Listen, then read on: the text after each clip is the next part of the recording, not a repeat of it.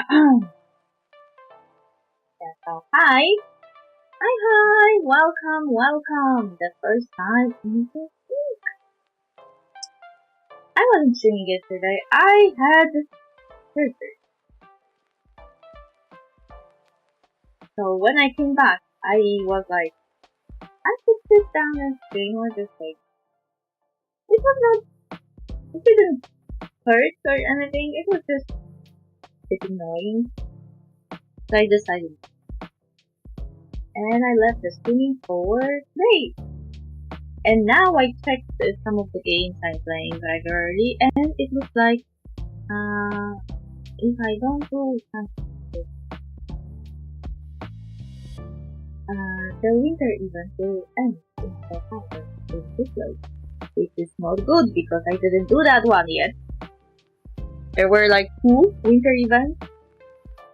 If I want to know the story.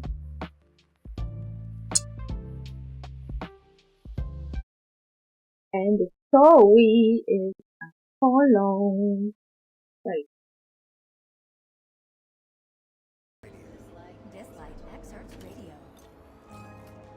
I sometimes mute the game because I sometimes have it running in the background. Meow. Meow meow meow. Meow meow meow.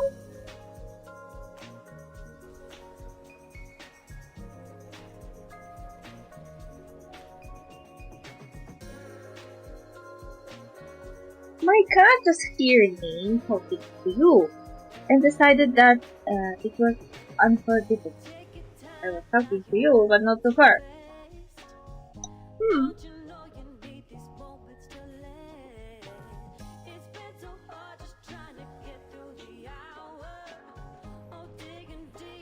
Don't lick me. You know I don't like that.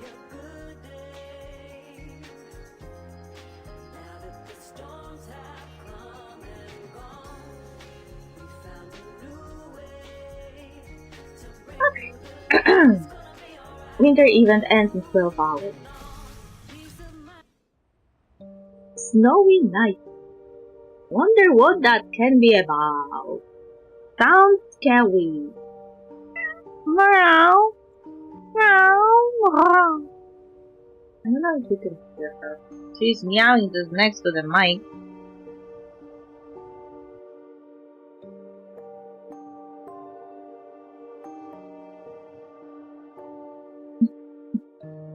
Now you want some love. When I got up, you were hiding.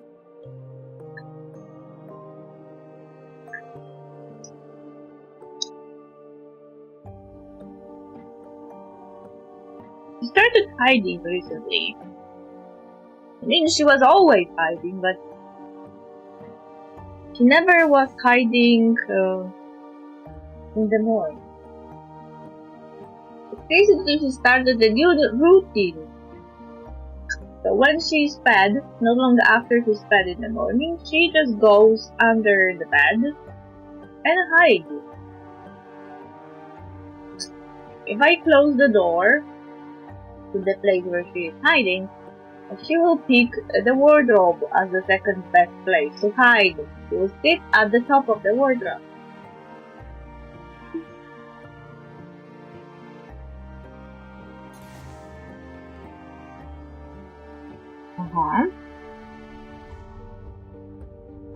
I recognize this character. Is it some additional story to them? Kitty! Sit down! Stop bothering me.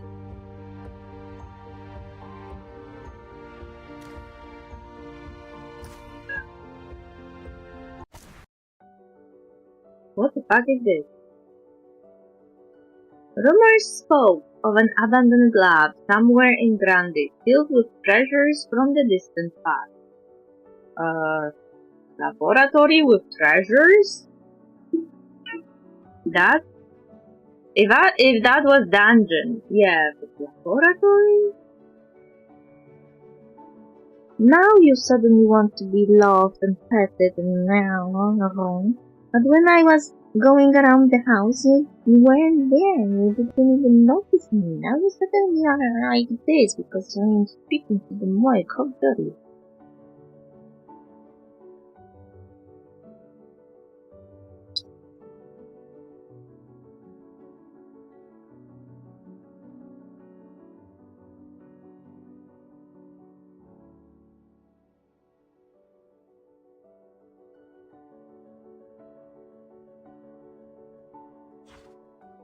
Countless expeditions set out to uncover its riches, but none ever returned.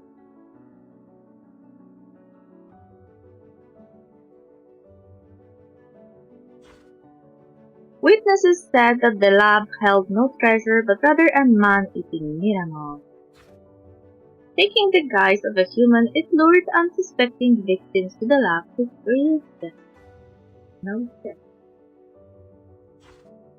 Soon after, strange tales of a Lab Zero started spreading across the continent. How is that for a prelude? Farah, are you telling me a story?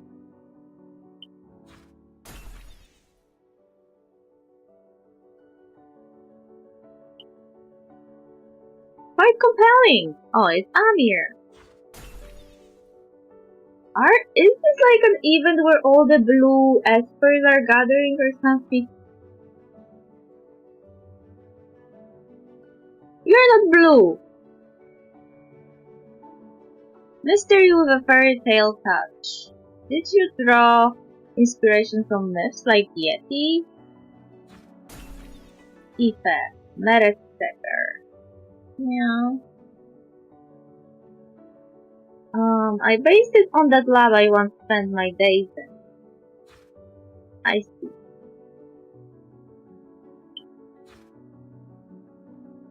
It's too dark, isn't it? I don't know. You didn't say much about it yet. I didn't mean it that way. I really enjoyed the story. It's all good, as they say. Inspiration comes from the world around us. Let's not get bogged down in the details. I want to hear what happens next. To be honest, I haven't figured that out yet. I wanted to hear the first part of the story to get some feedback before I continue. When I was in the lab, Amina was the only one who read any of my stories. And that iron door was my only audience. Iron door!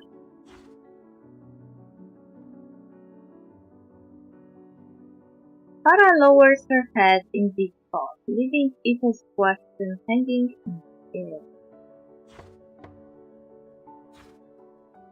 Oh, Farah, there is an urgent matter we have to attend to.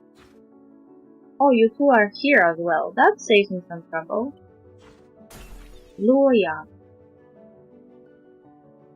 Luoyan, what can we do for you?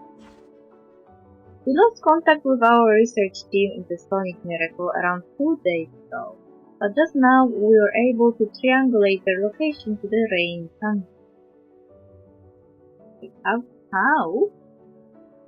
If they were in the Sonic Miracle, how did they make it all the way there? Also, Luoyan looks completely different as a character in the game versus the picture you see in the story. I feel like he looks better in the story than his avatar looks in the game.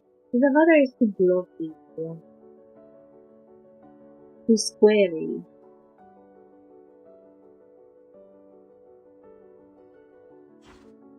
We need you to track them down. I've already uploaded their coordinates to your communicators. Oh, understood. We'll get going right away. The rain tundra has become more dangerous as of late. Keep your guard up. Keep in touch and report any signs of trouble. It's fine. I've already written my will and test. Wait, what?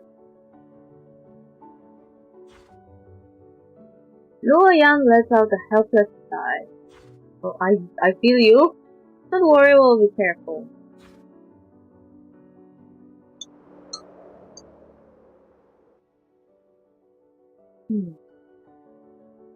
Light snow falls as Farah, Amir, and Ife follow the coordinates in search of the missing sister tree. Nothing to report here. How about you guys? Nope, the snow here is way too thick. Any footprints would have long been covered. As expected, nothing good will happen when you're with a jinxed person like me. If I didn't make you listen to my story, you wouldn't have been sent out on this expedition during your holiday, and you wouldn't be in these snowfields. Perhaps we'll share the fate of that cabin buried in snow, abandoned, freezing, and slowly fading away. Hey! Stop it. Slow down! Backtrack! Farah, clear your head and focus on the task at hand. Wait, what cabin? Farah raises her hand and points into the distance. At the end of the road, the others see a small cabin which is barely visible under a canopy of trees.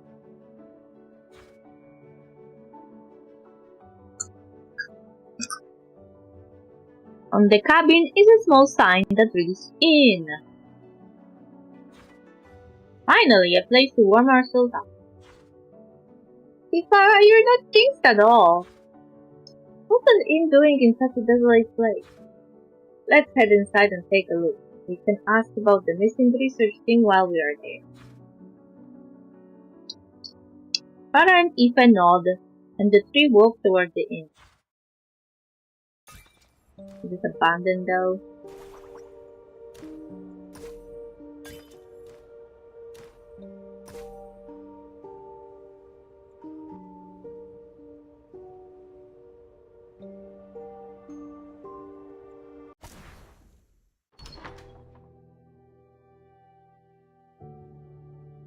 The lobby is furnished with vintage sofas and tables that give off a musty wooden. A kindly-looking woman stands at the front desk, smiling at the new guest. It seems as if she has been waiting for a long time. How many of you will be staying with us? She looks up. There won't be a need for that. We are from the Esper Union, and we are looking for a group of people. A group of people? Don't be alarmed, we are just looking to warm ourselves up and see what we can find out. Amir flashes his Esper Union badge and hands a few photos to the proprietress. Have you seen any of these people? The proprietress considers the photos for a while, then shakes her head. Nope. Do you mind if I ask your guest as well? You're the only guest here. I see. We'll have to ask the other locals then. There is no one else around these parts except us. Us? Is there someone else here? Oh yes, my daughter is here with. It must be hard having to run an inn while taking care of your daughter. What about the rest of your family? Lady, you're scaring me.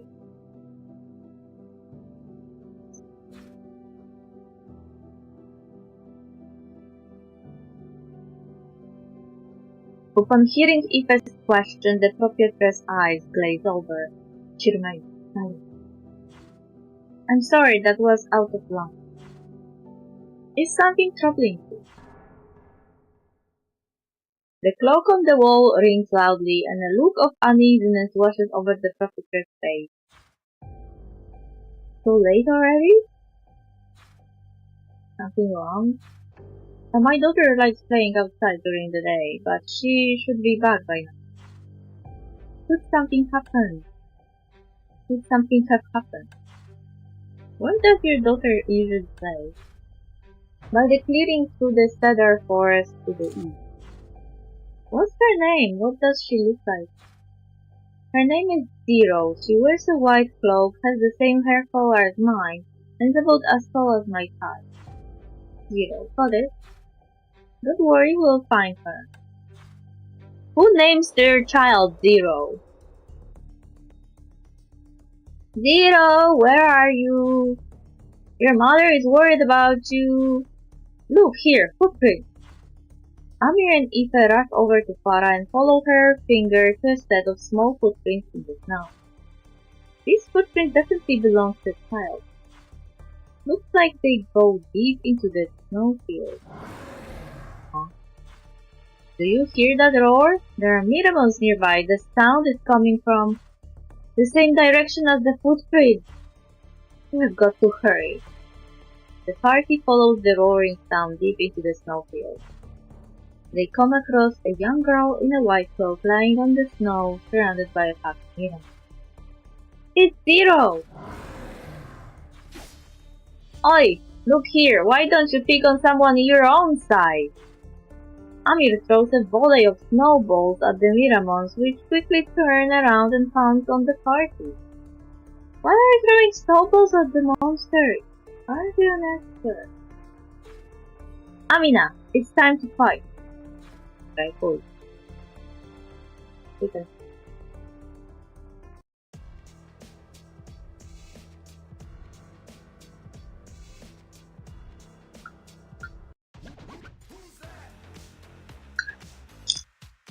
You tried. The pain we had to bear.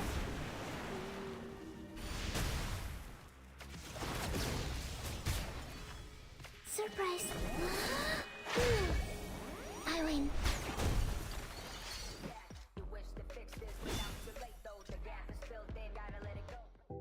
Phew, we made it. Are you alright? Can you stand? Farah squats down and reaches out to help the girl up, but the moment she touches the girl's arm, she feels a piercing chill. She's so cold. Before Farah can take the girl's hand, she feels it pull back. Monsters! Seeing Zero's frightened expression, Farah retracts her arm, dispirited. I'm sorry, my appearance must have frightened you. Are you Zero? Aoife's gentle question is met with a slight nod. Don't be afraid, the monsters are gone now. We are here to take you home. Home? That's right, back to the cabin in the cedar forest. Aoife points in the direction of the cedar forest. Zero nods slowly in response. Your mother asked us to take you home. She is very worried about you. Mom, home. Can we take you home now? Not back. Wait, what? Amir and Aoife gradually calm Zero down, and the party takes the girl back to the inn. For a second I thought that she would turn monster and eat us.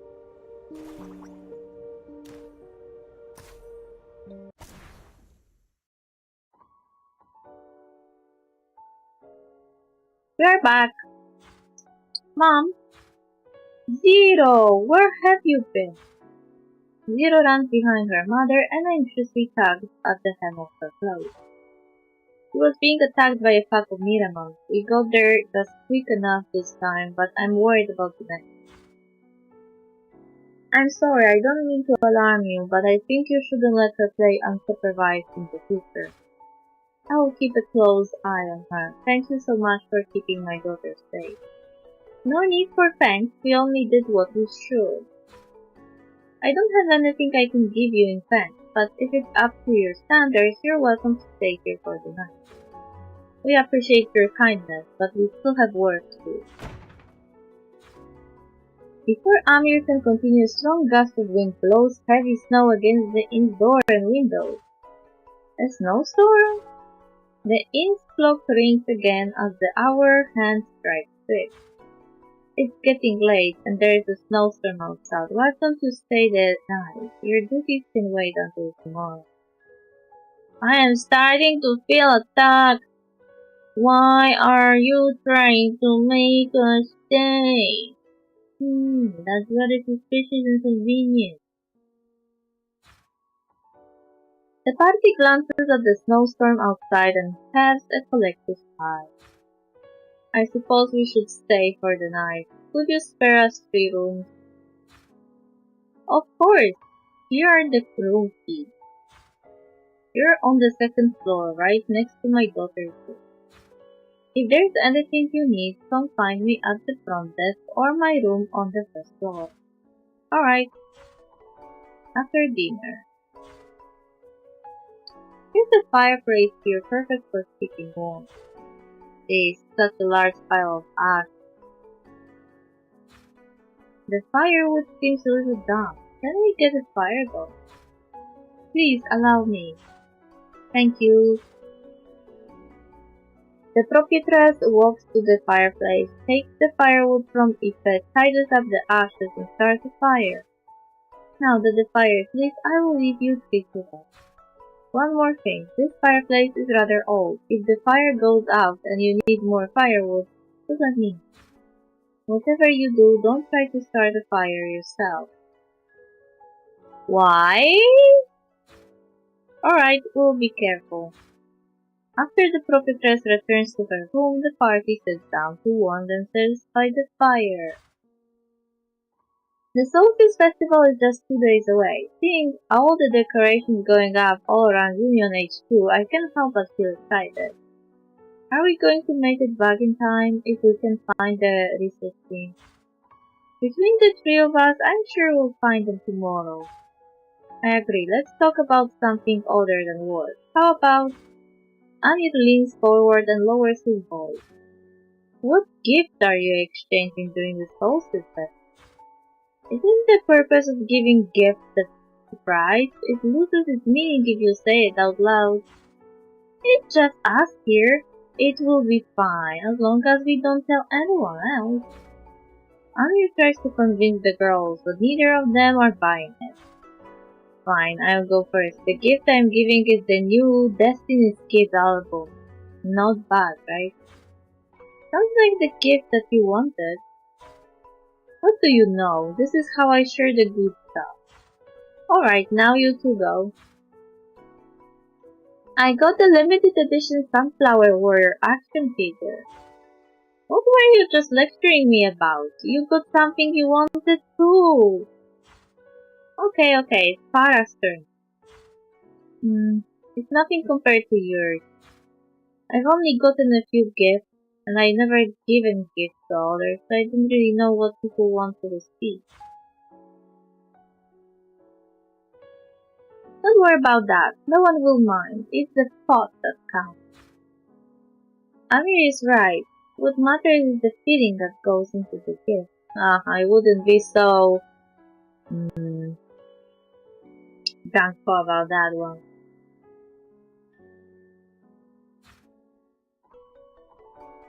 I picked out a set of pens and ink. I hope it's okay. It's very practical. I think you can go wrong with a gift like that. Really, thank goodness. Farah cracks a smile and notices Zero standing in the corner of the hall staring at them. Looks like Zero has been watching us ever since we started chatting. Does she want to come join us? When I pulled her out of the snowfield, her body was freezing. She might still be cold. Why don't we just ask? Amir turns around and waves Zero over. Zero, you must be cold over there. Why don't you come join us? It's nice and warm by the fireplace. Zero takes a tentative step forward but quickly retreats back to her room.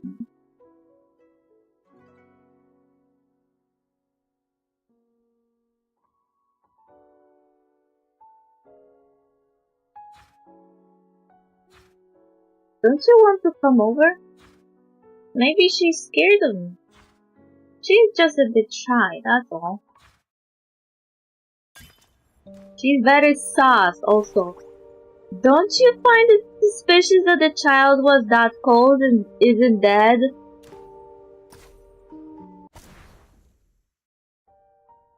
Moments later.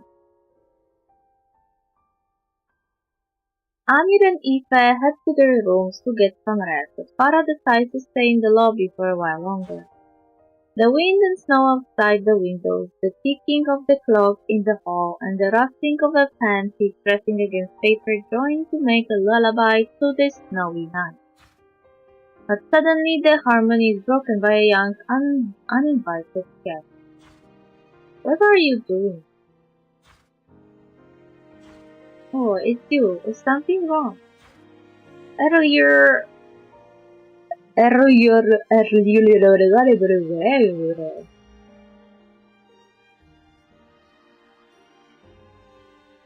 earlier today, I didn't mean to push your hand away.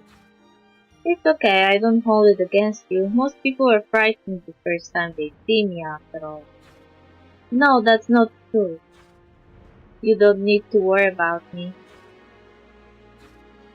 Feeling the awkward atmosphere, Zero stares at the notebook in front of Farah and speaks slowly. What are you writing? Oh, I'm writing in my diary for Ami. Amna? Who is that? She's the person sleeping next to me. Farah turns sideways and points at her other head. Something terrible happened to me a long time ago, but then Amina came along and kept me safe.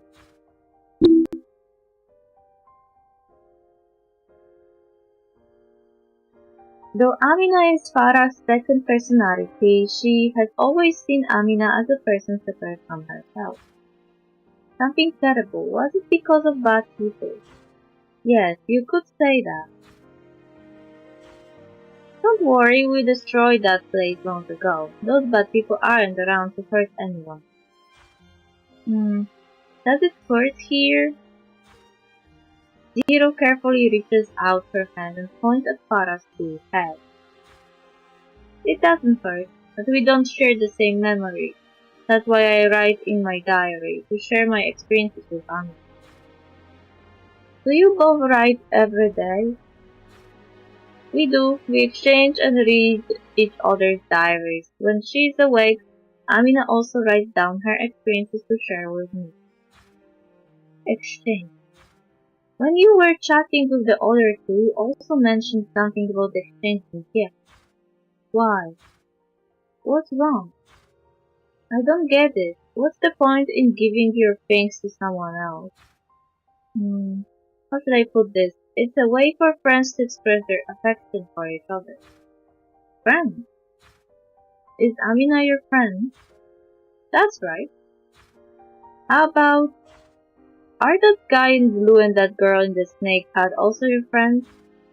Farah nods in response. We're all friends in the Esper Union, so we all exchange gifts with each other. I don't think that. I am sure they're trying to be friendly, but I don't have any illusions that there might be people in the Esper Union that despise each other. Esper Union, what's that? To put it simply, that's where we work. Work? Just like how your mom works in this inn, we work in the Esper Union. Is your work kind of fun? I wouldn't go that far. If it was fun, we wouldn't need to go on missions during the holidays. Oh. Wait a minute, I've got something to show you. Zero runs upstairs as quickly as her short legs can take her. After a while, she returns with a small iron box in her hand. Open it and take a look. It's my treasure. Are you sure you want me to? After Zero nods in the affirmative, Farah carefully takes the iron box from the girl's hand and opens it. Her eyes are immediately drawn to the edelweiss flowers lying peacefully inside.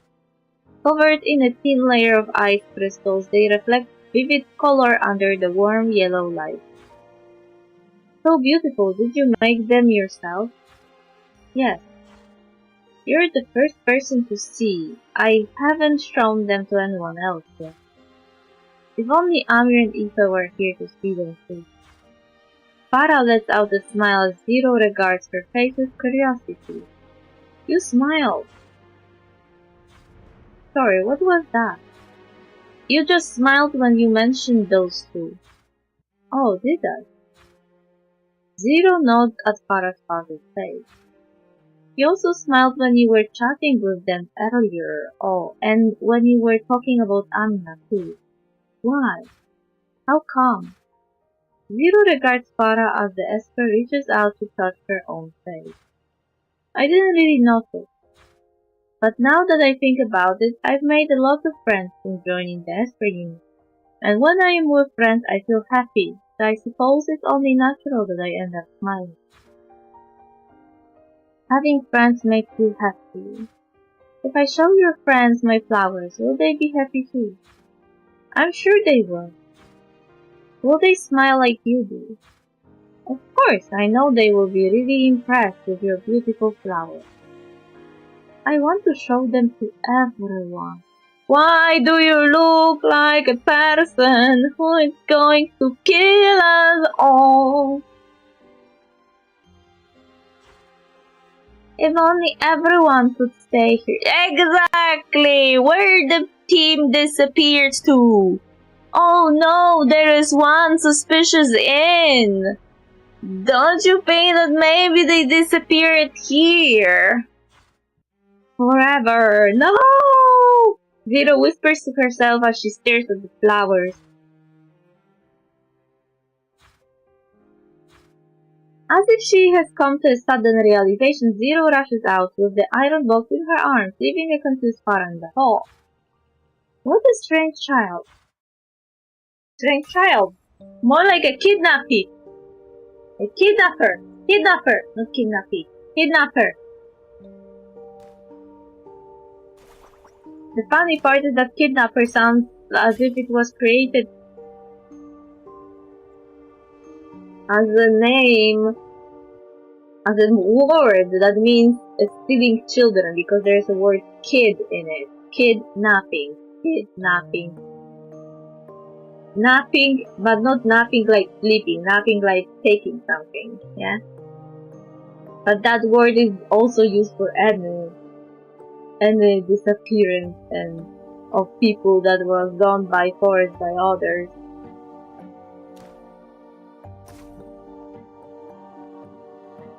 It's not kidnapping, but adult napping is kinda person napping, doesn't have the same vibe.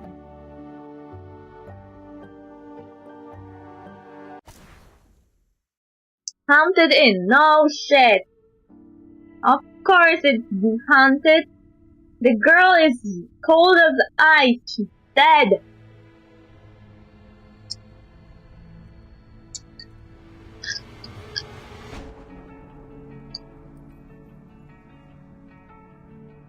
Deep into the night, Farah finishes writing, turns off the light, and quietly heads upstairs. She looks out the window. It seems that snowstorm has died down a little, but wind is still whistling through the grass.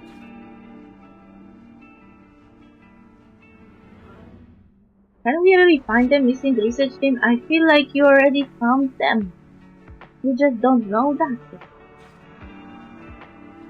Let's not overthink things. I should get some sleep.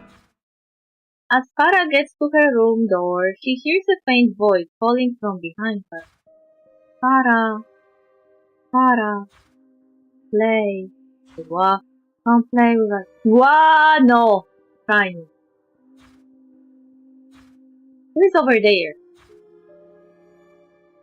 Farah turns around and sees the shadow of two young girls standing by the window at the end of the corridor. Farah, come play with us. Come play with us. What are you? Come play with us. Moonlight streams through the windows. To Farah's shock, neither of the figures cast a shadow. Ghosts, why am I always the unlucky one? Farah knocks on Amir and Aoife's door in a panic. Amir, Aoife, wake up! Farah, what's wrong? Yawn. Are we leaving so early? It's not that. The inn. It's haunted. Haunted? I just saw two ghosts by the window at the end of the corridor. The two forced open their groggy eyes and looked in the direction of Farah's finger. Are you sure? I don't see anything. That's impossible. They were just there, calling my name. Farah turns her head but sees nothing by the window except for the wind and snow beating against the glass. Where did they go? Maybe you mistook something in the corner of your eye. An anxious mind can play tricks on you.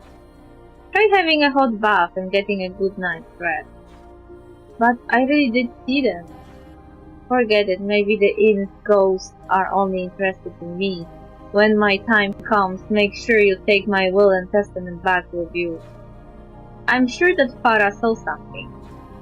Aoife, do you really believe me? I believe you, but I also know that ghosts and things of that nature don't exist. Says the person who got the power from a god! How can you say that ghosts don't exist when you already live in a reality that is fucked up?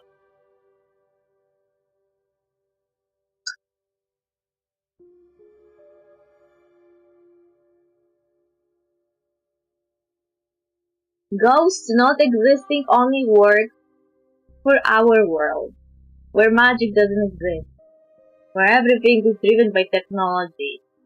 But in that world, where there are espers and some gods bestowing power upon them and miracles and miramon, ghosts are not that weird. Take a look. There's a puddle of water on the floor right in front of the window. What's more, the window is open. My guess is that someone has broken in.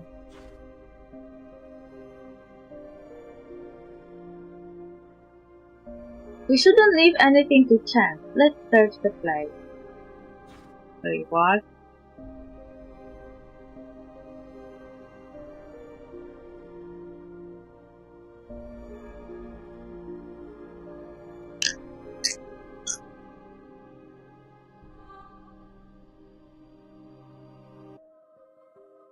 The party searches the inn from the second floor all the way to the lobby on the first floor but finds nothing. If someone really did break in, we would have seen footprints, melted snow, or some other mark on the floor.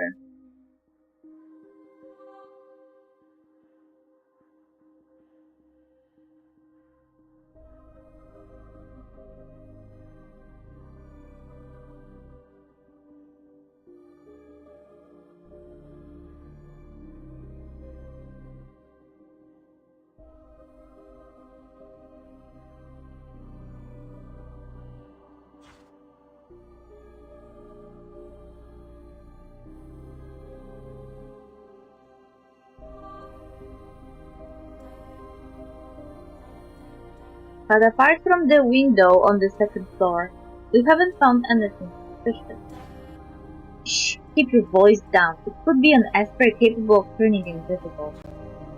The party crouches down and reaches out to grasp every empty space in the hall, trying not to miss a single nook or cranny. Ah, this chair seems wet. Sorry, that must have been me. I spent a long time writing in this. As Farah lowers her head in embarrassment, a reflection catches her attention. Something seems to be reflecting light under the sofa. Let's take a look. Aoife squats down, finds a long rope emerging from the crack of the sofa. There's a rectangular card tied to one of its ends. What's this? Aoife turns on her flashlight to get a better look at the card, only to see something very familiar.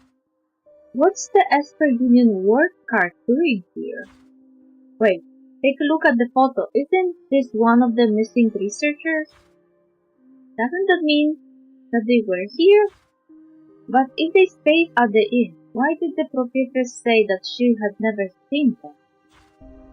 The party stares at the researcher's work card in silence, an uneasy feeling washing over the card. No shit, babe!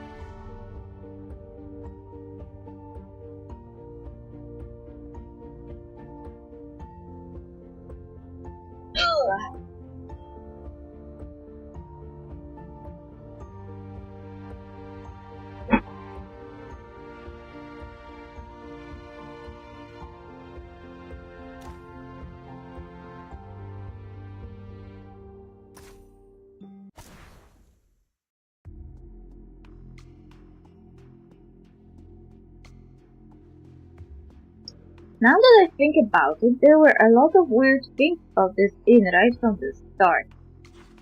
With how sparsely populated these snowfields are, why would anyone open an inn here?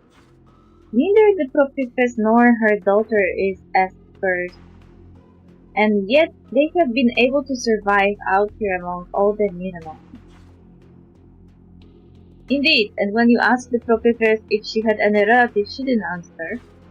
It didn't seem that you hit a sore spot, but rather that she didn't know how to answer the question. Not to mention those weird ghosts.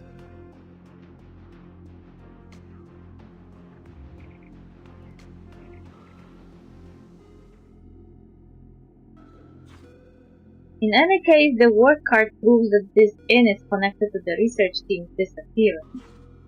But we have already searched this place all over. The work card is the only thing that stood out.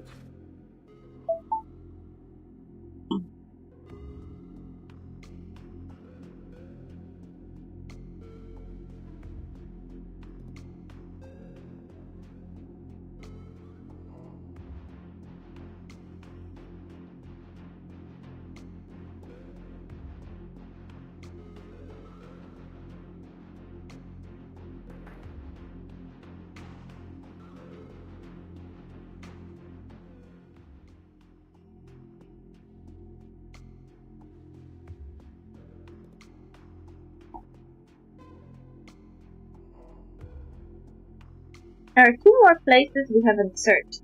The proprietor's room and Zero. You think they're involved? I can't say for certain, but those are the only two places left. Since the proprietress and her daughter sleep on different floors, the party decides to split up. Amir and Ipe sneak up to the proprietress' room on the first floor, while Farah takes Zero's room on the second floor.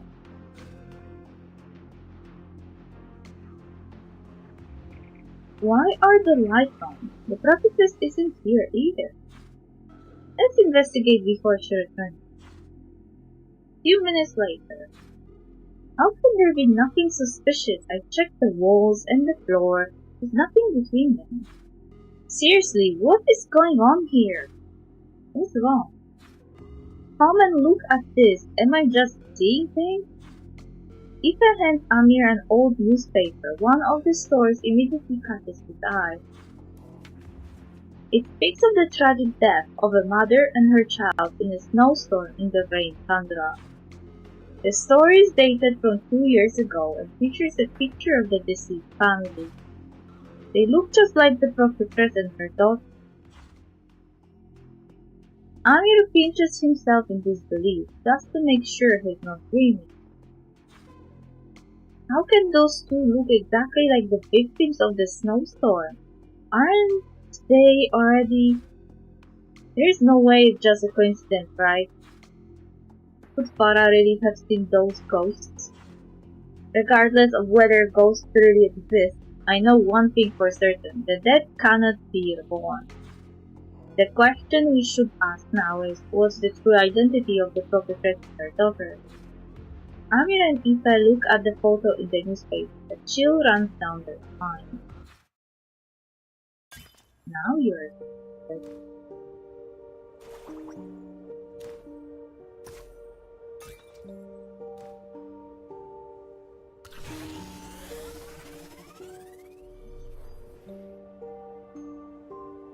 Huh.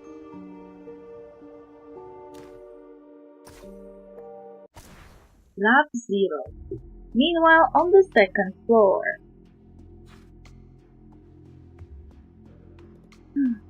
That's strange. Zero isn't here.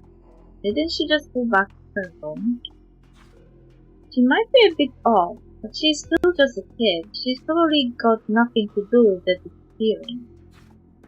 As Farah slowly faces down the room, a photo on the desk catches her attention. There is no one in the photo, just an empty corridor and a locked iron door. It's marked with a conspicuous O. Lab Zero! What's this photo doing here? Farah's mind shoots back to all those years ago when she was still trapped in that dark lab. She was a new arrival back then, and her withdrawn and reserved personality meant that no one was willing to speak with her. The increasingly painful experiments and oppressive atmosphere nearly drove Farah over the edge, but one day she stumbled upon an empty corridor. There were no researchers to look her up and down, and no painful experiments, only a lonesome iron door. Farah didn't know what stood behind the iron door marked with an O, and she didn't care. Her will and testament stories and flight of fancy. Farah recorded her chaotic thoughts during reprieves from the experiment. She would sneak over to the door to vent them all out. Later she heard a rumor that all the lab's failures shared the same fate. They are shipped off to Lab Zero to be disposed of quietly, and one can find Lab Zero by its distinctive marking, an iron door marked with an O. Farah never returned to that corridor. Soon after, she was implanted with a second dose of divine power and gradually forgot about that rumor. Could this inn be somehow tied to that lab? But how? Amina destroyed that place. As Farah looks at the photo, scattered memories pierce her mind with knives. Ugh. My head hurts. Farah refuses to think more about the lab. Her consciousness gradually begins to fade. What's going on? Where am I? Awakening from her slumber, Amina looks blankly around the strange room. Wasn't Farah searching for the missing research team in the rain tundra? Did something happen?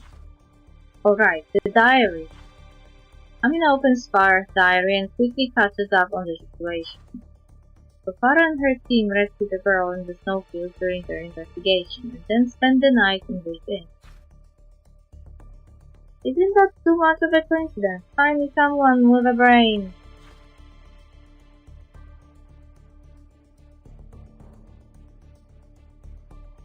When did she have a time to write about the ghost, though?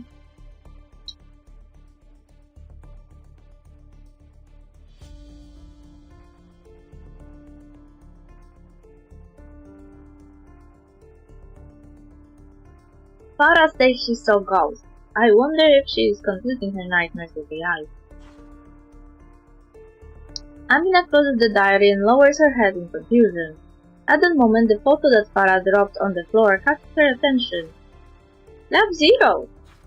This inn really is tied to that abominable place. I thought to tell Amir and Aoife right away. Ah, did I fail to finish the job?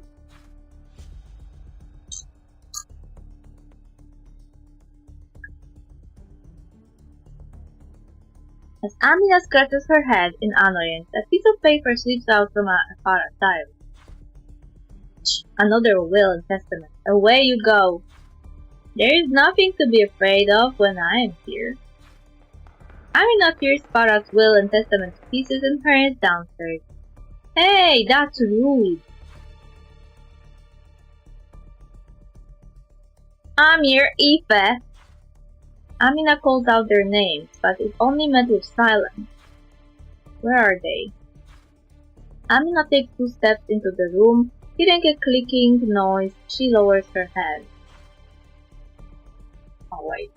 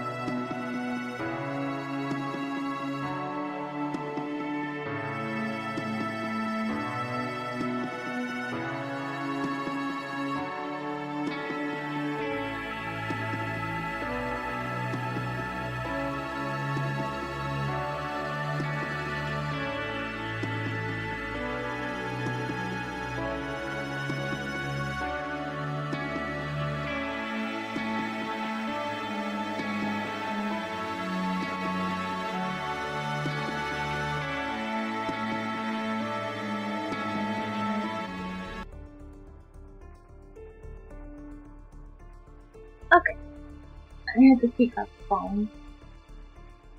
Ice crystals. The inn is still fairly warm, so how could the floor be frozen? I don't know! Could this be the work of an esper? No chef. Wanna play hide and seek? Come play with us. Before Amina has time to turn around, two shadows appear behind her. What the? Come play with us, Farah. Are these the ghosts Farah mentioned in her diary? Wait a minute. How do you know Farah's name? Where are the others? The shadows don't answer Amina's question. Instead, they walk to the door, leaving a trail of ice crystals behind them. Ice crystals. Come play with us. Come play with us. You want me to follow you? Play with us. Fine, let's go see what these people from the lab are up to. Amina follows the shadows out of the proprietor's room. Wait, you were not in proprietor's room, you were in the daughter's room. Subject 0. The shadows bring Amina to a stop in front of the fireplace. What do you bring me here for? Let's play hide and seek. What are you saying? There is nowhere to play hide and seek here. The shadows point to the fireplace. There's something in the fireplace. Amina casts her eyes toward the fireplace and sees the shadows walk right in. Ice crystals form under their feet, extending into the depths of darkness and guiding the path forward. A secret passage! Amina follows the trail of ice crystals through the secret passage into the inn's basement.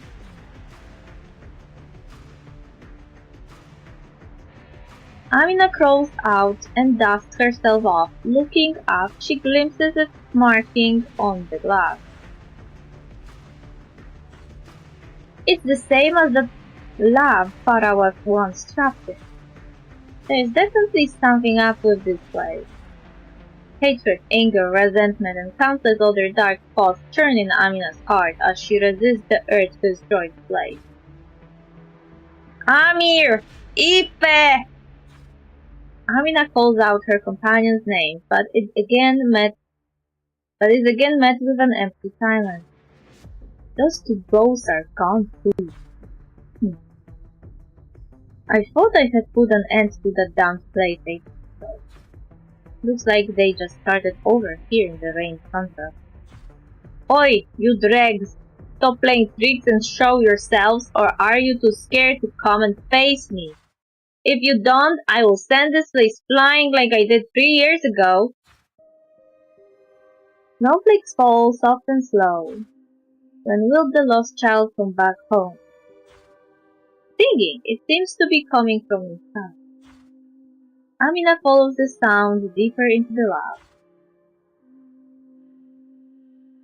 The protagonist of today's story is a girl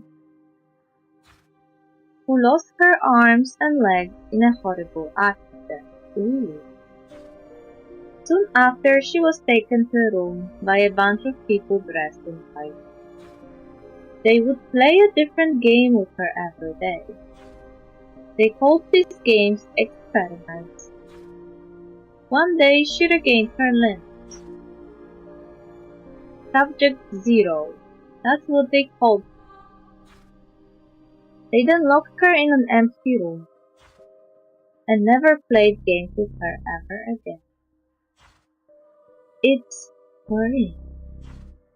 When she awoke, the iron door and glass were gone.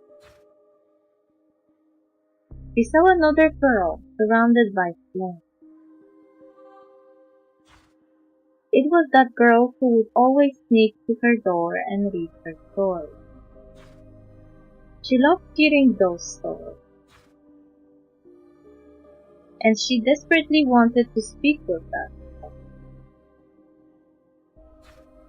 But when she stretched out her hand, those people dressed in white appeared, and they moved her to a new room. You want to play with someone else? Then we will teach you a new game. The rules are simple, just use your hands to tag others. At first she enjoyed the game very much. It allowed her to meet all sorts of people, but gradually she began to grow bored, because the people she touched couldn't speak or move. She thought back to that girl standing in the firelight. She really enjoyed those stories. She thought that they would never meet. But that girl showed up once again. She even brought a few new faces called friends. She said that being with friends makes you happy, makes you smile. So this time she prepared the best game possible for that girl. She also wanted to become friends. Told you so! Told you this was God's play. Let's game. The girl sits in the middle of a snow-covered laboratory, swimming softly and fiddling with the rattle drum in her hand. So, did you like the story? What are you even saying? There is no beginning or end. Farah, no. You must be Amina? And you are? You must be the one behind the proprietress and her daughter, along with those two ghosts. Sure enough, you found me. The girl stands up and regards Amina with an expressionless face. Did you come here to play with me? Play? My game of hide and seek, did you like it? Hide and seek, is that what those people taught you? Wake up! Can't you see that they're just using you? Using me? Farah said that people are happy when they're with friends. So I wanted to become friends with her. What's up with this girl? Forget it. I will just follow her and lead and ask. Where are Amir and Aoife? If we are playing hide and seek, where have you hidden them? They have been here, waiting for you. What's this?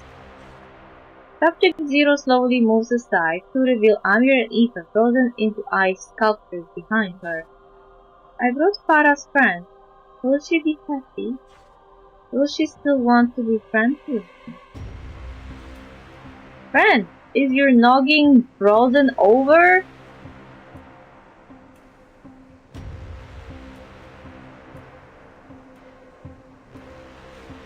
You made her friends disappear, froze them into lumps of ice, and then dragged them into this place. You called it making friends? Don't you like hide and seek?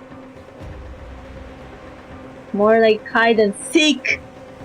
Let's see. Amina clenches her fists and tries her best to remain calm. Do you really want to make Farah happy? I do. Then hand over those researchers and let everyone go. Let them go? Why? Do you really not understand that what you're doing is wrong? You're hurting people. Hurting people? Luring people into the inn, freezing them, and taking them to the lab. That's called abduction and kidnapping.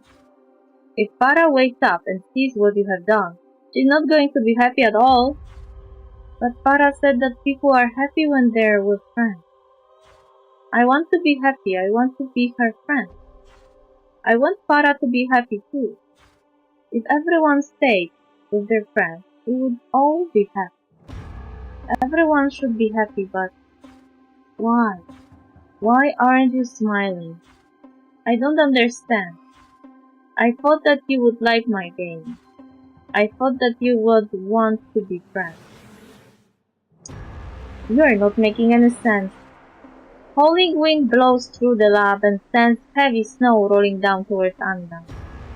Amina raises her weapon and charges the girl standing in the center of the blizzard. Ooh. Fight! Fighto! Fighto! Fighto! Fighto!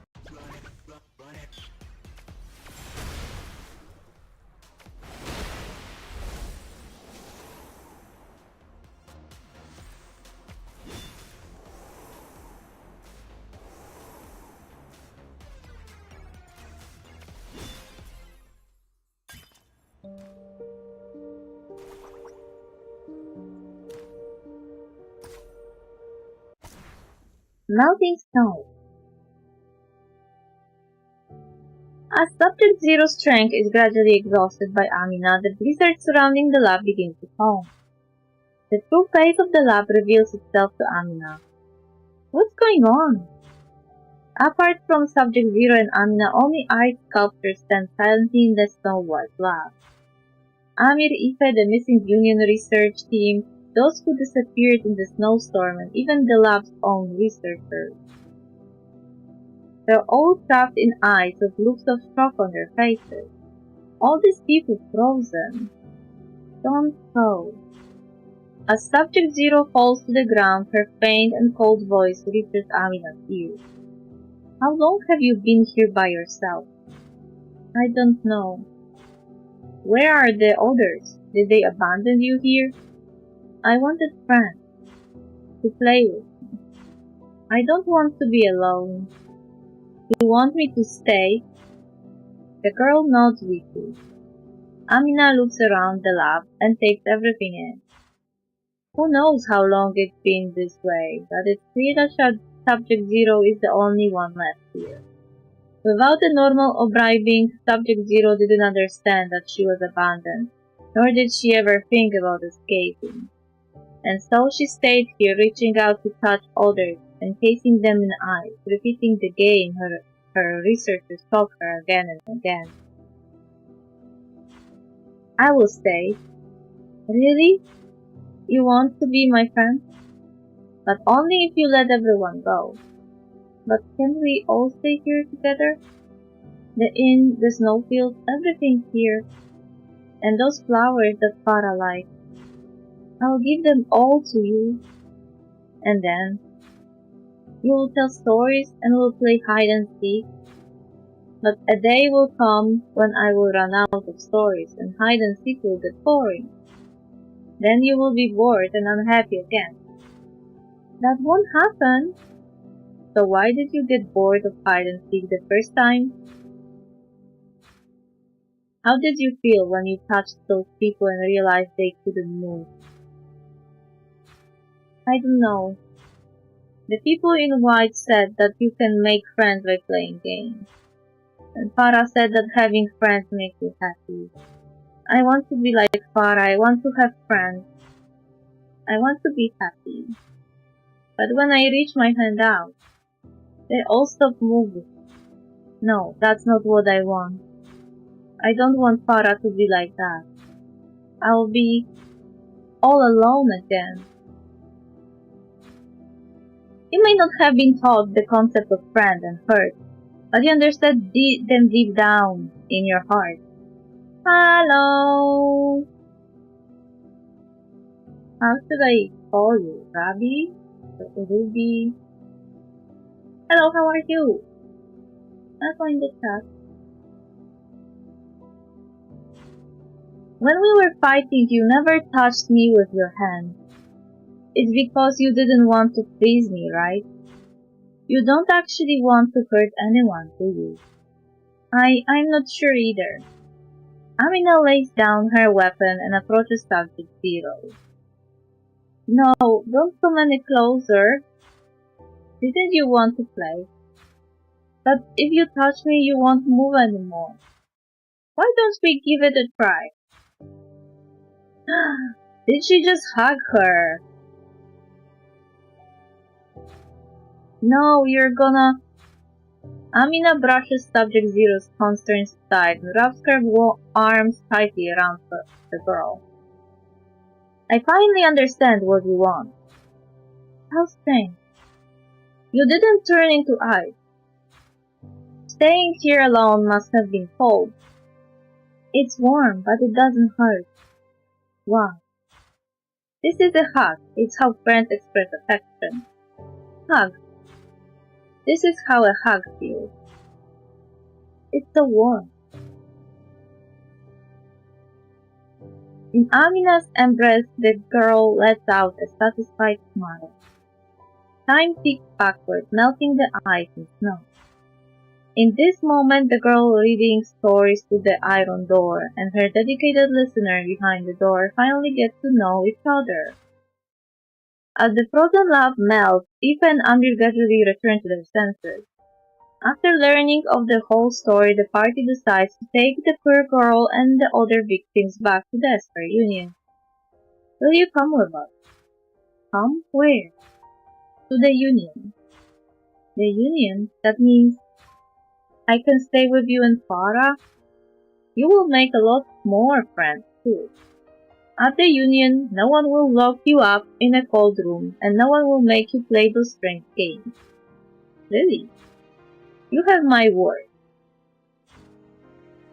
By the way, what's your name? I can't call you by your experiment number forever. I don't have one. There is a moment of silence, and the atmosphere instantly drops below freezing again. In that case, why don't we give you one? Good idea. But I'm no good with names, so you two should decide. How about Icy or Snowy? Subject Zero's face doesn't betray any emotion, but the party can sense that she's not a fan. Maybe something that has to do with snow. How about Yuki? It means snow. Pit pat, water from the melting icicle gently taps the ground, making a cold and pure sound. Just like the girl standing in front of Anima. How about Yukine? I think it means the sound of snow. What do you think? Yukine, I like it. Then from now on, that's your name. Yukine, my name is Yukine. Can we be friends? Of course! Amina reaches her hand out to Yukine, and this time the girl doesn't blink. Yay, Amina knows how to make friends.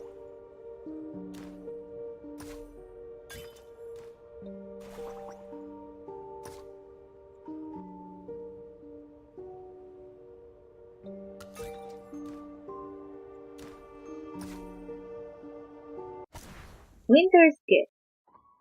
The day of the Solstice Festival. Upon learning of Yukine's tragic past, the Union designed a device to help her control her divine power and arranged to help make up for her missing education. That sounds very much like X-Men. Helpful devices.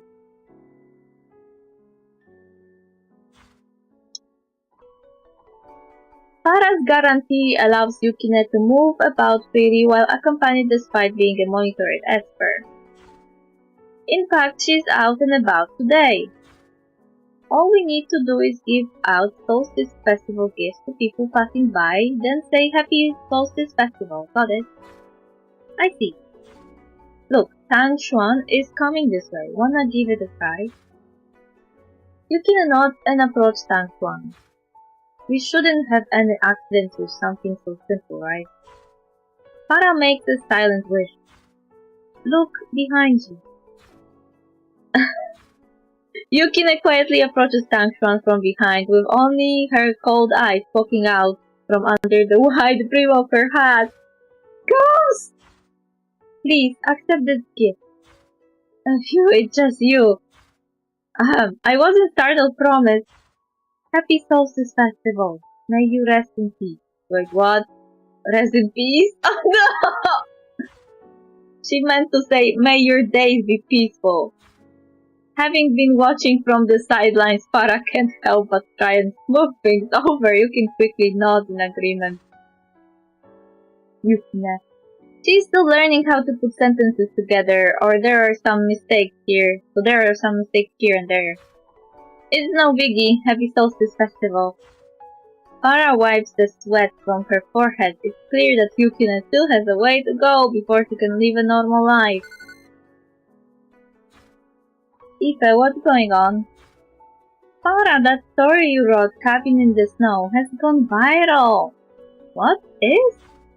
Go check out the forum as soon as you can. After hanging up, Farah logs in to her account and sees a huge stream of messages and likes appear before her eyes. Have you guys read Cabin in the Snow yet? What a twist ending.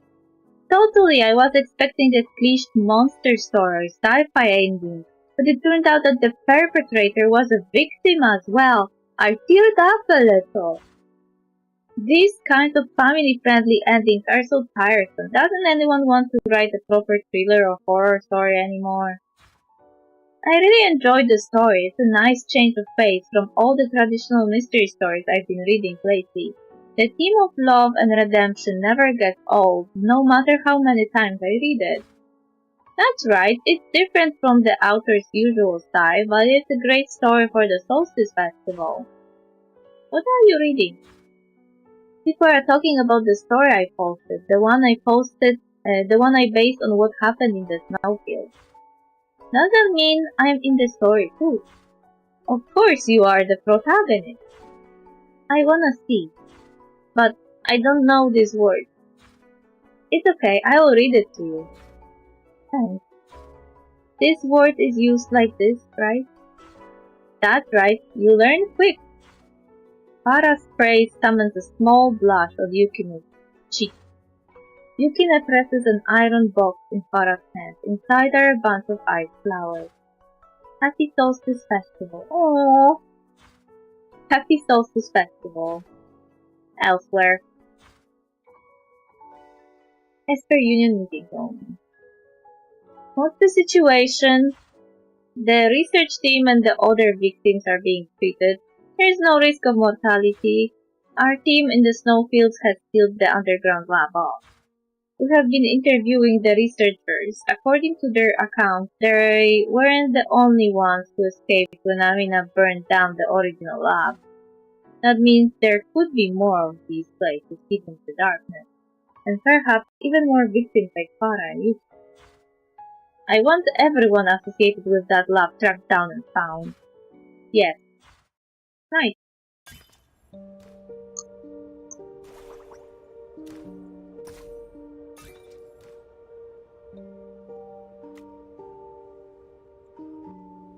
Okay, so the story took me like 1 hour to do.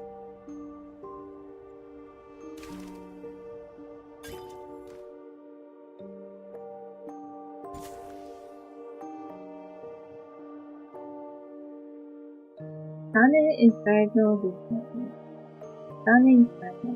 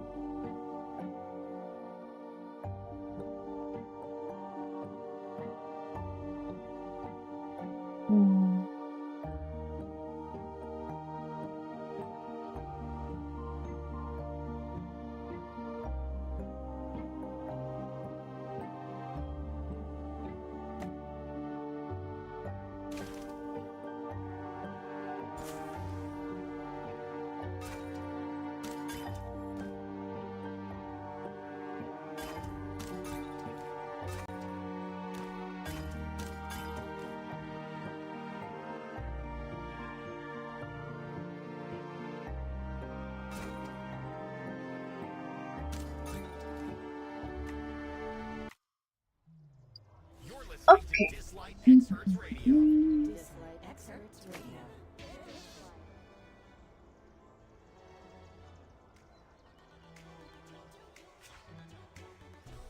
Select one from among 14 Inferno Team's epic experts designated in the past. Accept designate of mass spirit experts. Okay, cool.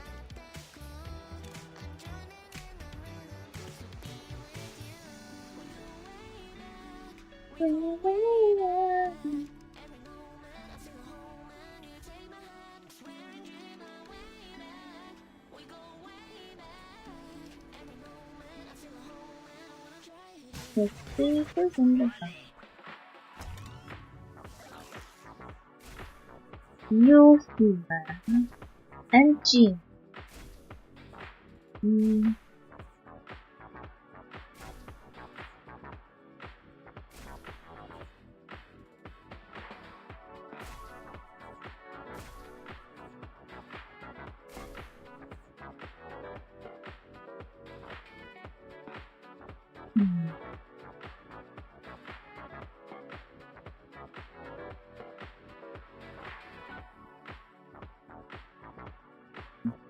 I don't have one of those.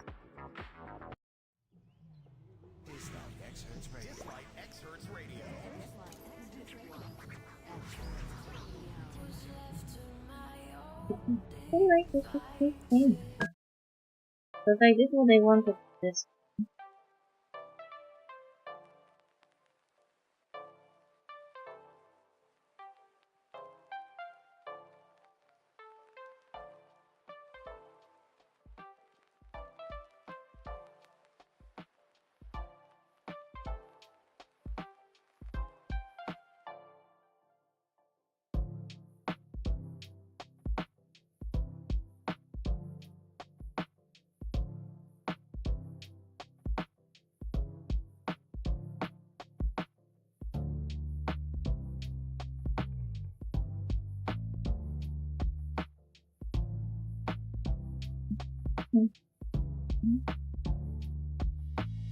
What is this?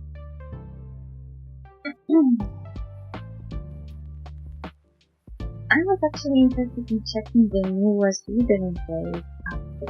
I am not sure if I update the game.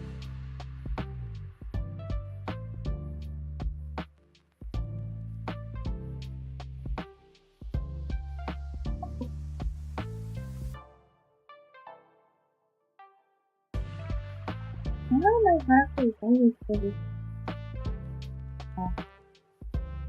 Oh, it's not a space.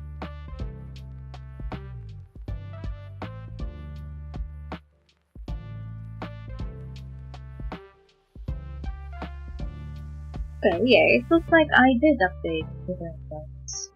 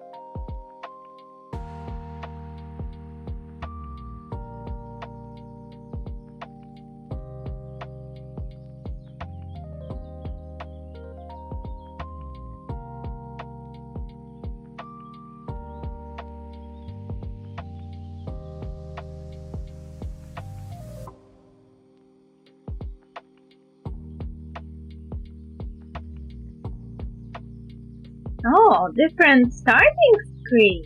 Cool. Meow.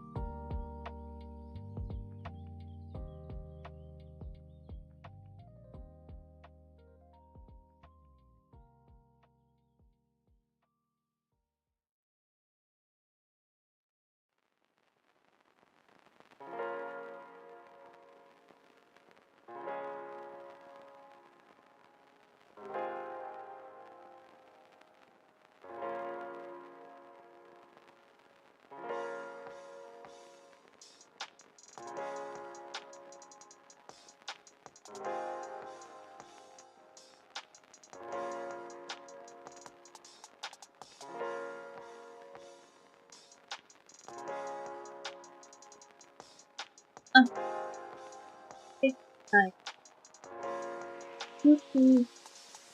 I need to go for cat also is meowing for food, but it's not time yet.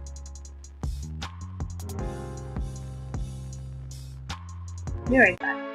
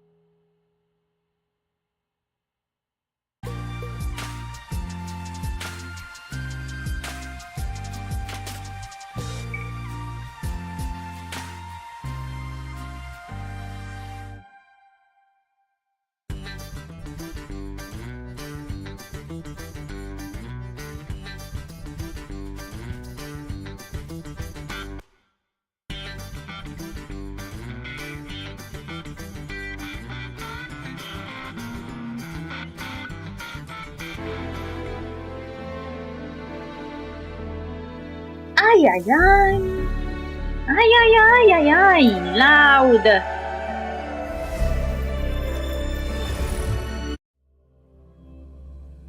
But the music is at least nice.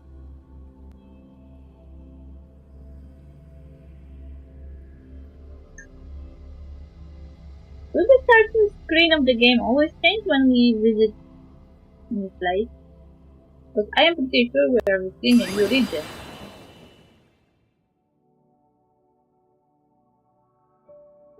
Listen again, the melody of the world. As the songs echo once more, let those musical scores guide you on a journey to the discovered world. Alright, Rover, it's time to set off. That's a lot of quests. Hey, why did I get a returning quest though? I'm not a returning.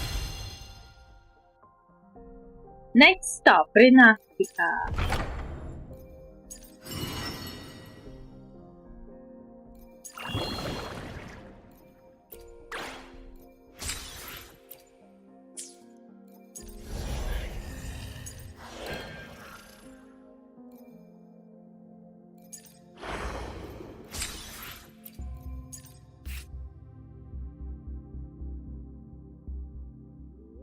Who the fuck are you? Why do you look familiar? Jinshi Premium outfit. Oh, wait. Why do you want a trial for an outfit? Just to give her some special abilities? Carlos stuff.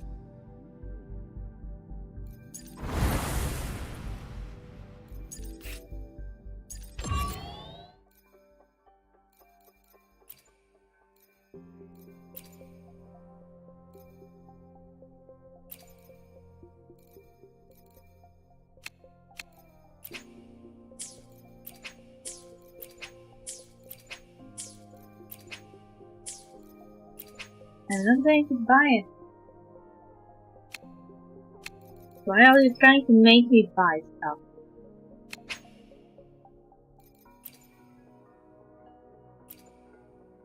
May I pray for anything specific for you? It would be my honor. I don't even have Jinshi.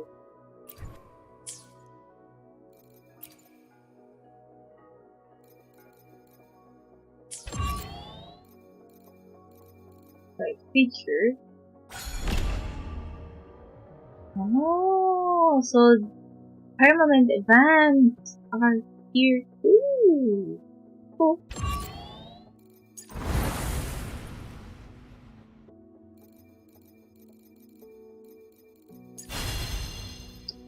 La la la la la la.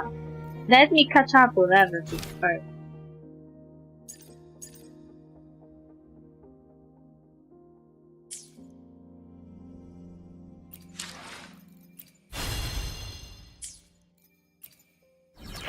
Pioneer podcast.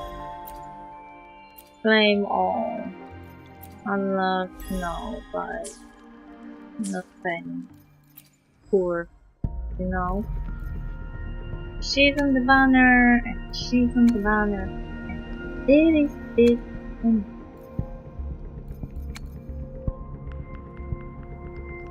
127 days left. I need to remember about this. Because I will forget, and that will be bad.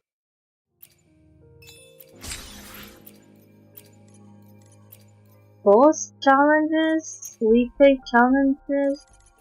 Ah, okay. You need to tell early access. Okay, cool. Skill tree. Sure. What happened?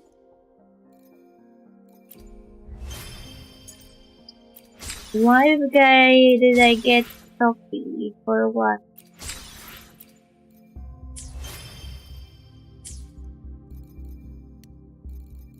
Map. Jinjo. Increase exploration progress playing the world. Oh. Hey! That's not fair. I could explore Jinjo a bit.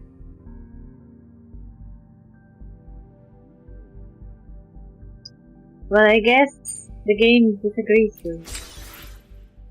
But at least it has separate reward box for each area. So on some of them I got more rewards than others.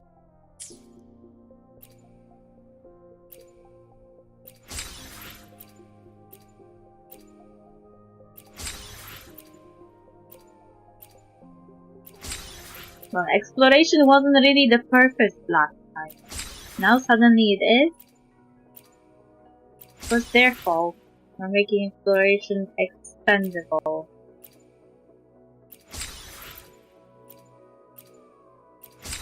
Didn't have time for exploration because I was busy doing quests.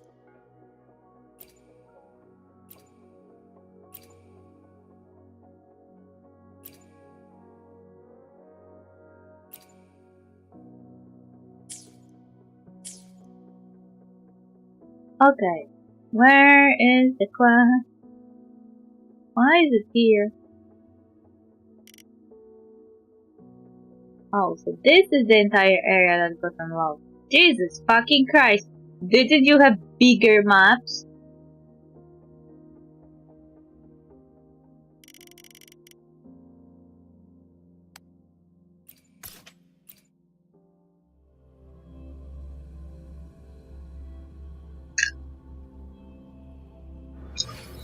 It's been some time. Have you been well? I'm calling because I have news about Abby's situation. When you have a moment, could you return to the Black Shores? I'll be here whenever you're ready to visit. Sure.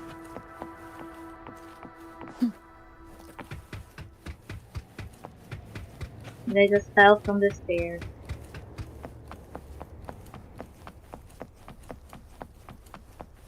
Hi.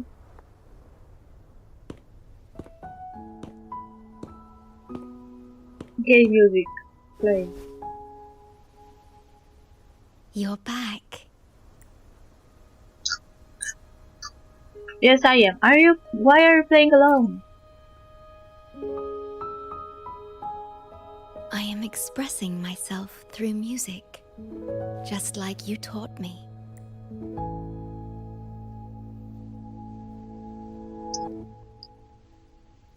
I asked you here to talk about Abby. Have you noticed an increase in its hunger or fatigue lately? Yes, it's been more noticeable lately. Then, my suspicion was correct. The unusual frequency I noticed is from Abby. The change is subtle, but it's getting stronger. Its frequency is weakening. No. Abby was worried about how this might affect you and has been asking for my help. The one I'm trying to protect might be facing danger because of me. I can sense how anxious Abby is. I've looked into the most viable solution for Abby's weakening frequency.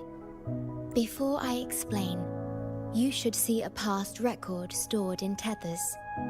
It's important for you to see it yourself. It may answer some questions. Please, hold my hand. Okay. Yay! That should do it. It's good to meet you, my future. Me?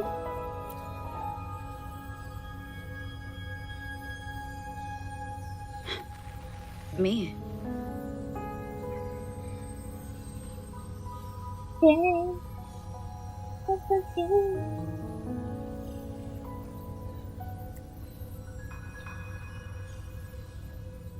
Now that you have this record, I trust that you've resolved the core issue with the Tethys system, and the Shorekeeper must be connected to it too. As Chief Steward, you now have full access to the Black Shores databanks, which hold thousands of years' worth of records. However, you may have noticed that all information about you is missing. That's because I erased most entries about myself. the you of the past. Why? Long after my memory is wiped, I will awaken for the first time and become you. Once again, we will rove Solaris 3 and walk among the people.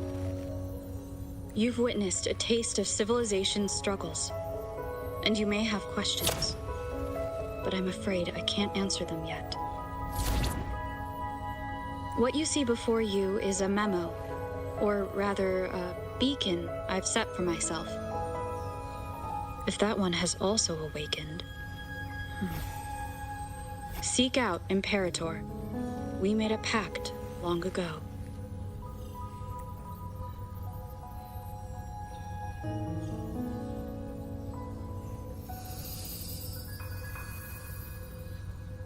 I'm curious to see how you will handle the clash between civilization's greater good and humanity's spirit.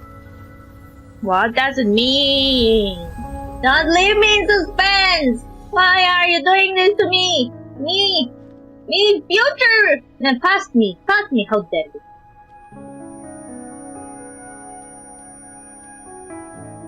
I found this when searching for information about Abby.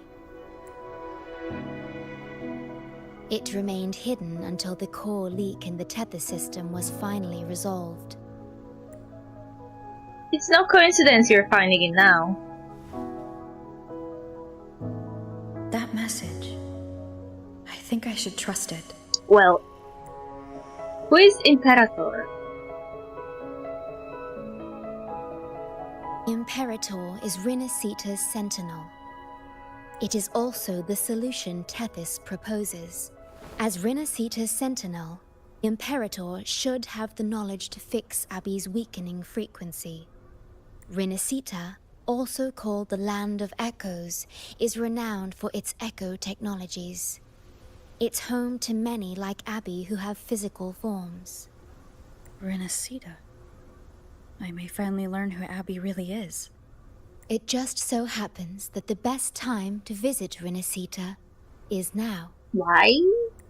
Please take this with you.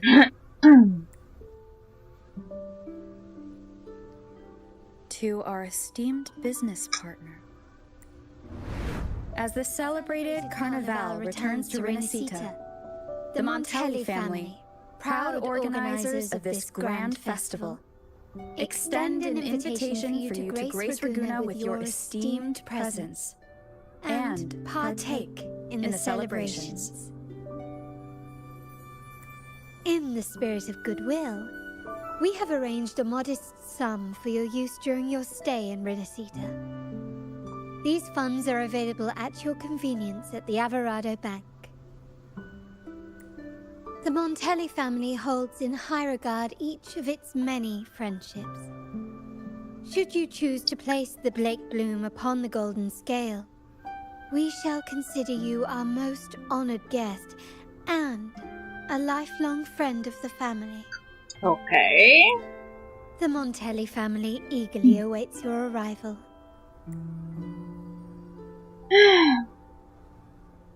The Montelli family. The Montellis are one of the leading families in Ragunna, a city-state within Rinasita. Their trade connections with the Black Shores prompted this invitation. It is Rinasita's grandest festival. During this time, Ragunna's port relaxes its regulations to welcome visitors. A majestic tribute to our sentinel. Food, wine, light shows, and a masquerade ball, topped with extraordinary echo performances. Okay. All are welcome, no matter your wealth or rank. Celebrate with us and let the joy and merriment never end.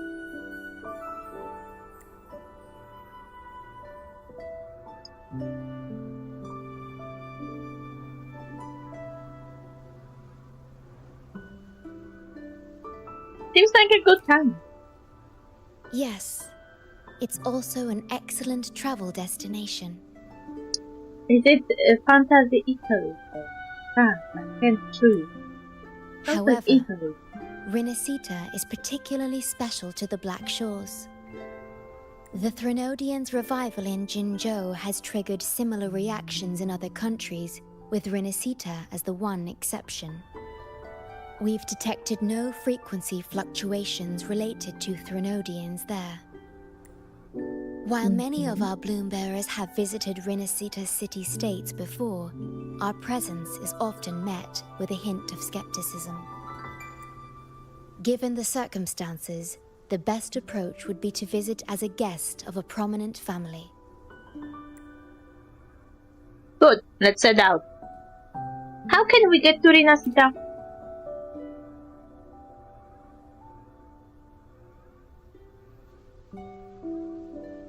Please wait. I'll open a portal for you. Wait, what?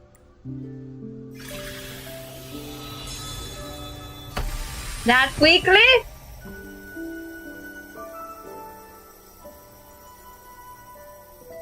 Wait! Oh,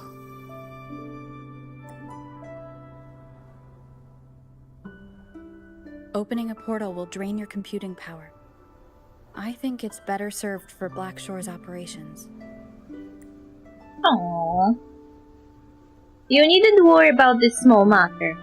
It would be better to keep a low profile. I see. Aww. I'll have Alto arrange your transportation to Rinascita then.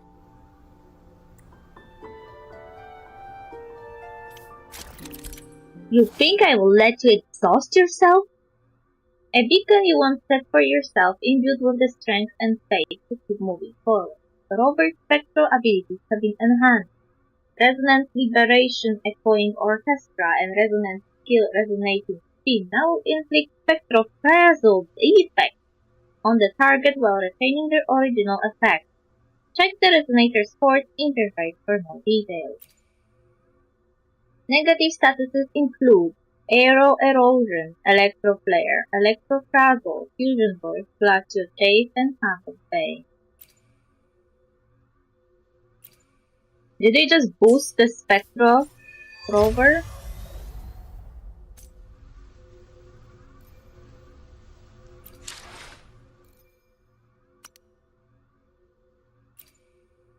La la la la.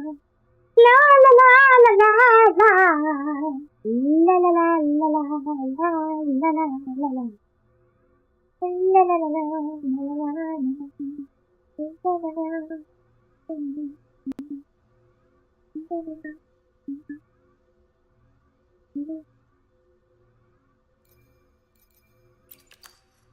Ooh, play more.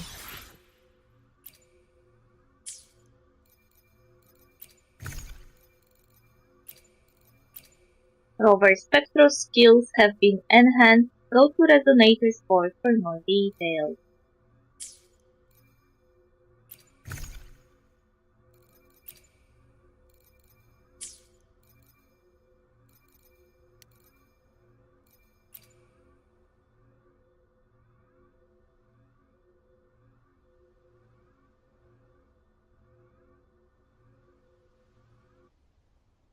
I don't even know what spectral is. I have my rover built for Hava. We still have a long journey ahead of us. Let's press on.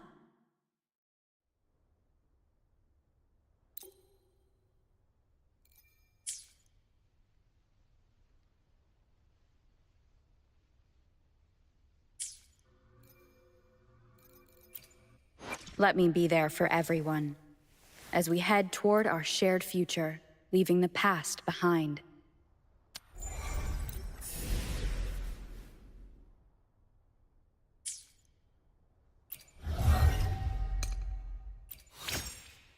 Ah, they gave me one booster.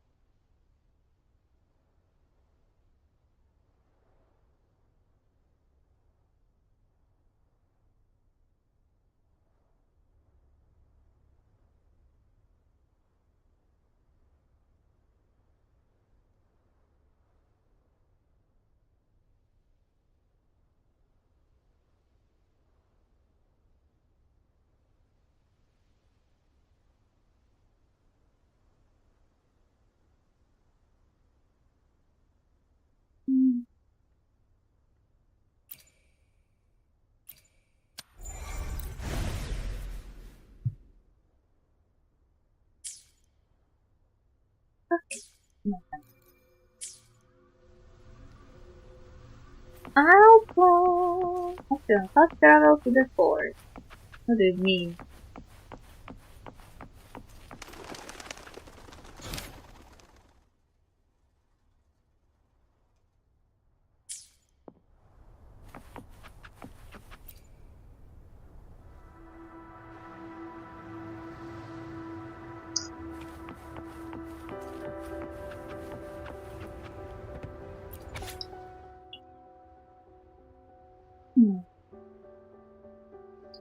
Bloomberg Field Report No 10826. Authored by Ariosto. Attention Rinasita-based Bloombearers. Please follow the advice below in the interest of your safe being. Failure to do so may result in unpleasant repercussions. 1. Rinasita has no center of politics, instead a collection of city-states governs the region. The southern coastal city of Raguna is the recommended port of entry for Black Shores Bloombearers. The stormy sea between Black Shores and Rinasita is treacherous. Exercise extreme caution. Stay on the approved navigation route. If found to be deviating, correct course at once. 2. Strange aquatic TDs inhabit the stormy sea. Our current understanding of them is limited as they appear incapable of coherent thought. Do not interact, approach, or touch them.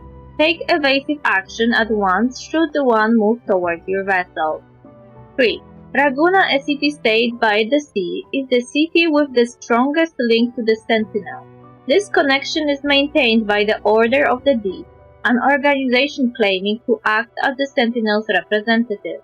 The citizens of Raguna equate Sentinel Imperator to God, and have erected numerous statues in their image. Bow and lower your gaze when in the presence of such statues. Do not stare at any one statue for over 30 seconds. Okay. 4. Raguna has one cardinal rule regarding pizza. It does not and will never tolerate crown-apple topping. Do not in any circumstance add crown-apple or gumberry to any pizza served at the Raguna Sea restaurant. This rule must, and I repeat, must be adhered to, so it has to be equal. Comment 1. I knew sending you to investigate the snow somewhere was a mistake. If I read another useless do's and don'ts listicle, you will be rewriting the whole thing and say goodbye to your performance bonus. Posted by Mistman. Comment 2.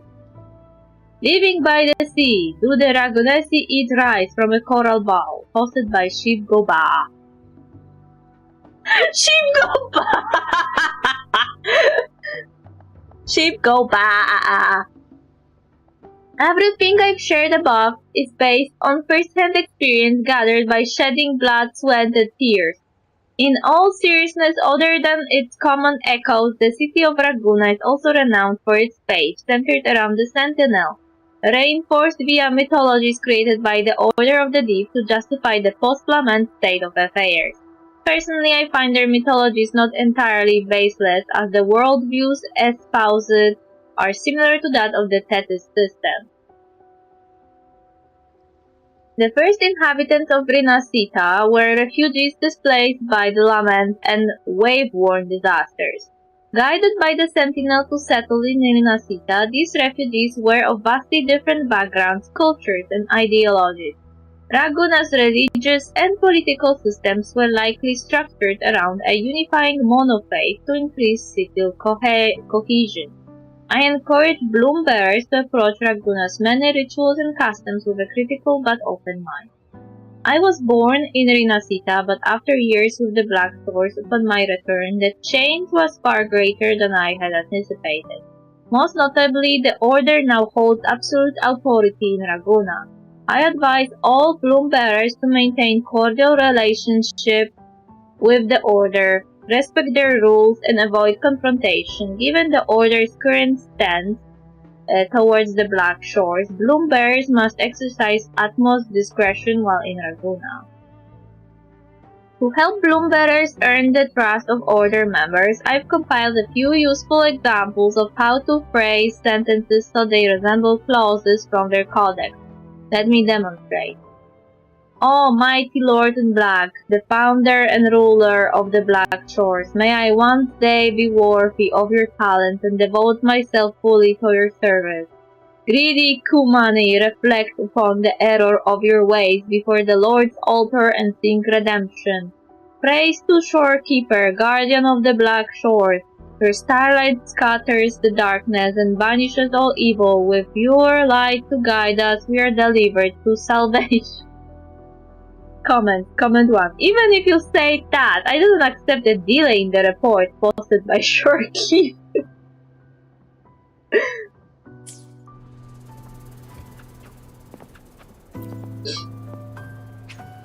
You're about to start a long quest line. Your progress will be interrupted and saved if you leave the designated area during the quest.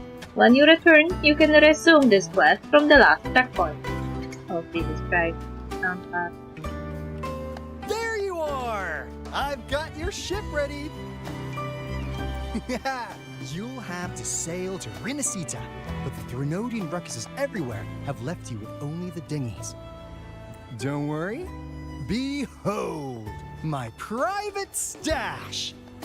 Remarkably fit for keeping a low profile, if I may say so myself.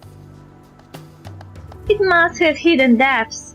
It's certainly small and discreet. Is that really it? Tiny, but mighty.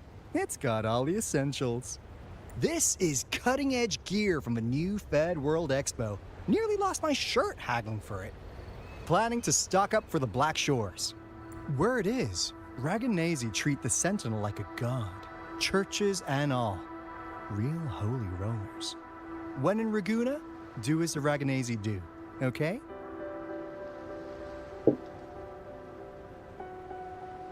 When in Rome, do as Romans do. Italy! Fantasy Italy!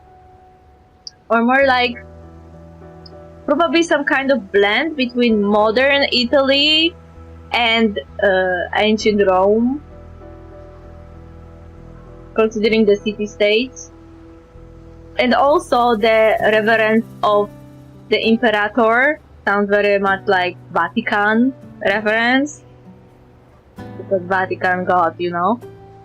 Now, let me work my magic on the autopilot. Before you know it, you'll be cruising into Raguna. Just give me a holler when you're ready to go. I am ready. Then off we go.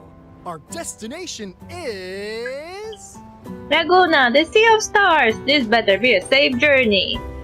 Hold on to your britches. We're about to go from 0 to light speed.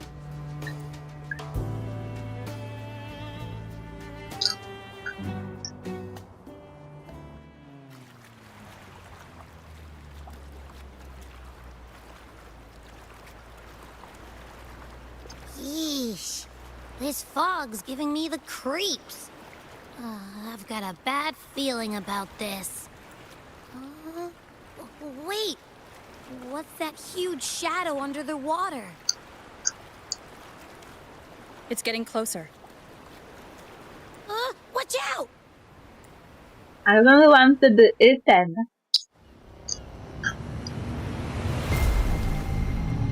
Ah, fuck.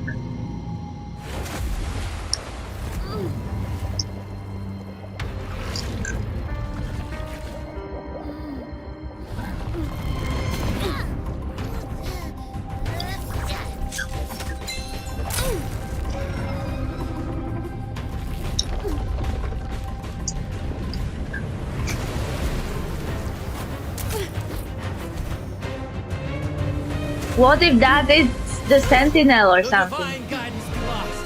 I, the swordsman, crossing the sea, shall yet conquer these mighty waters. What the fuck?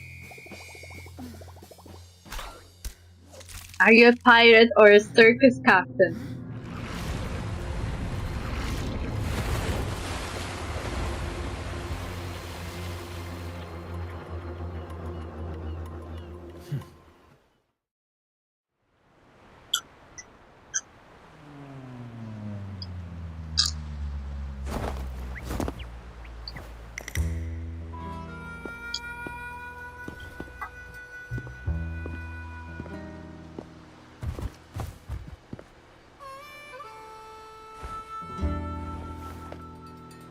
It looks like he couldn't choose if he's a captain or a New clown. allies born from the perils of the high seas.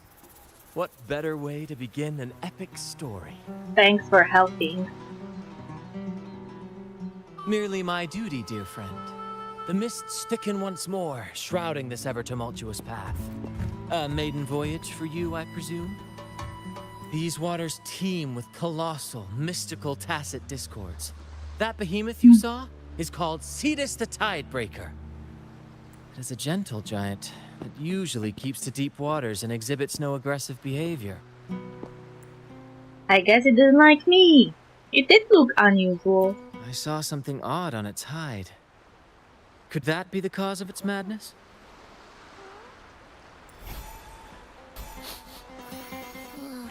That big fella smells of sadness and anger all over. Well, well, who's this little beach ball? A talking echo. Clever little thing. Got a name? What? First off, I'm not little. And Beach Ball, really? Also, spill your name before you go asking mine. Oh, my. Where are my manners? I do apologize. Brant's the name. Captain of this fine vessel. As you can tell, we are a troop. A merry band of fools chasing freedom across the seas. So they are both pirates and clowns.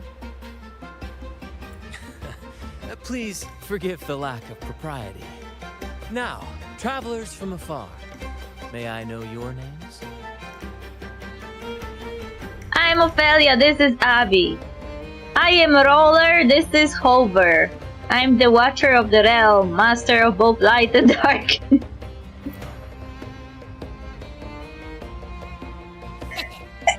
That? Rover and Abby. Splendid! All who step aboard, guests of honor be.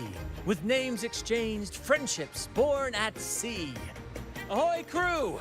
Let's give our new mates a proper welcome. Welcome to the one and only Troop of Fools!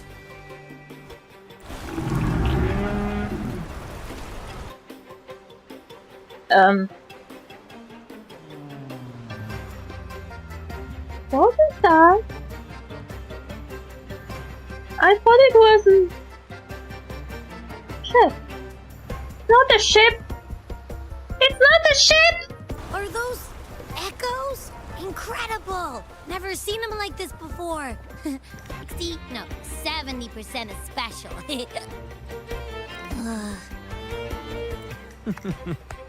Your little companion is quite amusing. I presume you must be headed to Renacida for the Carnival? Yes, we hear it's a big festival. Indeed it is. The crown jewel of Renacida's calendar. Ah, the endless masquerades, the sumptuous feasts, the wine flowing like rivers, and the music that never sleeps. For a few glorious nights, all your cares disappear. And at the Carnival's peak, our Sentinel Imperator will crown the festival's finest performer with the laurel. Okay.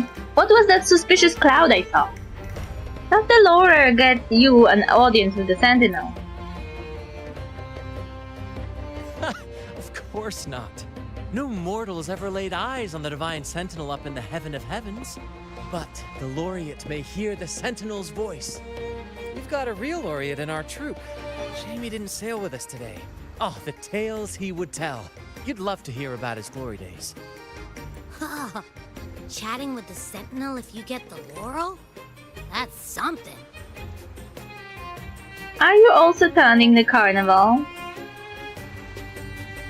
Absolutely. It's been a decade since the last Carnival. We're not about to miss this one. Sentinel or laurel, it matters not. The troop of fools shall forever breathe freedom and unbridled joy to that city. Am I the new clown? It's the fog. Fog? Huh? I don't like the smell coming from the sea now.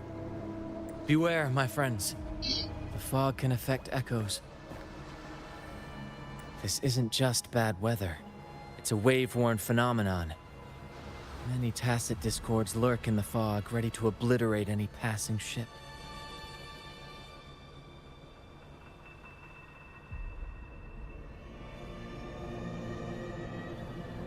This is why your ship is attached to Discord. But fear not. Our vessel shall not perish here. Before you stands a seasoned captain. Hark, brave crew! Secure the lines and unfurl the sails! The helm is mine to command! The final curtain shall not fall here! Our saga must endure!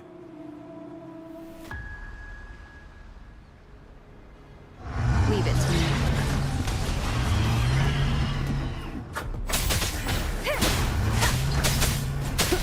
Bear with me, Lario. We're nearly through the fog. Rage on, Tempest! Your fury is but a breeze against our righteous force! Time to fight, my friends. I will hold the ship steady. Let the deluge descend! Our vessel stands firm! Our clarion call shall pierce the tempest roar!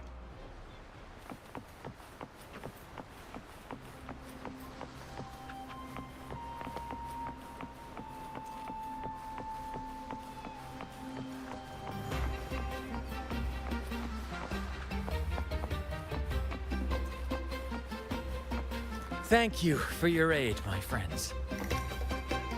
Onward to Raguna we sail. Rest well as we journey forth. Settle in and take a good look around. No need to be shy, you hear?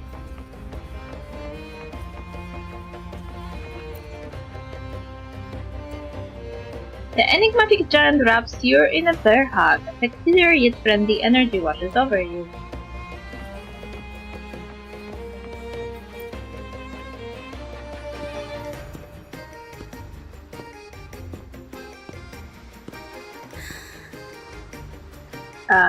Is there someone sleeping in the box?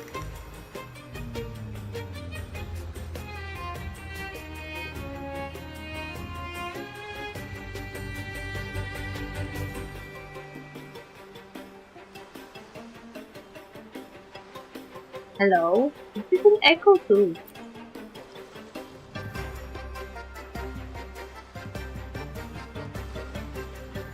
Shh!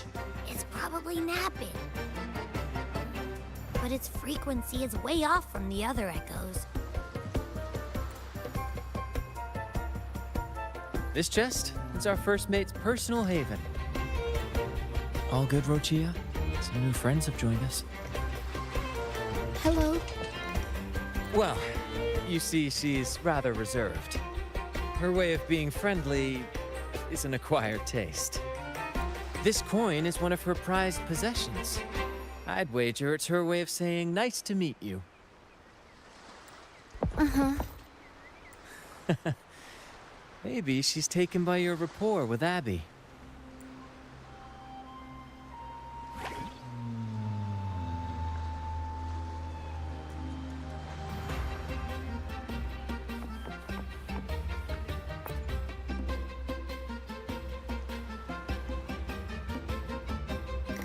A mysterious and giant echo bellows a deep resonating greeting. Hello there! It's saying hi to us. Let out the presumably friendly sound.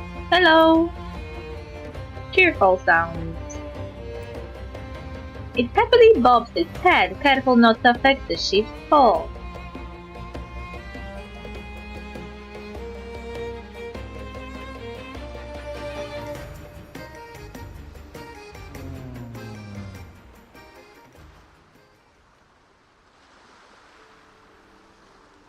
Behold, my friends, there she stands, Raguna's lighthouse of dawn. Here we are, Raguna's dock. You'll find echo boats ahead to ferry you straight into the heart of Raguna. Are you not going into town? Well, the Carnival hasn't started yet. We're just passing through, lending our friends a hand. And a quiet arrival. That's not our style. We'll sail into Raguna with flair, complete with a dazzling show and the loudest of ovations. Don't forget to stash some confetti in your pockets for the occasion. Thanks for the treat. My pleasure. Speaking of which, where's that charming little companion of yours? Abby, wakey wakey. Is it asleep? The fog likely caused this. Don't worry. Echoes will recover when they're out of it. Oh, and do yourself a favor. Try our nectar wine. They say one drop of the Gace de Divino will let you rendezvous with the Sentinel in your dreams. Really? Ha! That might just be your shortcut to seeing the Sentinel.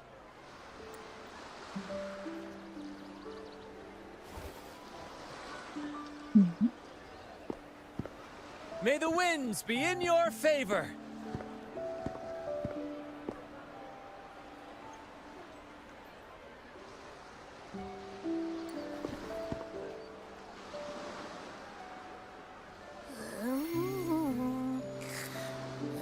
What? Huh? We docked already? Well, where's Brant and the crew? They're gone now. I tried waking you up just now. Oh, you did? I didn't hear a thing. Ah, this is Raguna, huh? Ah, how do we get into town? Let's take a look around first.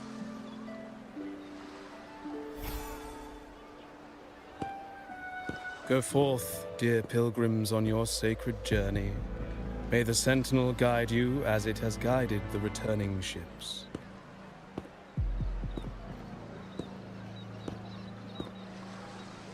Go forth, Andreas, the fool. The benevolent Primus has blessed you with this sacred pilgrimage. May you find the righteous path on your voyage. If you're all so righteous, why don't you join the pilgrimage yourselves? Our duty remains here, to shepherd the lost. I grieve for you, my brother, for you have strayed from the truth. Uh-huh. Truth. Don't make me laugh.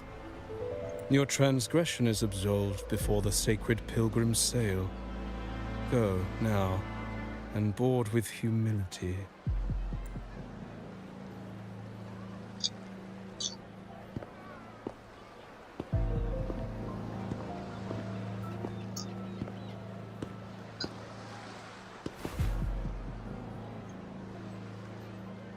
Wait a moment, traveler. While you may harbor doubts, I implore you not to disrupt their pilgrimage. And who are you? Perhaps staying silent now would better serve your interests. Sorry, and you are? Pardon my intrusion. Allow me to introduce myself. I am Cristoforo, a modest playwright, visiting Raguna in search of inspiration for my latest work. I'm Ophelia. A pleasure to make your acquaintance. I'm working on a play, tales of pilgrims striving to reach the Sentinel's promised land. Word of a new pilgrim sail about to depart brought me here. I came hoping to glean fresh ideas. That ship over there? Yes. When Raganese first settled here, they revered the Sentinel. The Carnival was their tribute, a sacred right to commune with it. It seemed the Sentinel Imperator preferred not to flaunt its power overtly to command the people's awe and respect. Yet, amidst the Carnival's revelry, it performed miracles, keeping the people aligned with its guidance. Legend has it that, moved by its grace, the most devout believer braved storms and mists to find the Sentinel. Thus was born the tradition of the pilgrim sail. To me, it looks like they are throwing people they don't like out into the sea. Should you wish, I have more stories to tell.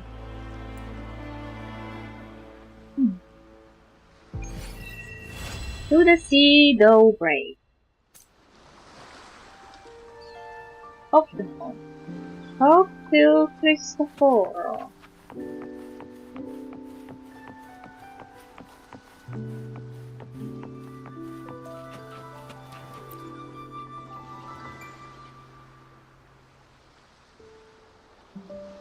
A righteous soul with humble curiosity. Just as I expected. Ask about the pilgrim's tale. Fenrico, the Enlightened One, present Primus of Raguna, uncovered the path that leads to the high heaven, where the Sentinel imparts their teachings to mortals. Suspicious Island is there. Don't you feel like there would be your Mission, pilgrims set sail for the Promised Land. Their voices a symphony of hymns, hearts aflame with unwavering piety and hope. That doesn't seem like what I just saw. I sense your doubt, and it's not unfounded. These pilgrims have little choice. After all, they are not counted among the righteous, but instead deemed the fools by Raguna's laws. Whether a righteous soul clinging to hope amid hardship, or a lost fool floundering in waves of confusion, the audience always favors the former. I'm working on a play. Tells of pilgrims striving to reach the Sentinel's promised land. But to captivate, there must be twists. Perhaps what awaits them is not the sweet salvation promised by their Sentinel, but... But what? Who knows? Maybe treasures beyond count, or an unnamed beast lurking in the mist. Or perhaps nothing but a forsaken shore. These are just initial musings. I need time to refine them. Would you care to share your thoughts on the ending? Should the story depict them as lost fools facing their end in despair? Or as wronged righteous finally finding justice and redemption? What is more compelling to you, miss? Oh.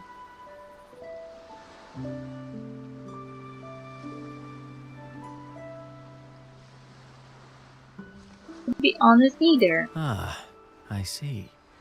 Your comment is noted. Until the Carnival, guest from afar.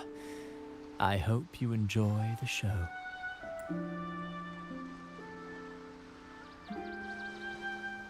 I'm honestly baffled. Was all that real? Or just a story? That one gives off a mysterious vibe. Second, it has the air of an artist. Playwrights and their metaphors. Who cares? The Carnival sounds like a blast. Everyone's raving about it. You might even catch a chat with the Sentinel.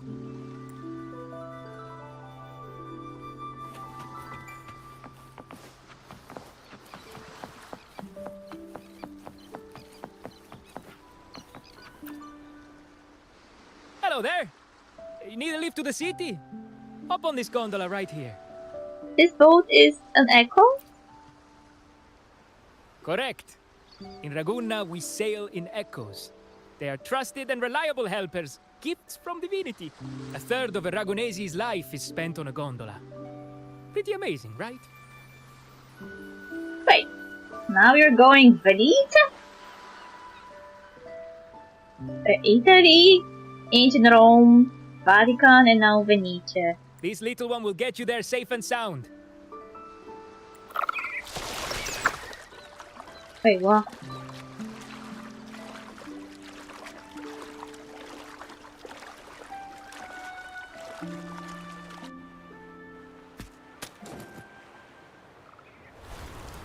I didn't know all the ships in Raguna are echoes. That troop isn't as special as I thought. Lol. Now I can't even imagine what kind of echoes we might see in the city. The secret breeze so often breathe.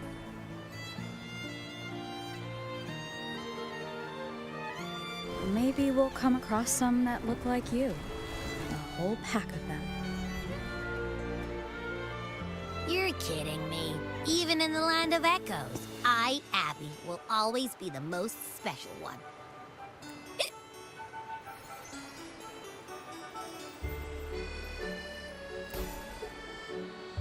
Approved. Welcome to Renacita.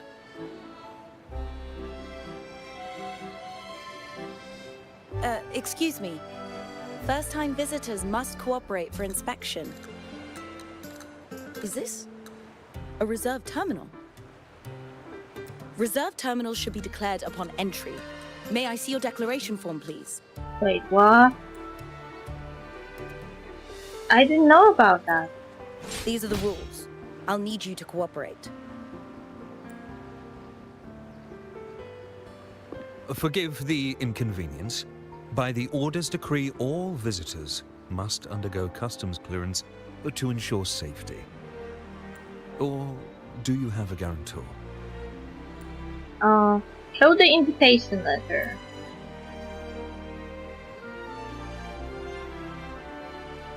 Ah, I see you're a guest of the Montelli family. You are granted permission to bring your reserve terminal into Renacita. We apologize for any trouble caused. All echoes, even those in reserve terminals, are seen as divine envoys. Once they are baptized, they too will receive Imperator's blessings. Does that mean I can see the Sentinel in person? I don't have any plans to do that. Naturally. We are all united under the Sentinel's influence, free from division. They sound like crazy Christians. The Sentinel is with you. Me. All of us. This is not what she meant. This is not what I meant. Their presence is eternal in our hearts, guiding us always. Okay. Preach with respect and patience, lest you induce doubt and confusion.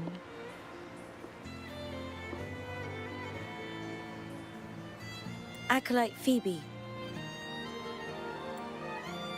I'll take it from here. Greetings, esteemed guest. I am Phoebe, an acolyte of the Order. The city of Raguna welcomes your arrival. Many visitors are here for the upcoming Carnival. To ensure everyone enjoys the festival safely, the Order has tightened the customs procedures and added new regulations. Some information might be overlooked on your declaration form. Please accept our apologies. It's okay, rules are rules. Can we enter the city now? Certainly. Please follow me. Follow this road and you'll reach the Nexus. To the Raganese, the Sentinel is the divinity, a holy beacon guiding our way. We hold the Sentinel and all their gifts in the highest reverence, especially the echoes, which bear profound significance to both the Order and the people of Raguna. You've been hiccuping for a while. Do echoes get indigestion as well? How am I supposed to know? I haven't had anything to eat since we left for Renacita. So hungry. This is a weird city compared to Jinzhou. In Jinzhou, everyone is scared of echoes.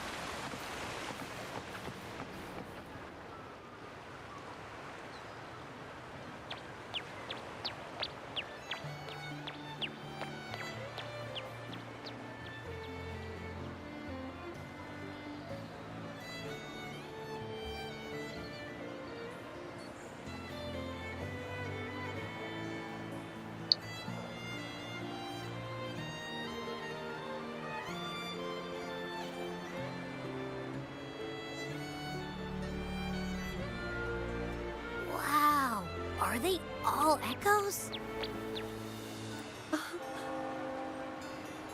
Yes, Most newcomers to the city are amazed by the spectacle. Now we're talking. This is what the land of echoes should look like. I thought all of Renacita's echoes were like that grumpy poker face we met at the docks. Oh! Hi, I'm Abby. Nice to meet ya. Oh, hello. I'm Phoebe. Nice to meet you too.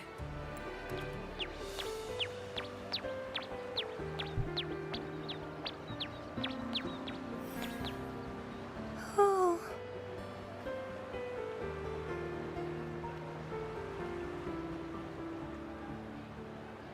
A little echo holds up a gift and presents it to you. They look different from the echoes you just saw.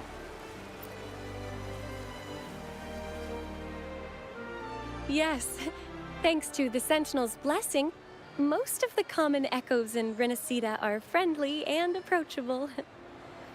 That echo we saw is known as a hocus pocus. Children love its tricks, and they say that if an adult gets its gift, they can relive their happiest memories in dreams. Sorry, I got carried away. Where exactly? I don't get it. I think it sounds interesting. Is that tower the next step? Yes. Allow me to introduce to you the Nexus of Raguna, also known as the Genesis Nexus. Input your personal information into the Nexus, and you'll be able to use all common echoes in the city just like a regular citizen. Please, place your terminal here.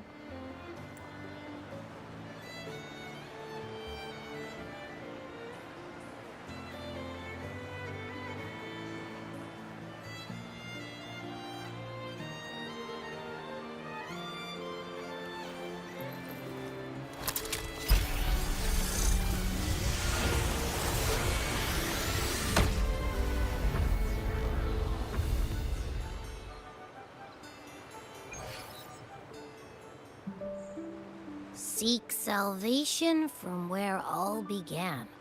What's that supposed to mean? Yeah, could you elaborate? This inscription tells the tale of Renacita's founding. Legends speak of a group of displaced people, driven from their lands by the lament. Though their origins were different, they followed the same ocean currents to a hidden sea.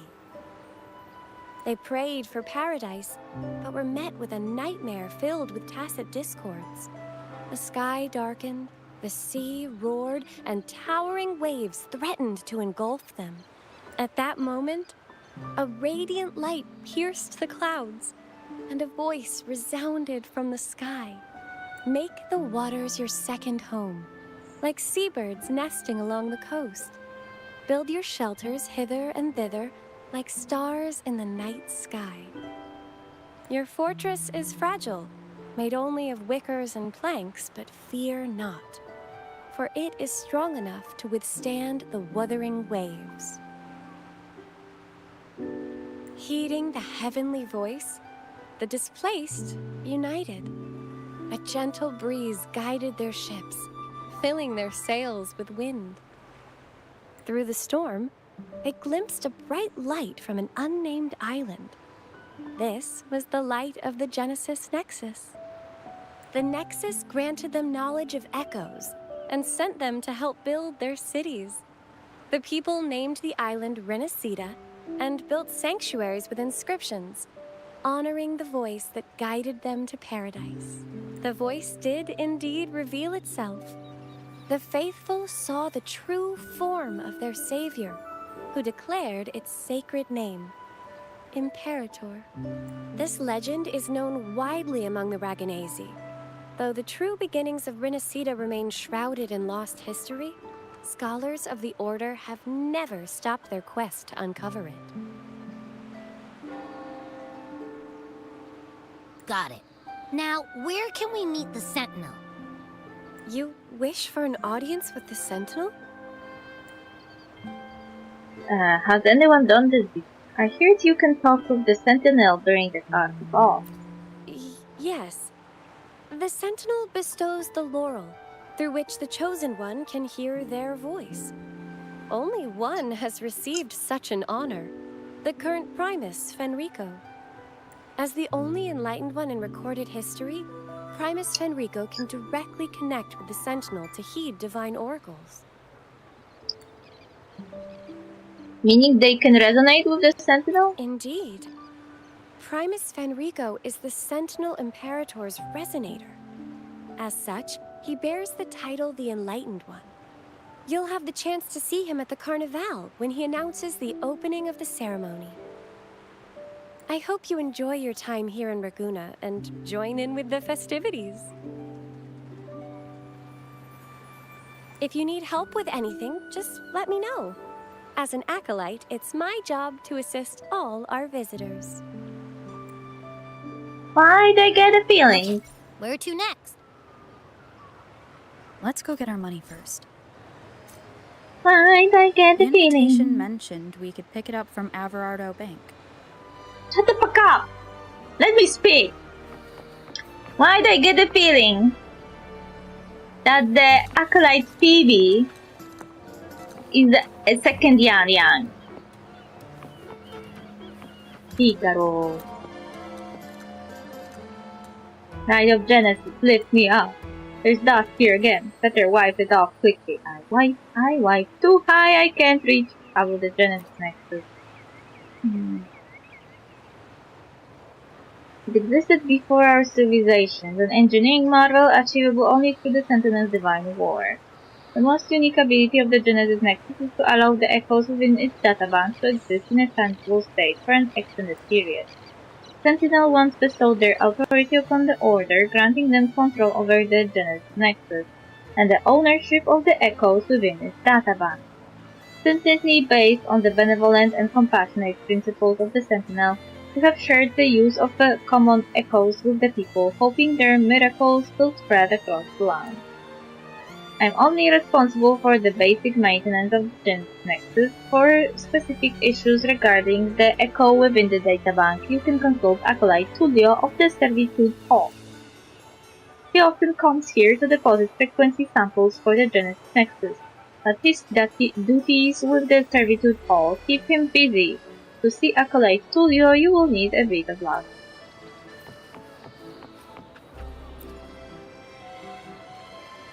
Light of Genesis, please purify these lost souls. Lost souls? Hello, I'm Tullio, a member of the Servitude Hall of the Order of the Deep. Within the realm of Renacita, once the frequency of tacit discord is dispersed, the remaining reverberation, if not collected over time, will gradually be absorbed by the databank of the Genesis Nexus, subsequently becoming a frequency sample for common echoes. Therefore, we believe tacit discords and echoes are essentially the same. Tacit discords are simply wayward, fallen divine envoys. The function of the Servitude Hall is to regularly purge the tacit discords around Raguna City, maintain the surrounding safety, and expand the frequency reserves within the Genesis Nexus databank. We also believe this will allow tacit discords to receive the Sentinel's invitation and purification, enabling them to return to the coma, to embrace of the divine, once again becoming divine envoys to assist humanity. The gourd you're wearing is a reserve terminal, correct? Oh, don't worry, I'm not here to inspect your terminal. The Servitude Hall oversees the distribution of reserve terminals within the region and manages foreign reserve terminals. Your terminal has passed approval and certification, but its unique appearance made it particularly memorable among the applications. I want to remind you that the recent tacit discord activities outside Raguna City have increased. If you plan to venture into the wild to collect echoes, please be careful. May the Sentinel bless you. Okay.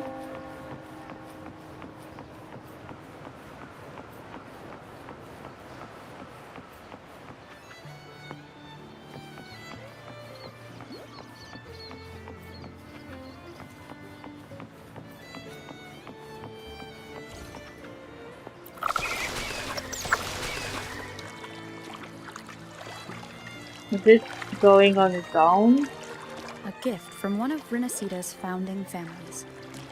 It's bound to be a hefty sum. Awesome. Once we have it, let's treat ourselves to a meal at a restaurant. I'm actually starving now. Not even joking.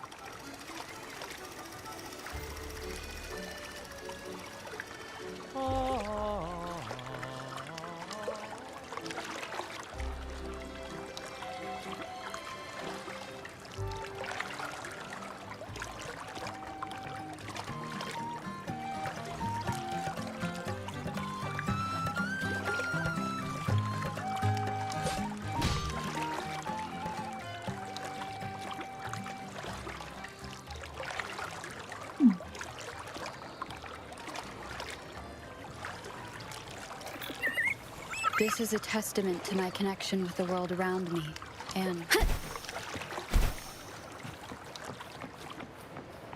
Go to Averardo Bank.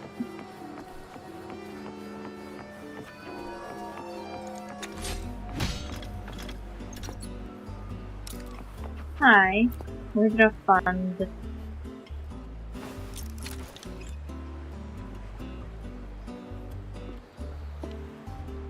We've been expecting you.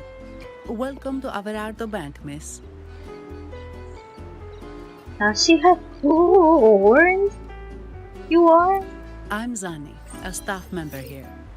The Montelli family ordered me to welcome you and assist with accessing your fund. May I ask where your companion is? Oh, Abby is sleeping now. Understood. She has horns! Your fund is ready. Please follow me. You're Italian! Your fund is ready, please come with me! Rolling the R's. You may present your terminal.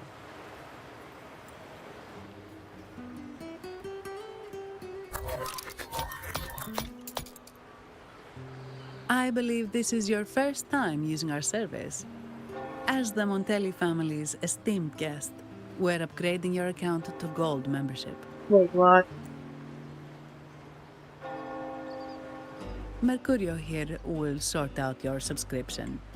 He is about as lively as a cash machine, so give him a moment. Is this Mercurio also an echo?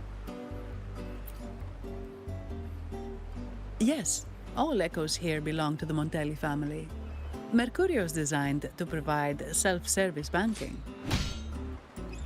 The Montellis also put me in charge as your bodyguard and tour guide for Ragusa. If you want to see the city before the Carnival, I can arrange a travel itinerary. Perhaps a thundering Memphis type of outing may suit you, It's a popular choice for visiting all the tourist attractions quickly, though I wouldn't bother with it personally. This assignment was very last minute. I apologize if I'm not familiar with your personal travel preferences. Please excuse any oversights on my part. No need to be so formal. Don't worry, I like to find my own way. Not at all. The Montellis always treat their guests with hospitality. I'm simply following their lead.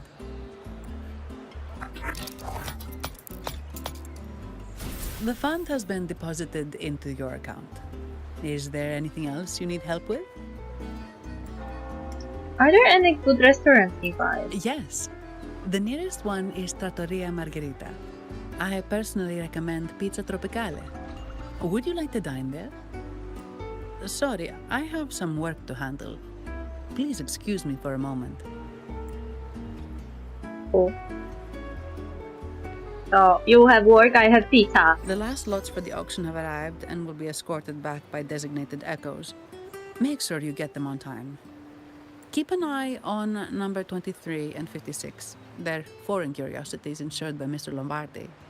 Don't screw it up. All the details are in the memo. Okay, I'll leave it to you.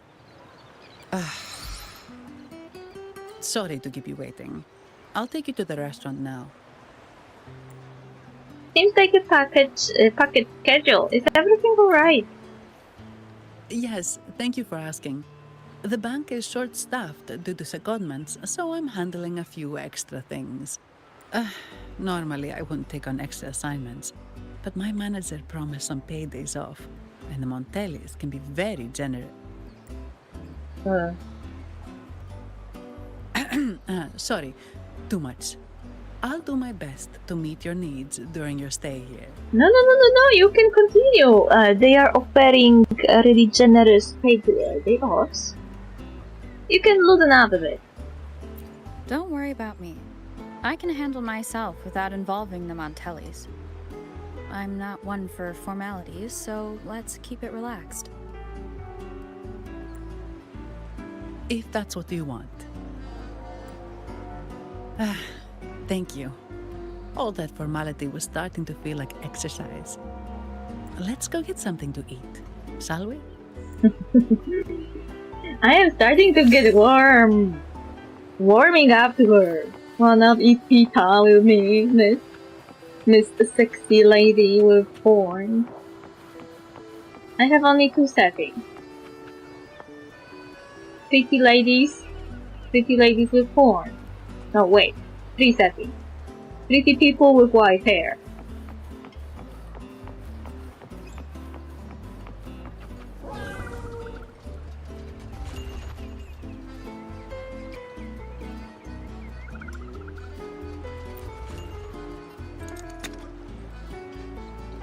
Pizza Owen, you mean all of Trattoria Margherita's pizza are made inside of this Echo?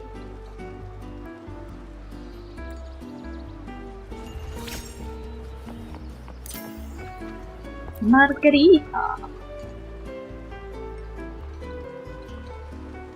Welcome to Trattoria Margherita. Ciao, Zanni. Knocking off early today, huh?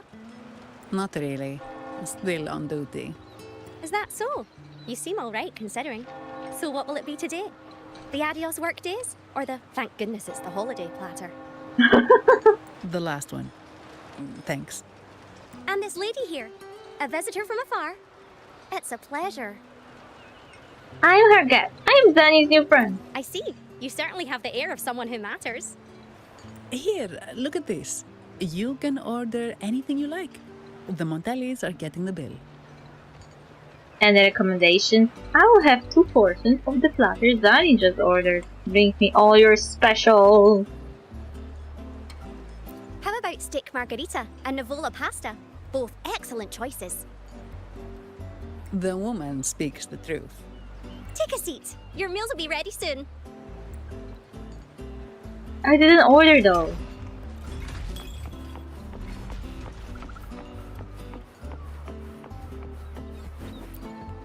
Wow, a scenic table.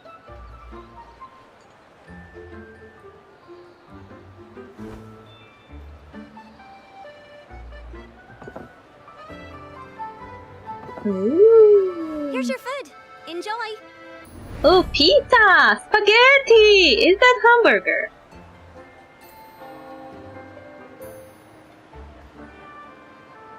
Wake up, Abby. Food is ready.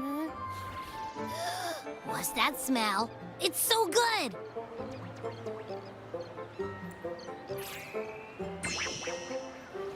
Ah, you're Abby, right? Hi there. Gosh, this tastes amazing. Ooh. Zanni, nice to meet you.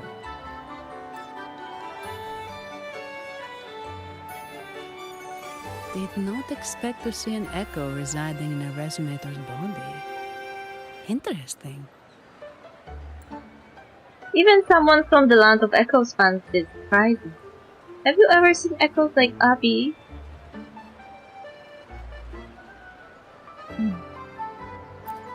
Well, foreign echoes aren't exactly a daily sight here. Told you. I'm always the most special one. This is so good!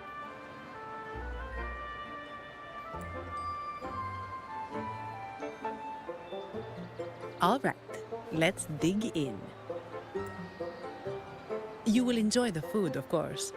We Ragunesi take pride in our food traditions. Yeah, because you're Italian! You can't go wrong with Italian food! For instance, never overcook seafood, or you'll ruin its natural taste. Always serve freshwater fish before sea fish, or its tender flavor will be masked.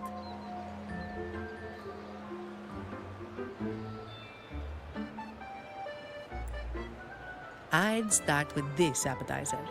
It complements the main course. Hearty, but not too heavy. Perfect for those burning the midnight oil.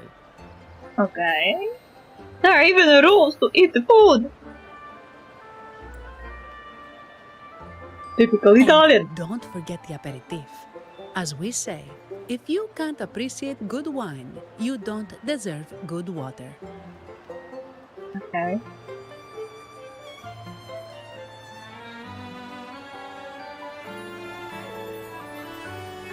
I am in sunny Italia.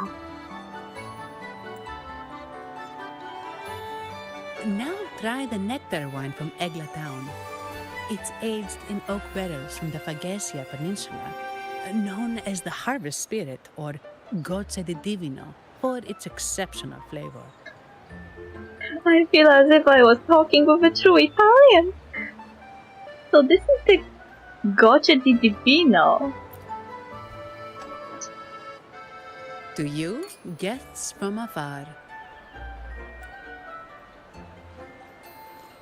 And my vacation that never seems to come. Lol. Nothing beats a good meal. Wait, what's the buzz over there? Probably the Montelli's Echo Show. They've been rehearsing for days, getting ready to perform it for the Sentinel at Carnival. I can't! I am sitting here and I am like, am I in Treviso again? This is Treviso incoming! Holy Italia! What up, someone? I am just a poor European who never was in Italy! Is this my only way to experience foreign nation? Through Chinese game that gets inspired by Europe. I'm losing it. Intrigued, are we? The formal event will be even more spectacular. She sounds like Teya, and I am like, hot lady, speak to me, please. Want some spaghetti, you know? But with one plate only. So we could kiss like Pongo and Perdita.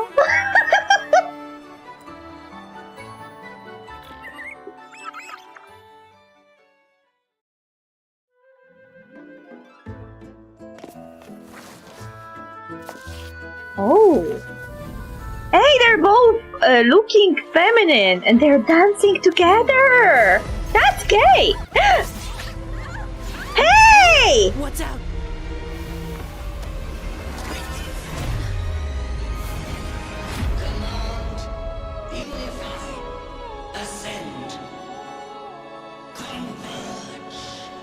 Wait, what? Thou hast come at last. I am the Imperator. Aid me, O Arbiter, that we may return the lost unto the earthly realm. Wait, what? The other one's gotten loose. Hey, it's getting away! After it! That looks like a ritual sacrifice. Are you alright? It's strange. Why did that echo suddenly lose control? I'm fine. Something's off with those echoes. Let's try calming them down. Those images looked very not only biblical, like there were like biblical imagery in them, but also like because of the biblical imagery, you got this feeling that there's something divine versus humanity going on, some sacrifice, whatever. Also, they were gay, but then they turned violent. Is this how the gayness works? Do we always get violent? But it was still gay though.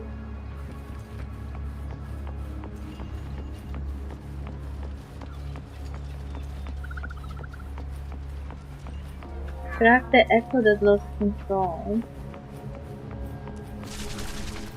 Wait, I will run just up this wall.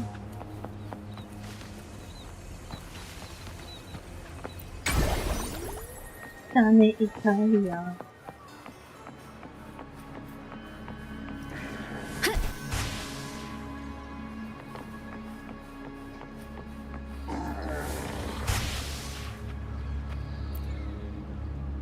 Strange aura. A licorice petal lies on the ground, emanating a luminous aura. You vaguely remember seeing this kind of flower before. Well, no shit. Leave it to me.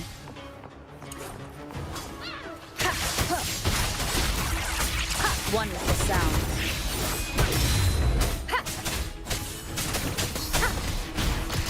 Conditions optimal. Are you okay? The Vitrium dancer suddenly lost control. Luckily, no one got hurt. Actually, you brief her on what you just saw. Now that I think about it, the frequency vibration I sensed felt a lot like empathy. Empathy? Well, maybe telepathy? Not sure. It's hard to explain. Telepathy? Yes. According to legend, the Sentinel speaks directly into the mind of the laureate. Could that be what happened? So, the Imperator is the Sentinel. But who's the Lost? Plus, it said it needs your help, but a Sentinel shouldn't need to ask for help, wouldn't you say? Something's not adding up. What a headache.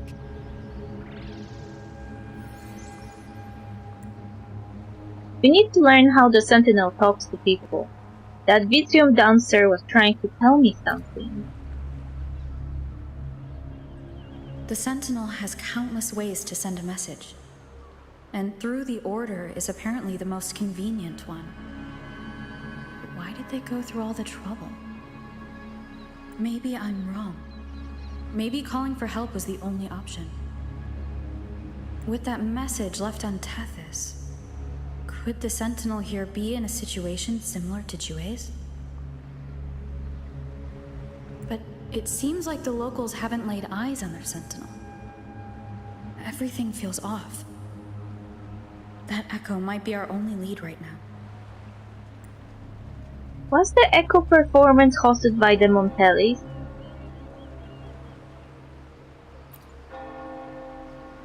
Yes, it was. The Montelli family has been promoting the use of reserved terminals and echoes. Most Ragunesi use common echoes and don't know much about the reserved ones. The Montellis spotted a chance and started researching reserved terminals. They pushed to bring back the Carnival so they can showcase their reserved terminals, prove the quality of their echoes, and attract both customers and investors.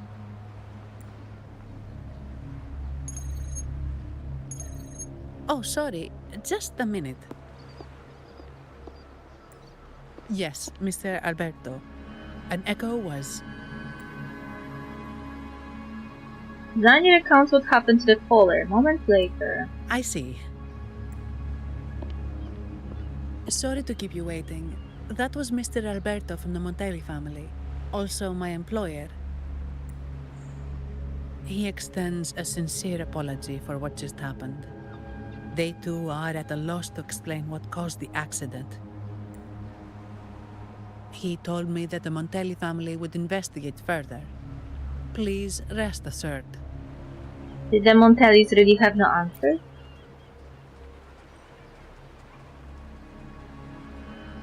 No. After all, such an incident only hinders their promotion of reserve terminals. They have no reason to rejoice over it.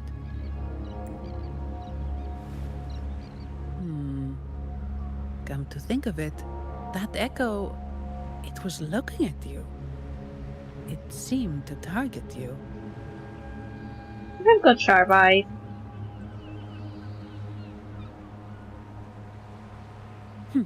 I won't pry into my ward's privacy. I only remember what I need to get the job done. Anything else I accidentally overhear just slips my mind. My orders are to guard and to guide. I do my job, nothing more, nothing less. So if you want to investigate, I'll stick with you until you're done. Thank you. Don't thank me, thank the family who hired me. Their generosity is beyond what you can imagine. So, what's our next move? Let's find that Vitrium dancer first. It was complete chaos, but I spied the direction it fled. We can try our luck at the Pioneer Association.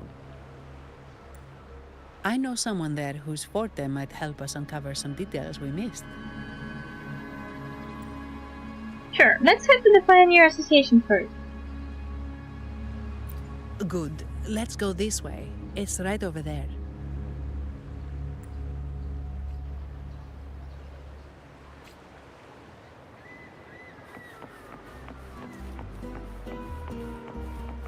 Optional, investigate the scene. Na na na na. Hi.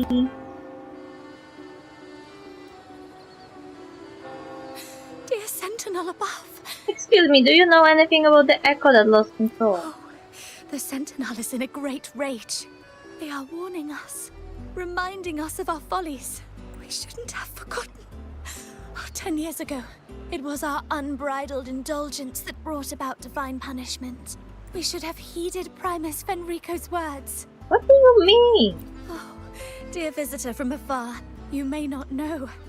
10 years ago, the Carnival angered the Sentinel and brought forth divine punishment.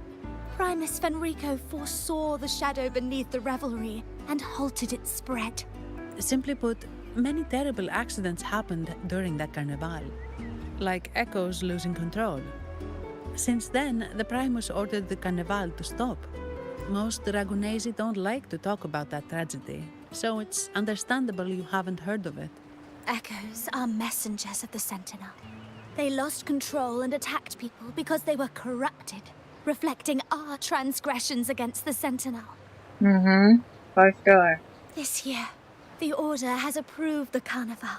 We will return to our traditions. Dear visitor, please join us in praising the Sentinel.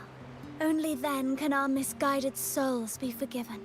How will that echo be handled? It may be a divine blessing, but it has committed an assault against the Sentinel's people. The corrupted will be purified under the holy light of the Genesis Nexus. As for the one that escaped, the Order will retrieve it as soon as possible to prevent further harm. In other words, the echo will be reset in the databank. That's how we Ragunesi usually deal with malfunctioning echoes. We deeply apologize for the disturbance caused by that undisciplined echo. Now please excuse me. I have other matters to attend to. I got a lot of religious drivel. She may not have given us anything useful, but she did remind me of one thing. That Vitrium dancer's behavior was different from those echoes that went wild in the past. It seemed to have a clear goal and a sentience. The echoes are connected with each other, so usually if one loses control, the others will be affected too. However, we haven't received any reports of other echoes losing control. Sus. If it wasn't the Sentinel's punishment, it could have been caused by someone. You're right. We need to catch it before the Order does, or we won't be able to get the information we need.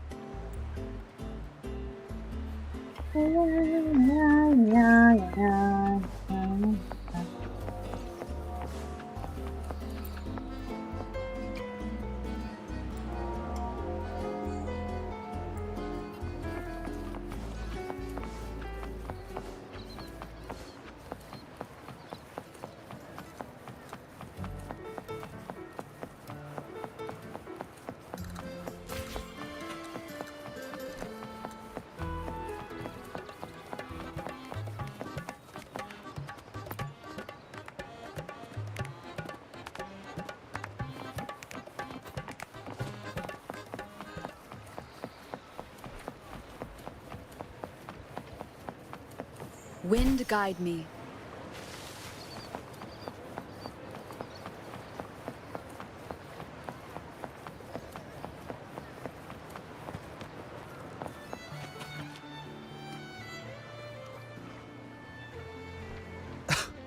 Antonio, surely you know how things work here. It's always about who pays more. Is there a problem? What? Do you Phasaelius even honor contracts? They're already arguing about money. Since when do Montellis fret over such trivialities? Why did I feel like I was watching Romeo and Juliet? Instead of whining, maybe focus on cleaning up the mess your echoes caused.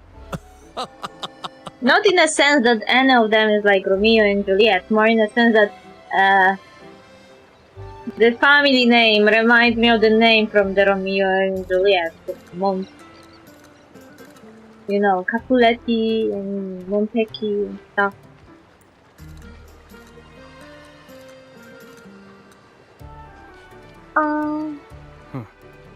And you are?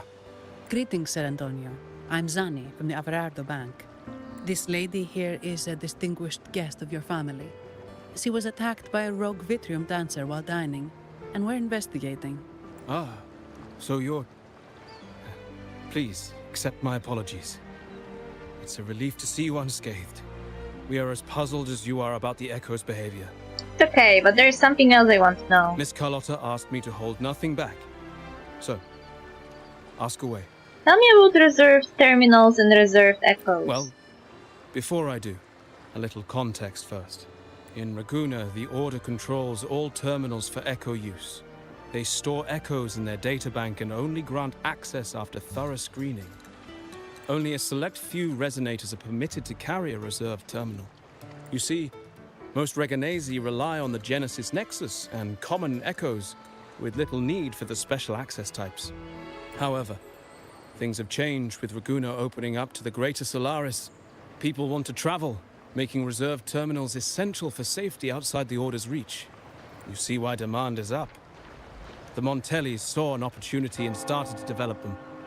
After all, necessity is the mother of invention, It should be celebrated.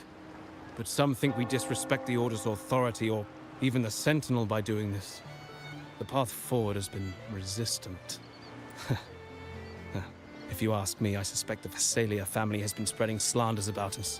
We back the Carnival to showcase our reserved terminals to the people. It's our chance to prove their worth and attract investors. And the Phasaelia family has been standing in your way. The Phasaelias have coerced our miners to break their contracts, seizing our largest vein and cutting off our terminal supply. They say the Phasaelias have been seen frequenting the Cathedral of Mercury. They must be in league with the Order. How else would they dare to seize our mines so boldly? And it gets worse. With the Carnival nearing and our echoes malfunctioning, the family's executor might have to step in. The Carnival is at risk. While we hope it brings fortune, the festival itself is what truly matters to us, just like the rest of Raguna. We must uncover why the Echo lost control. We cannot let the Phasaelias use this to tarnish our reputation any further.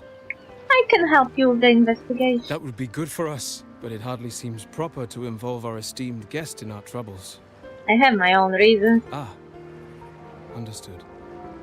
Thank you. But I'm afraid we can't spare any of our own to assist you. Rest assured, the Montellis are always generous. Here's an advance. Once the matter is resolved, you'll be well rewarded. Take it. In Raguna, if you want help, you must offer a reward. And one only declines a reward when they refuse to help. Okay. Yes, that's right. Please accept it. If that's all, I must be on my way. There are many matters to attend to.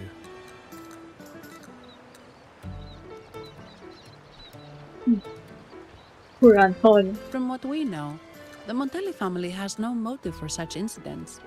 They've been anticipating the Carnival's arrival.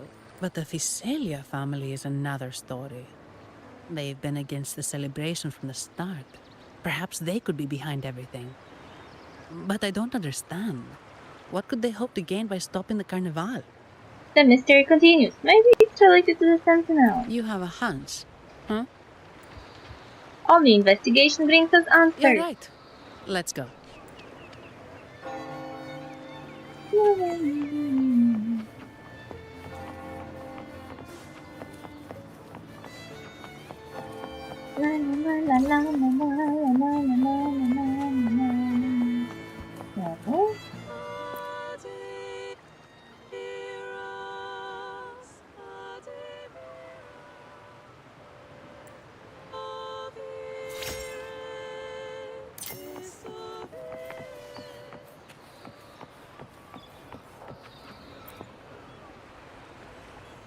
Here's to a world of discoveries and wonders.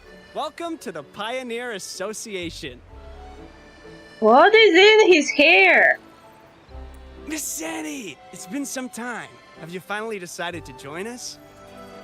Why is he using the tape or photos as some kind of accessory in his hair? It's so weird.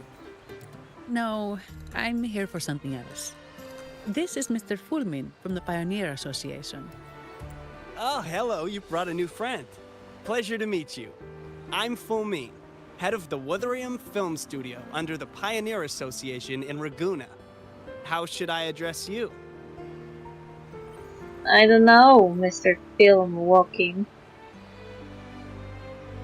I'm afraid of his design. Whoever came with this idea was insane.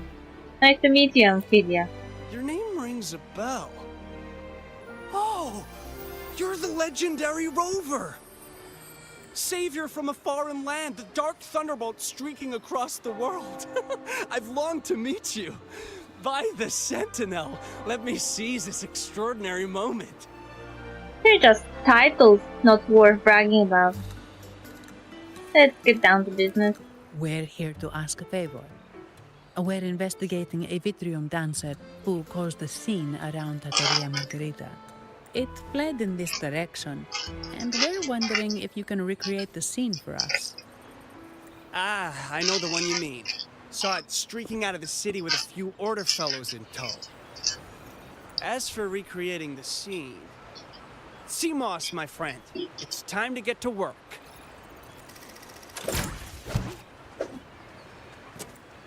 All right, where is it? My memory of that Vitrium dancer. Ah! I found it! Mr. Fulmin's forte is celluloid chronicle. He can convert events into film, recording all that happens within a span of time. So he's a walking camera? His partner, Seamoss, uses a memory projector, Forte, to show these captured moments. Okay. There it is! Take a look! So it did leave the city. This complicates matters. The area beyond is too vast to search effectively. Plus, Tacet discords are hampering our investigation. We can't start searching just yet. Abby, can you sniff it out? What do you think I am? Not a chance. But I'm too sleepy to help. Just wake me if there's any progress. Okay. I'm sorry. I can only record what is plain to the eye. Don't be hard on yourself, Mr. Fulmin. You've been a tremendous help. At least we're not flying blind anymore. But Rover, we need a new plan. Can you think back carefully?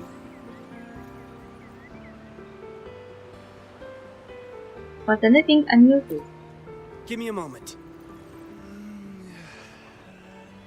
Ah, yes! Look at this!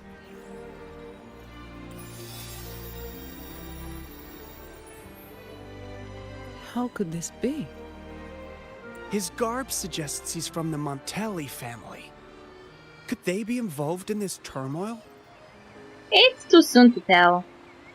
He wore an unusual mask. Speaking of, the mask is not the typical Montelli style, and wearing it now is unusual. With their eagerness to promote reserve terminals, the Montellis would be the last to invite trouble now. If he's tied to the disturbance... may be a spy or in disguise. Then perhaps we should seek Miss Nyarla's expertise. She's known for her intricate masks, and this one seems custom. Good idea, but nobles are secretive. Direct questions might lead to unwanted attention. I have a plan. I will arrange for a custom-made mask myself. Aha, excellent. Let's make for the masked reverie.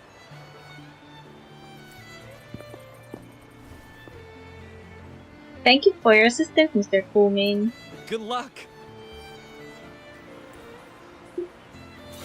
Yay!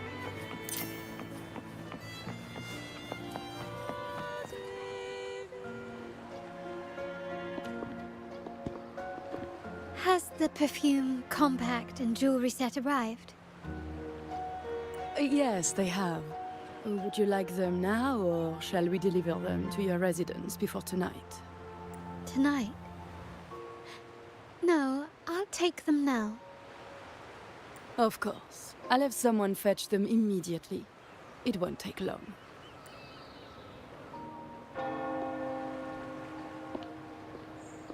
Welcome to Masked Reverie. From masks to elegant garments and splendid stage props, we craft it all to order. How may I help you today, my dear? Who is there? Oh, so eager to skip the pleasantries, are we? I'm right here. Do I seem invisible, or are you simply ignoring me? I am right behind you. What? Madame Nyarla, I saw you. Your mask gave you away. Oh, don't spoil my secret so soon. It's not every day I get such a charming visitor. Besides, only by hiding oneself can the true beauty of a mask be revealed. Don't you think? What the fuck? But scaring the guests is just your twisted sense of humor, isn't it? I hope this didn't bother you. Invisibility is Madame Nyarla's forte. Madame Nyarla, this is the distinguished guest invited by the Montellis. She is very interested in carnival masks. Yes, I would like a custom-made mask.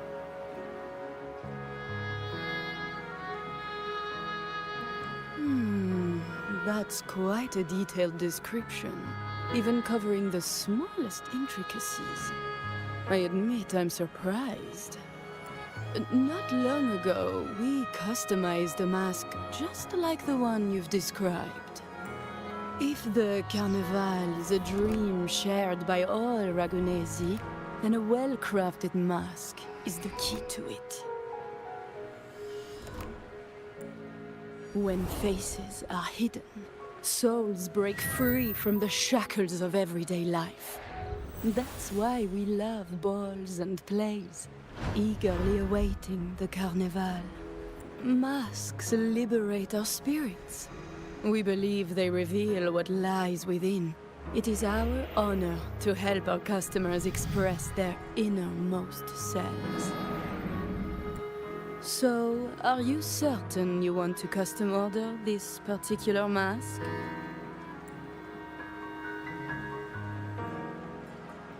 She's suspicious. Will I be forced to reveal my hand?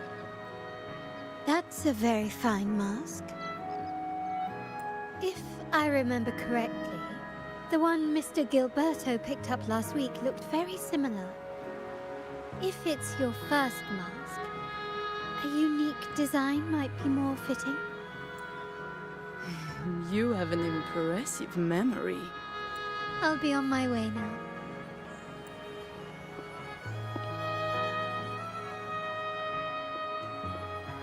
She just helped me! We spotted a fellow on the street with a mask that caught our eye. I didn't expect it to be Mr. Gilberto from the Fisalia family. The Fisalia family? Yes, they're one of the oldest families in Renacita. Their ancestors once ignited a war here, but they were defeated and driven out of Raguna. The Fisalias are a mixed lot. While some hold honor, others bring disgrace to the name. They show new ambitions. Lately, they've taken to more prominent roles in the city, flaunting their mining ventures and acting with increasing arrogance. Uh-huh. Basket ladies also kinda irked. Speaking of which, I revised Monsieur Gilberto's mask 23 times. Wait, what? I see why it's left a deep impression. Anyway, given your standing with the Montellis, I'd advise against this design. Why is that? A rumor has it the Montellis plan to push for reserved echoes at the Carnival. It stirred tension with the Physalia family. Best avoid any association. That incident with the Montellis' echoes going berserk. Unfortunate timing. Who knows how this will affect their promotion? I see. So, the trail leads to the Physalia family. We need to look into the Physalia family. The Physalia's residences are near the Cathedral of Mercury. We could stop by the Order for more information. Thank you for the lead, Madame Nyarla. Oh, and we will reconsider the mask's design. Thank you for your time. You're too polite, Mademoiselle Zani. You're my special guest, after all. Isn't it interesting how a small mask can both hide and reveal? I can't wait to see the face you choose to show. I look forward to your next visit. This splendid reverie is always open for you.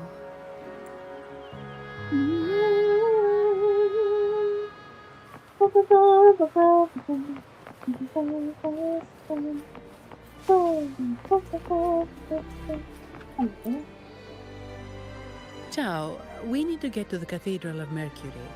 Got it! Please, come aboard.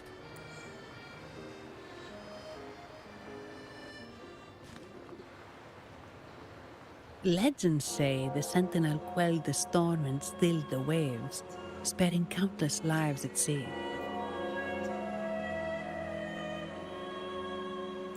To show their gratitude, people place candles around the statue, keeping them lit both day and night. Every boat that passes pays their respects. It may seem fanciful, but it's best to show respect as we pass by.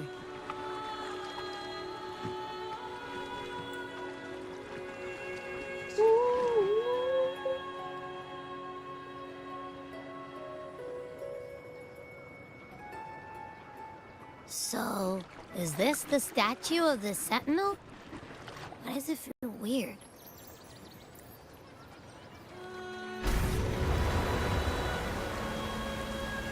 Ooh, what the?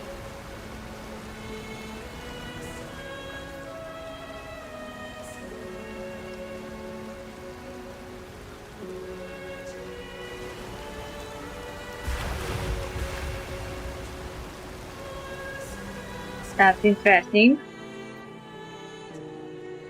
We are now in the Physalia Residency's territory. We should... Wait, look over there. He looks like the man we saw in Mr. Fulmin's memory. Isn't that Gilberto?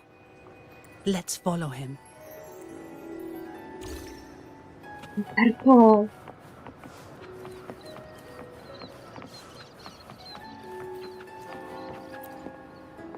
Giordano? Welcome to the Cathedral of Mercury. This sanctuary is open to all around the clock. Please respect the etiquette and taboos of the order. No noises, fighting, or any other inappropriate or transgressive behaviors within Cathedral of Mercury. Understood. Denying the Sentinel's existence, blasphemy, or questioning the Sentinel's decrees is forbidden. Sentinel speaks through the order today. To question the order is to question the Sentinel. You sound like crazy Christian. No ill deeds before the Sentinel statue, no instigating, no lies, even those born of harmless kindness. Please bear in mind all the over 100 doctrines. If you're unsure, I'm happy to explain which one of them to you. Sounds a bit ambiguous. Is there a specific set of criteria for judgment? The Order has its own methods of judgment for your actions. If you have questions, you may consult the sacred text here at the Cathedral of Mercury, or speak to one of our acolytes. May the Sentinel bless you. That's cool. Crazy Christians are worshipping the flying sword.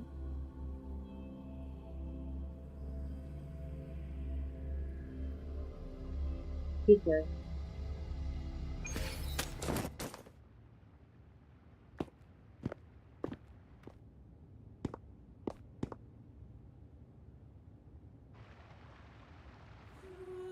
Gilberto, how are things progressing? Your trust means a lot, Priest Alessia. The flower has been quite effective.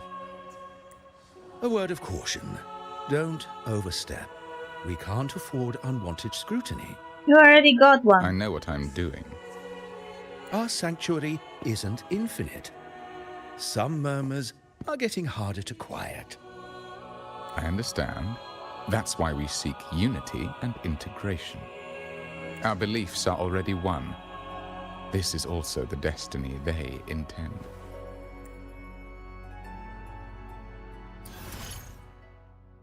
When equipped with this utility, leap from certain heights to take flight and soar at high speed by consuming a special type of SCA.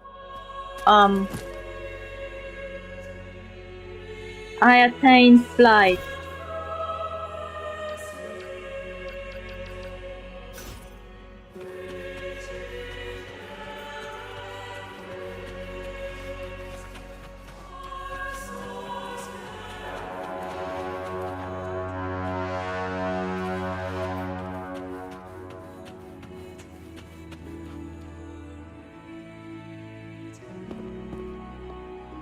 Ah, more seekers. What brings you to these halls? We are here to visit Sir Gilberto. Sir Gilberto. Oh, Gilberto from the Physalia family. A pious soul. Frequently here in prayer. But not today, it seems. I've heard whispers of you. An acolyte mentioned your desire to meet the Sentinel. I assume you must be interested in following their path. But I don't think you truly understand the significance of the Carnival. Allow me to explain. You must. You've probably heard about the connection between the Carnival and the Sentinel. But do you know why the Carnival hasn't been held for years? I have a general understanding. It's because of the accident a decade ago. In the last Carnival, a sea fog shrouded the entire city. Echoes paraded like lost souls. A dragon roared above. And a beast in the sea stirred up towering waves. It was sent as punishment. A warning against our indulgence and division. This is our Primus, Fenrico, the Enlightened One. Amidst that chaos, he stepped forward and quelled the Sentinel's wrath. Raguna's greatness was forged from its battles with the sea. It inspired a common goal in all our hearts. So they just made this guy into Jesus. Without everyone working together, land cannot be cultivated, islands cannot unite, and dams cannot be built. A nation's strength lies in its unity. You see? This is why we preach restraint and control over our desires. Only through rituals can we strengthen our resolve, our unity. This is why we must banish those who stray from the right path and impose restrictions on those who threaten the common good. And more endless drivel and bullshit. We've dedicated ourselves to this cause. Seems like you disapprove of holding the carnival.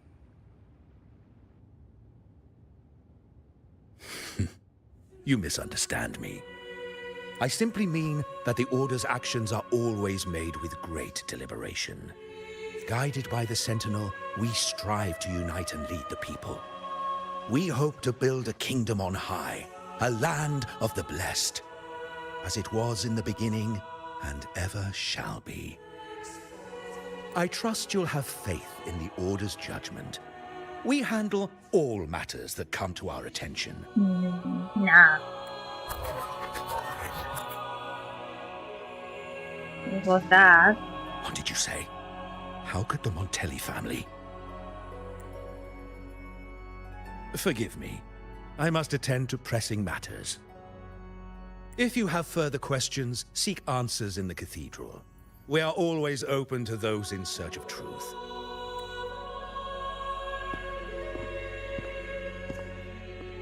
But I remind you to keep your distance from the sacred relics and honor our customs. Otherwise, we will have no choice but to address any act of disrespect.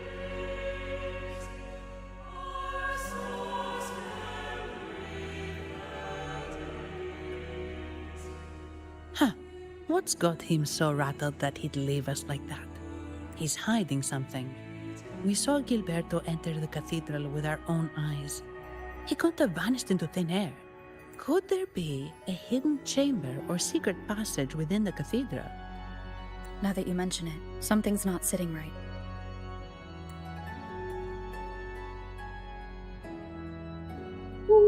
You censor!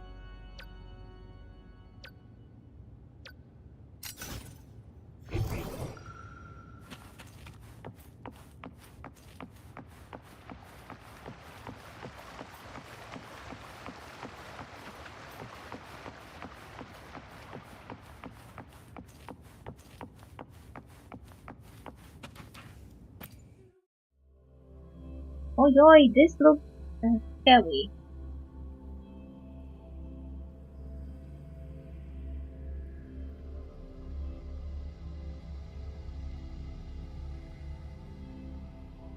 I didn't expect the Order to have such a grand garden hidden here.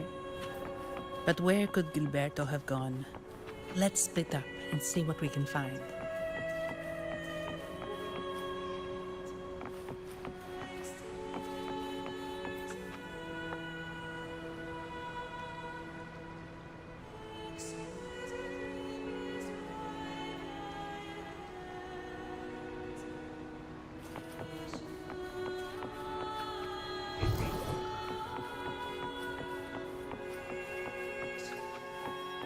Aren't you a pioneer, right? Did he head that way? At the end of the garden. Is that a confessional?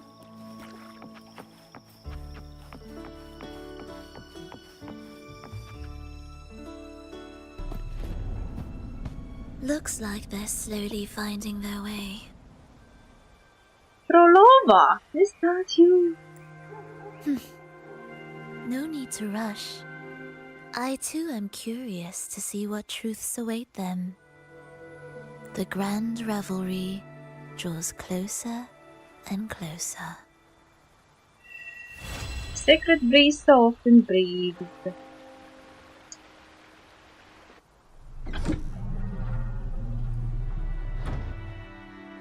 Step forward. What burdens weigh upon your soul? Is the robot hearing our sins? I carry no burden. Bless me, for I have transgressed. Lol. What do you wish to confess? I sleep too much, eat too much, and squander my days in idleness. I confess that my remarkable good looks have stirred envy and disgust.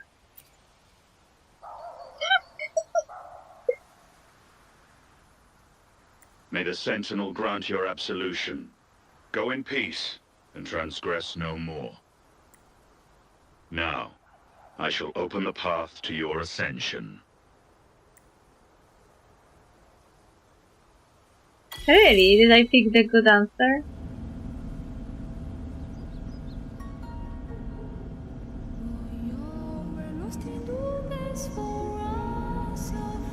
Nice music.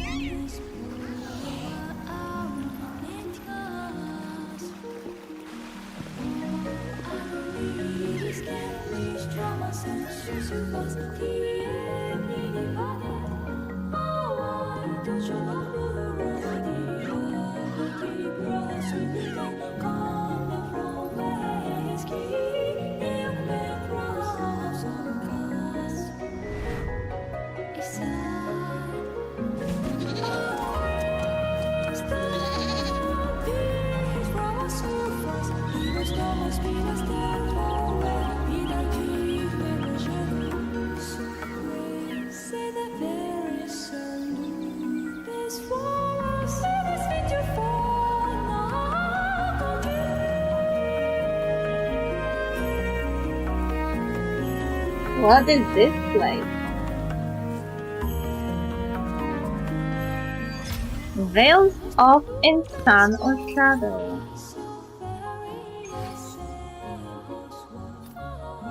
Did I just get disconnected?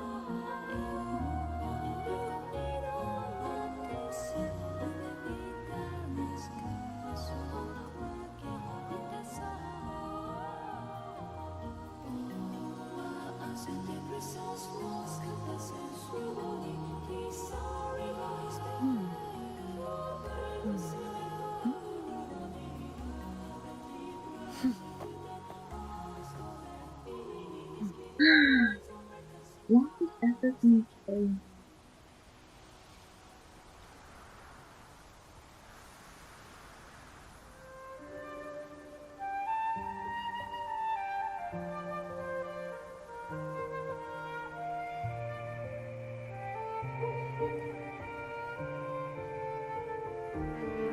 I got disconnected.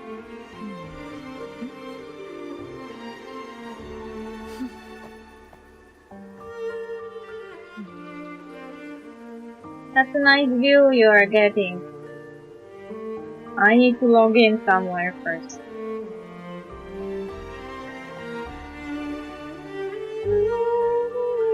Nice musical.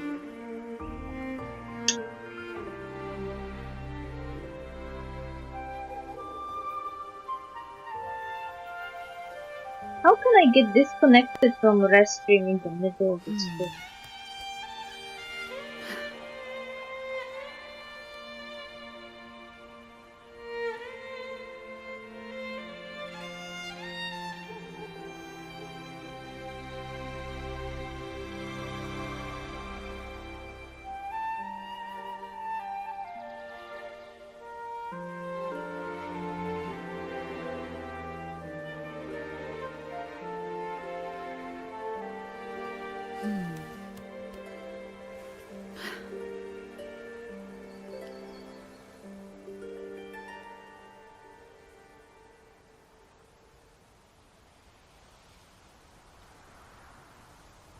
My tunnels are enabled. Why did it say that I should enable?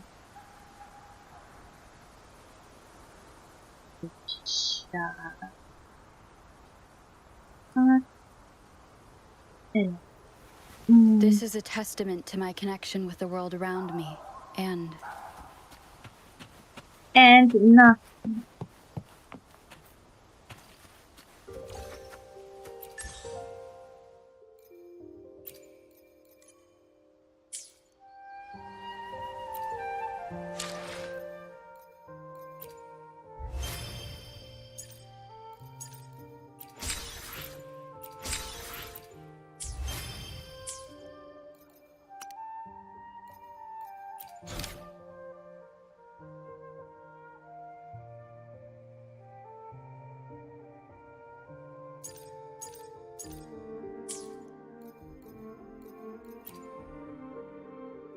I got new utility. Light.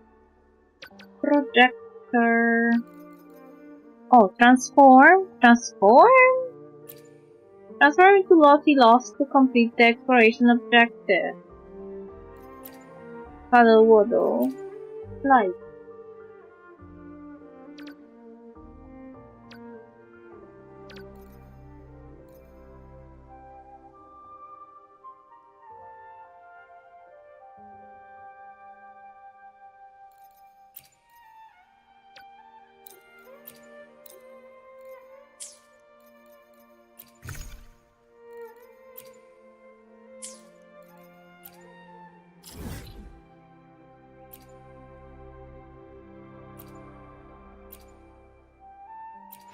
I just unlocked new area. Looks like it.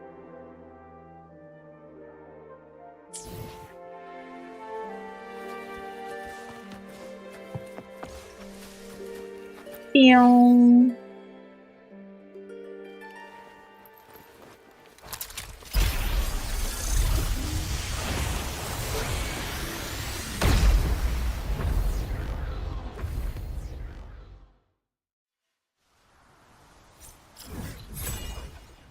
Yay!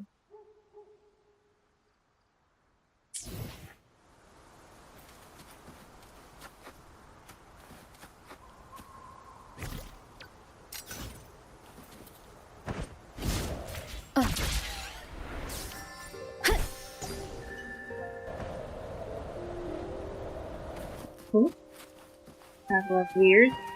I still can get the hang of it.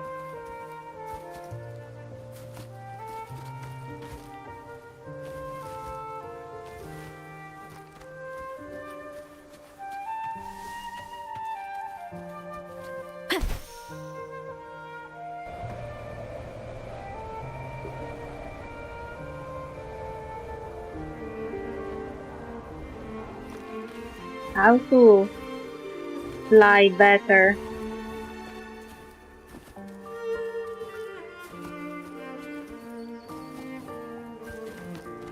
Need a tutorial.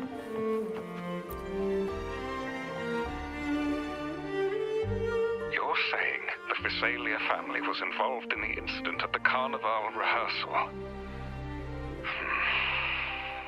Do you have solid evidence? Not yet, Mr. Alberto. But the clues we found all lead to a Visalia family member, Gilberto. We will investigate further. The Visalia family. It seems they've run out of patience. This mess has got our honored guest into trouble and given these rats a chance to make their move. Please, pass on my thanks to our guest for the help. If you find yourselves short of hands or funds, do let me know. I'll be discussing this matter with Director Pacino. I will, sir. There's also another sensitive matter. It appears a priest from the Cathedral of Mercury is involved, so it's highly possible that the Order is aware of this. The Order. Let me handle them. You just focus on Gilberto for now. Whatever the case, the Carnival must be secured. This goes beyond the Montelli family. It's also about the faith and hope of countless Ragonesi. Understood. And that was from? They want you for overtime? Not really. It's from Mr. Alberto. He's the head of Averardo Bank, my superior. But this doesn't sound like him. He's usually cautious and rarely makes outright promises, unless one of the big shots in the family is twisting his arm. If the top brass are alarmed, it can only mean that the situation may be... extremely bad. Maybe I'm overthinking this. Either way, we've finally got a lead. We should search the area, see where Gilberto went. Gilberto, where are you? Meow.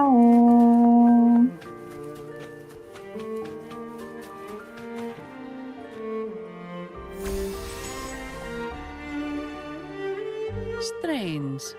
Did Gilberto just vanish into thin air? I see. A wing ray. That explains it. Wing ray? Yes, it's a type of echo that can fly. People in Raguna often use them to travel quickly between locations. If Gilberto set up this wing ray as an escape route, it should lead us straight to him. Let's use the grapple to hitch a ride on the wing ray.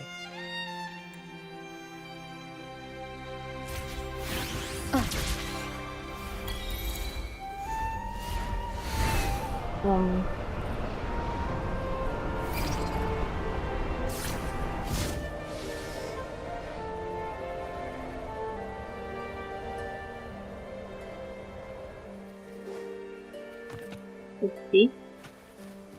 Accidentally ended the flight beforehand. Quite the view, isn't it? Welcome to Whisperwind Haven, known for its iconic windmills and flower fields. Legend has it, this was once the home of the Blessed Maiden. Some people are over there. Let's check if they know anything.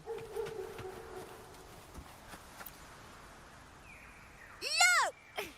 Foul monsters, taste my steel! The Blessed Maiden smote the fiends who dared ascend the hallowed stairs. Yet the dark tide surged on as more monsters poured forth from the mist. In this fateful moment, the Blessed Maiden beheld her destiny's end. Moved by the divinity, she chose to yield her life for the Sentinel's cause and Renacita's people. Oh, Imperator, guide me! Wait. Your tone sounds a bit off. The Blessed Maiden should be more determined. Determined? How about this then? In Imperator's name, vile monsters, I swear your behind shall be met with the end of my boots! I meant determined, not angry. You've got it all wrong. So this is you again?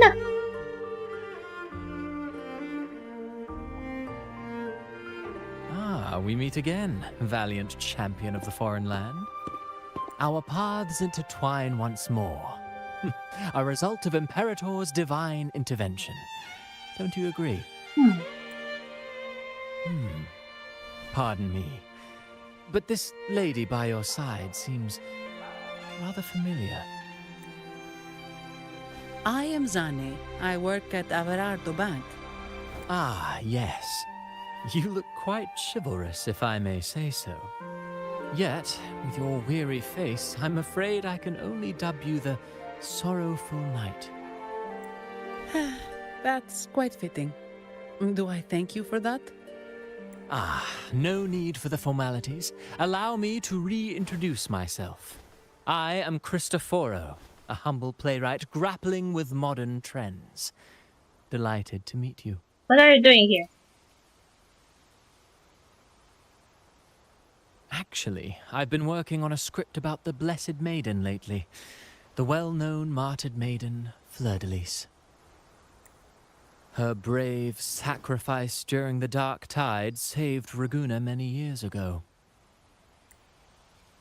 That sacred maiden perished just as the curtain fell, lying in the center of the sanctuary where spotlights converged. I've longed to capture that tragic scene in a play. The script's nearly finished, but something's amiss. With Fleur-de-Lis's home right here before me, I had hoped to find traces of the Blessed Maiden's early life. Childhood plays a key role in shaping one's personality, you know. Oh, did you find any? Sadly, no. I confess, I've made zero progress. Most legends of the Blessed Maiden are lost to time. I'm forced to rely on imagination. Nevertheless, the script is finished. I've even asked the children over there to help me rehearse it.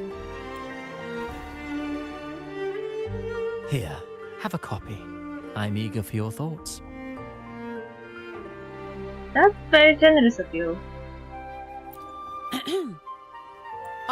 Apologies. I started rambling about my play again. Well then, what brings you here? We're looking for someone. Did you come across anyone from the Physalia family? The Physalias? come to think of it, I had noticed a nobly dressed gentleman around here recently. Yes, he bore their crest. In fact, I even stared a bit. Old habits die hard. The Thessalias rarely venture beyond city walls, you see. So Gilberto did pass through here. Thank you for the information, sir. Speaking of that man, word from the local villagers is that odd occurrences have plagued the area since his arrival. Odd occurrences? You've likely noticed the abundance of echoes here in Whisperwind Haven. One might say it's more their village than ours. But since that nobleman's arrival, echoes in the area have been vanishing without a trace. Like time lost forever. Books forgotten by people. And cherished memories faded away in time's current. Oh, pardon me. My playwright's pen is running away again. Echoes disappearing. Sounds familiar. We should look into it.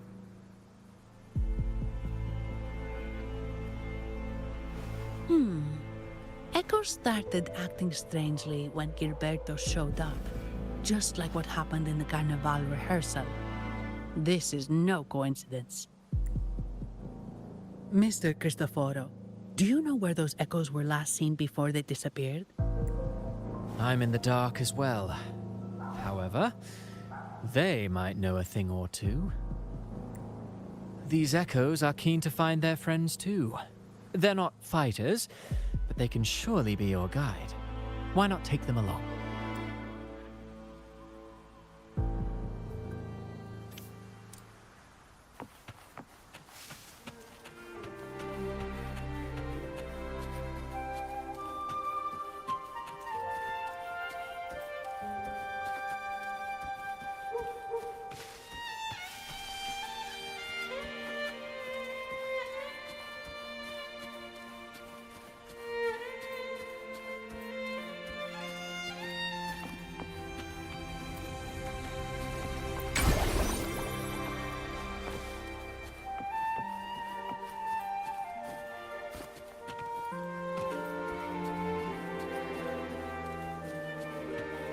Everything seems normal here.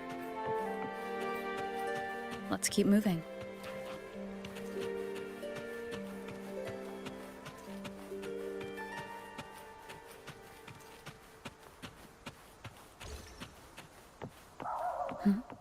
There's something on top of that ruin. Are those corroded frequencies? Need to find a way up there.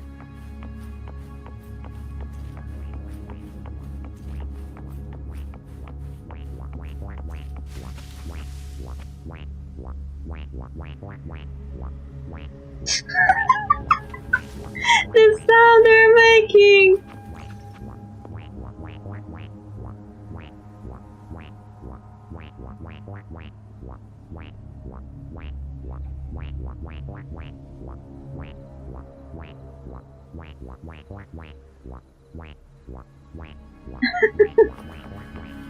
It's supposed to be evil. There are Thessalia markings on it.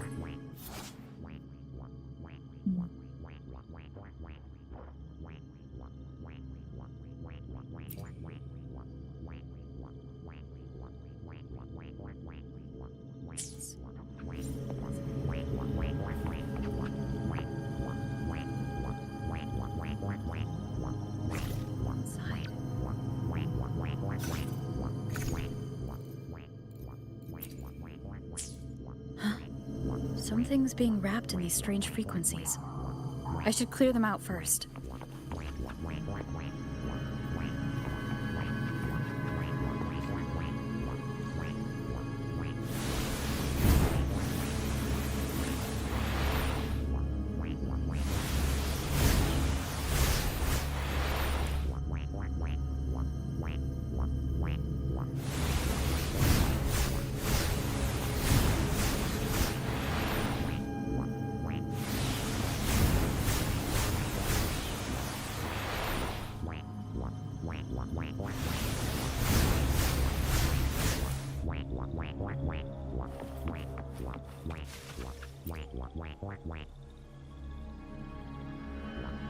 These are petals.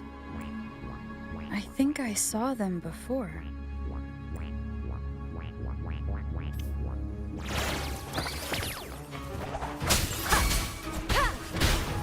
Something's wrong with these echoes.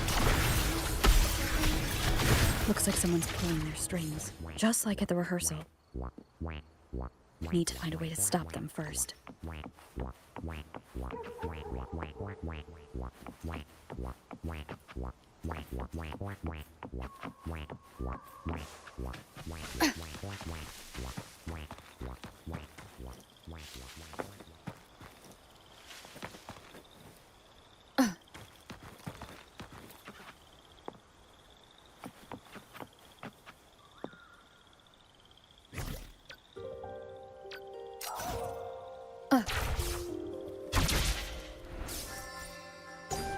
Wind guide me.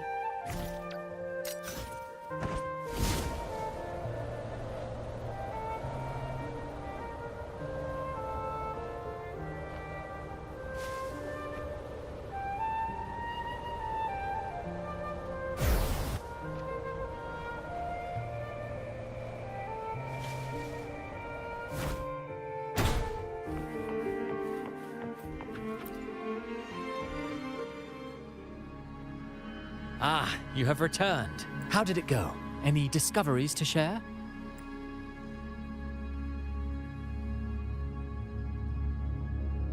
Little Cristoforo Enzani was found out. Intriguing. Frequency corrosion, you say? So these missing echoes appeared out of nowhere and turned hostile. This is unheard of.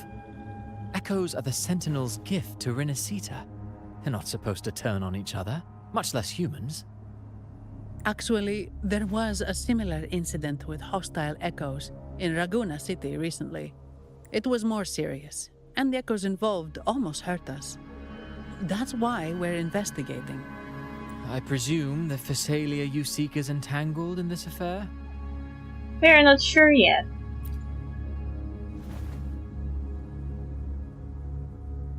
I see. Very well. Allow me to offer you my thanks. The frequency corrosion driving the echoes mad has been resolved, but we must still caution villagers and their echoes. They should exercise vigilance and avoid perilous areas.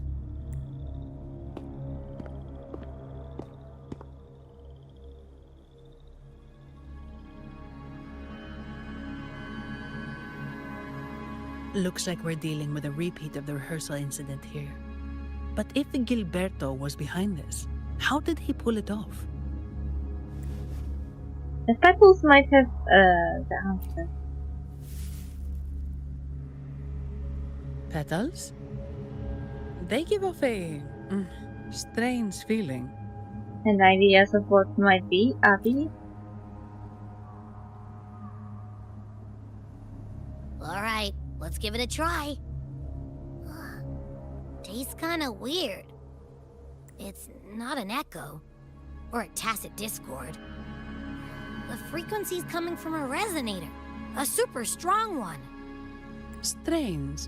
Gilberto's a resonator, but he doesn't seem particularly strong. So Gilberto is not working alone. Yes. Be it the mastermind or another pawn, it's got the Phasalia family written all over it. They staged the accident, endangering civilians, and then used it to frame the Montellis. What a story. This is definitely headline material. Just think of the leverage the Montelli family could get with this scandal. Hey, look over there! That person looks kinda familiar.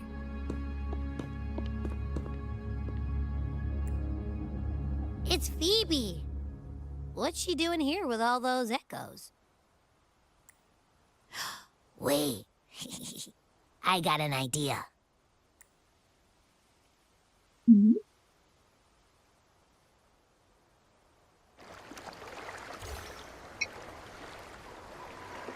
Cristoforo is also sus, to be honest.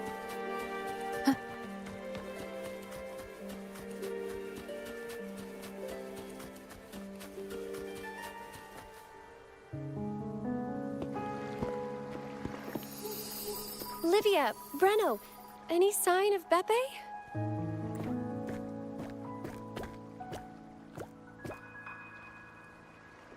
Strange. Where could Beppe be?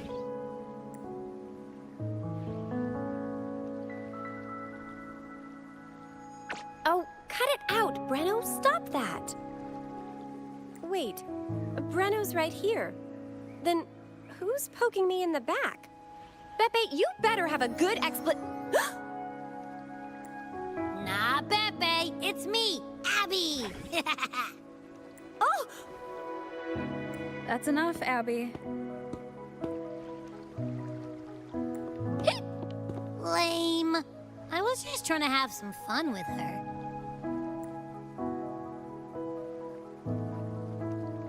Oh, it's you. Pardon me. I thought you were at Raguena City. Didn't expect to meet you here. Oh, sorry, I don't think we've met.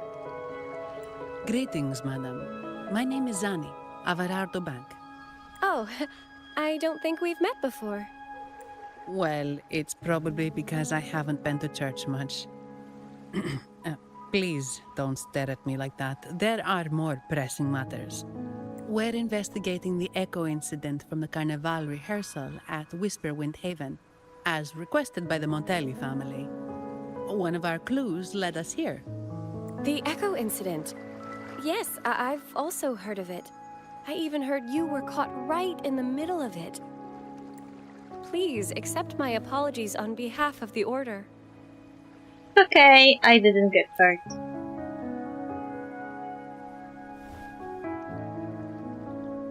By the way, have any of you seen an Echo named Beppe?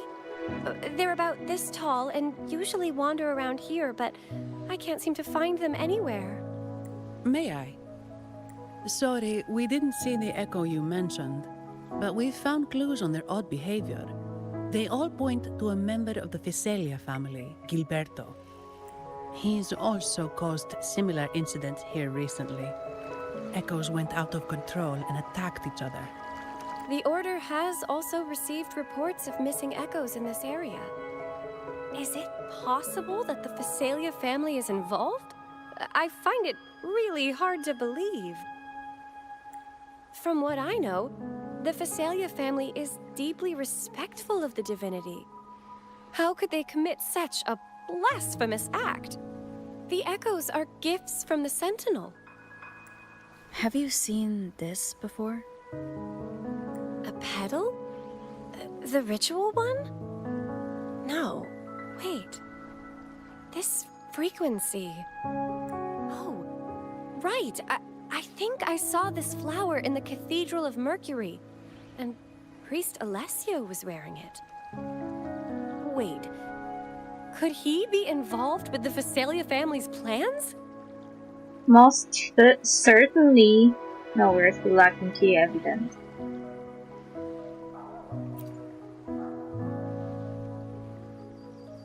Imperator granted us echoes, the skies, lands, oceans, and sustenance, to which we should all be grateful and reverent.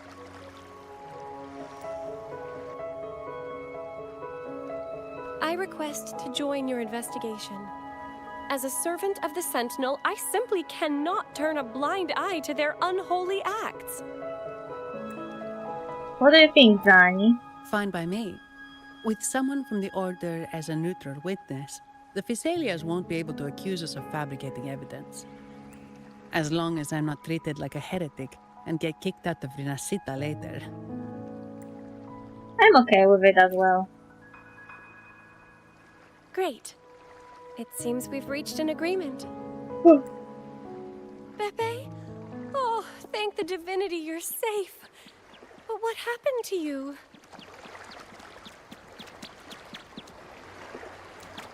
Wait! Beppe!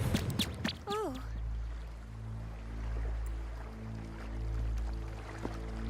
Sorry, I got a bit carried away. Echoes don't usually act like this. Something must have startled them. Something feels off. We should go check it out, Rover. Sure. Whatever you want me, I will be. I will be the answer. I think I'm unlucky. Unlucky.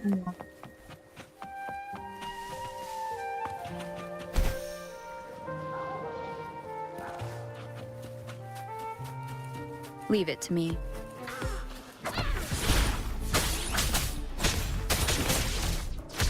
Very. Confined within limits.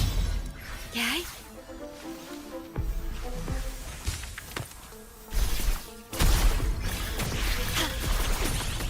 Exploit.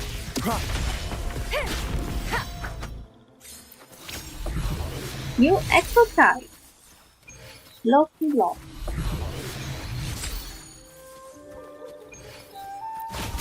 Bad timing.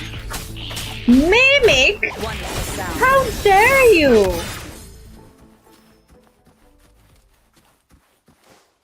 What a...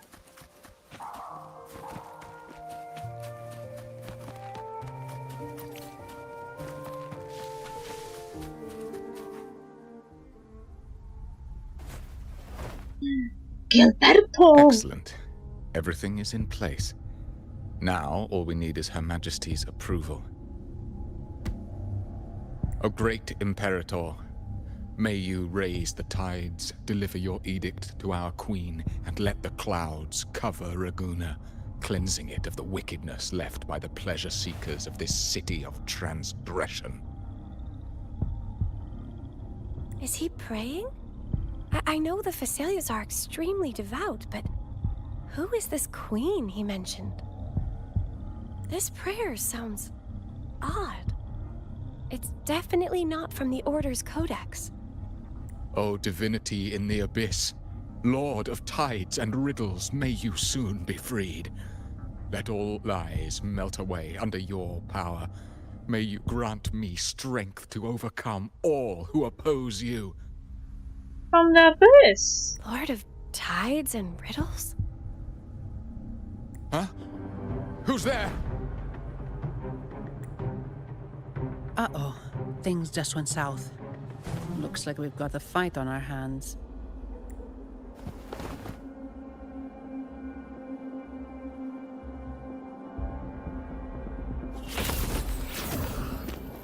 Ooh. You must be that outlander, right? The news of your arrival is all over Raguna. Since you're here, I guess you've uncovered quite a bit. Though it's insignificant compared to the truth beneath the tides. As a gesture of goodwill, let me offer a word of advice. Curiosity won't lead you to the truth you seek, but rather closer to your impending doom. He just turned echoes into tacit discords. Is it the petals? You...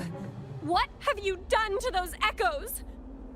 Merely the necessary sacrifices for our one true divinity.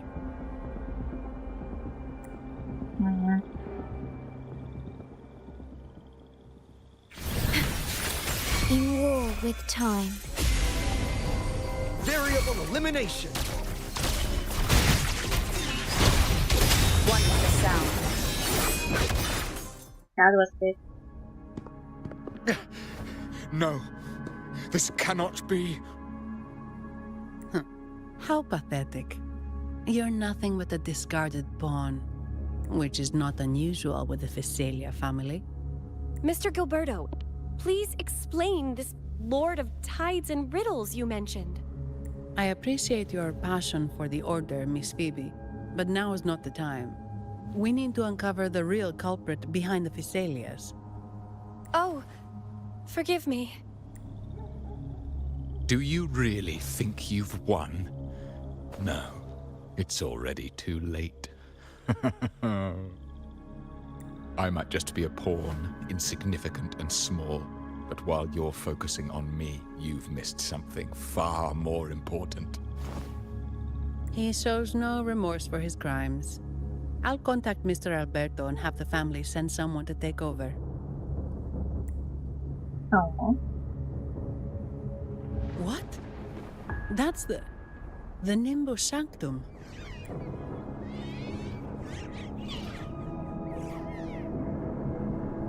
These echoes are converging towards the Sea of Clouds. What's happening? Magnificent! Lorelei is now ours for the taking. Just as the prophecy foretold, all shall be cleansed. Now, let us wait in patience as the Sea of Clouds descends to engulf that corrupted city. Only the faithful will rise anew from the tides. Lorelei? According to the Codex, Lorelei is a powerful remnant creature residing in the Atrium of Reflections at the center of the Nimbus Sanctum. Legends say the Sea of Clouds once flooded the Seminary of the Forgotten, reducing it to ruins before spreading to Ragunna. It was Lorelei who curbed the raging clouds and ended the crisis. If they've really done something to Lorelei, then Mr. Gilberto wasn't just bluffing. The clouds might truly engulf Ragunna, leading to a disaster beyond our imagination. They are all mad. So this is what they've been planning all along. We have to do something. You two go ahead. I'll stay here and watch him until the family arrives, just in case he gets any bright ideas. I'll stay with you. After all, this could provoke outcry from the Phasalia family. If I testify about Gilberto's misdeeds on behalf of the Order, they can't deny the facts or exploit the situation. I agree. But what about you, Rover?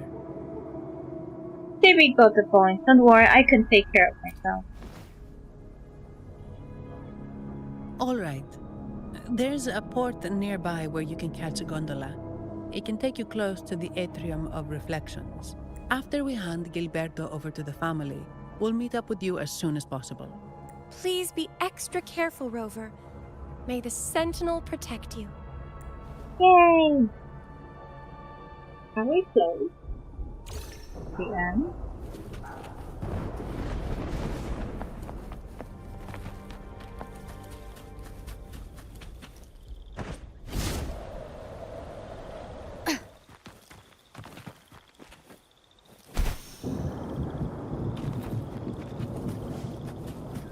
Wind guide me.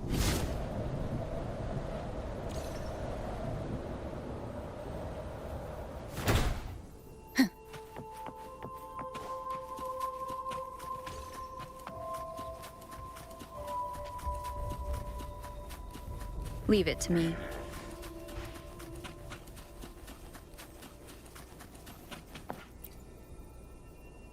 Welcome, traveller. I am the Harbour Master. Where do you wish to go? The Atrium of Reflections. You intend to navigate the Sea of Clouds? Surely you've noticed today's weather? I'm afraid it's far from ideal for sailing. Is this kind of weather unusual? Yeah, we've seen storms before, but nothing like this. I wonder what's causing it. I suggest you sit it out before departing. I'm on the clock. I see. If that's the case, you can take the gondola in the harbour. But please, be careful.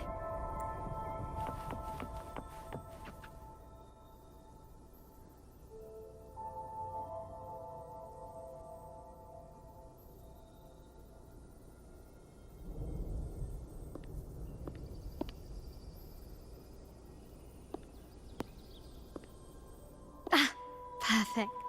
There's still a gondola here. I believe your name is Noah, correct? It seems fate has brought us together once more. Don't you agree, kind lady? You're... It seems you do remember me. That's right. We crossed paths at Madame Niala's mask shop. Truth be told, I need to catch the final train in the Nimbus Sanctum today. However, this lone gondola is all the harbour offers. So, since we share the same destination, would you mind also sharing this gondola with me? I don't mind at all. Much obliged. Well then, Without further ado, let's be on our way. Wait! She said much obliged and she sounded like someone I know! Who was that?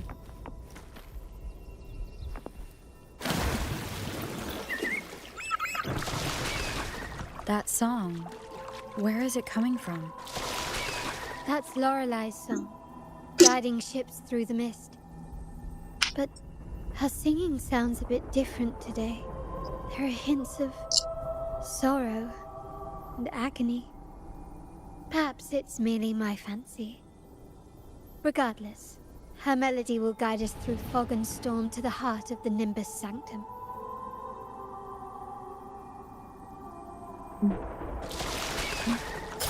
The cloud continues to spread. You may be right, this could be Imperador's test, but we must leave. Do as you please. I'm not leaving. The relic of the Ancient One is here, somewhere. I must... How intriguing. These seem to be reverberations hidden in the Sea of Clouds. Perhaps you've heard that this was once the Order's seminary. It appears that even after the clouds consumed it, the reverberations of its members linger on. Maybe the anomalies in the Sea of Clouds are stirring them to life once more. You seem very knowledgeable about all this. Why, yes. I've long been fascinated by Raguna's history and art. After all, to chart our future, we must first understand our past. Is that not true? We're likely to encounter more reverberations on our way. They may even contain vital information. You can search for more if you're curious.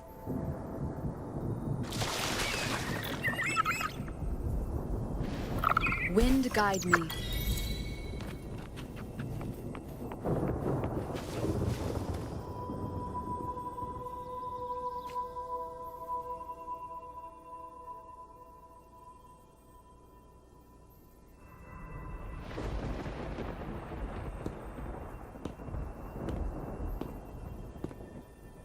It seems we have some time before the train arrives. How about a little chat to pass the time? That chat won't hurt. Well then, where shall we begin? The city, an abomination of chaos, claims its first death at birth. Its mortality has become our sustenance, like a whale that slowly sinks into the abyss. This comment on Raguna comes from Rosselli, a painter from the past. Tragically, he died in poverty, his work overlooked. Now, ironically, even a mere sketch of his commands over 1 million credits. Now, what is your impression of Raguna so far? The people are very passionate. Profit-driven place full of practice. A city of faith. Passionate. Indeed. Passion is a quality the Raganesi possess in abundance. It's also why the Carnival is so eagerly anticipated. Raguna has many facets. Most people only see one side of it, but for me, it's like two sworn enemies are forcibly bound together. That's Raguna. A city where tradition and innovation, openness and isolation ceaselessly wrestle for dominance. That is why the Montelli and Phasalia families are in a constant clash, as you may have seen. The Montellis champion innovation, staking all on the Carnival. Meanwhile, the Phasalias cling to tradition, colluding with the shadows that lurk in Raguna's depths. Fortunately, this long struggle behind the curtains will soon come to an end. Not because of the two families, but because of you. Me? Yes. You. The fated one. Perhaps you're not merely entangled in Raguna's conflict, but are, in fact, the very eye of the storm. The city's fate may well rest upon your shoulders. Are you serious? You may not have noticed it yet, but we are, and have been, in the same boat for a long time.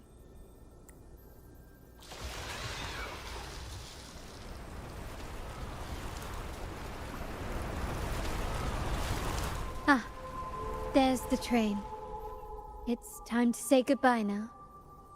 I didn't catch your name. I'll tell you next time. As for now, let's keep it a mystery. Until we meet again, fated one, may you find your own path in Raguna. I feel flirted with in a mysterious way.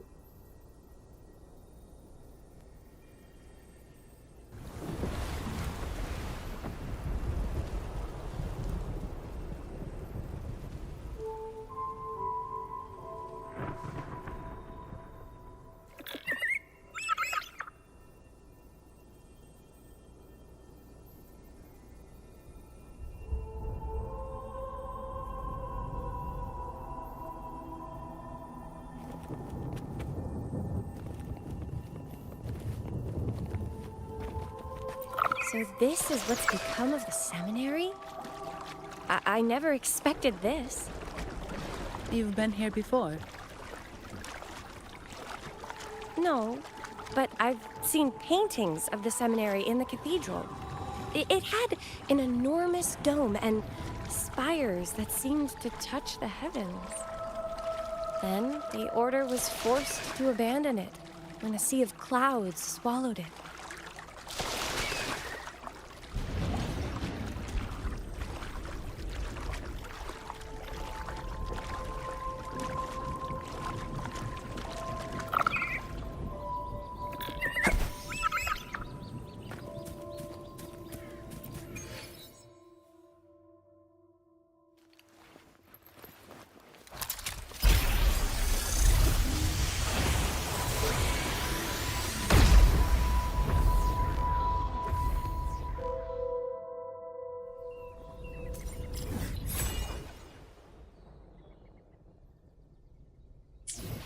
I guess we're close to the box.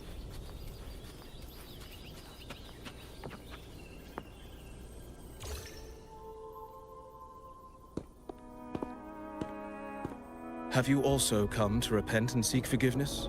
The Sentinel has revealed a path to resist temptation and corruption. We need only devote ourselves wholly to Lorelei. We're just here to see Lorelei. Patience. I see your eagerness for enlightenment, like our new brothers. You've removed your masks, but your hearts, they're still veiled. Everyone here wears a mask. Everyone in Raguna, without exception, never unmasked. This is the source of our suffering. The mask veils our hearts. Like our new brothers, they wear peculiar masks of madness. Poor souls tormented by evil desires. May they find peace in Lorelei's embrace. Peculiar masks of madness. Yes, their masks are filled with madness, but even wrongdoers can seek redemption from Lorelei. The Sentinel granted Lorelei this authority, and no one can take it away. Follow Lorelei's song and your heart, and you may meet Our Lady. But if your transgressions are beyond redemption, you'll be lost in the sea of clouds forever. So what should we do to see Lorelei? Do you seek an audience with Lorelei? Sadly, you've come at a bad time. Lorelei is furious, and our mortal bodies can't withstand her wrath. We've sealed the path to her domain. We appreciate the explanation, but we believe Lorelei is in danger. We're here to help her. Someone's planning to exploit her powers. The path has been closed. You must leave. Doesn't look like we'll be talking our way past him. Let's find another way, Robert.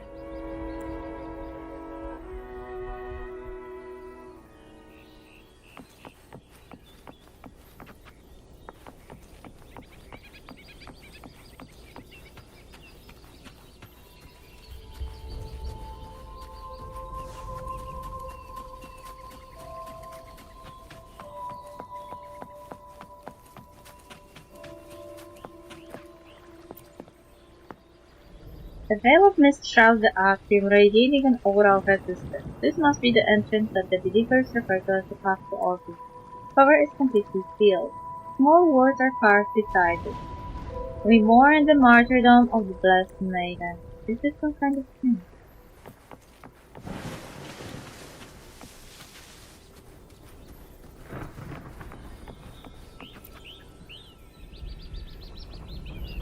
Mistletoe! You're here! This is Mistletoe, one of the missing echoes. They probably followed the singing. Mistletoe, do you know how to remove the barrier? Now, how would an echo know that, Phoebe?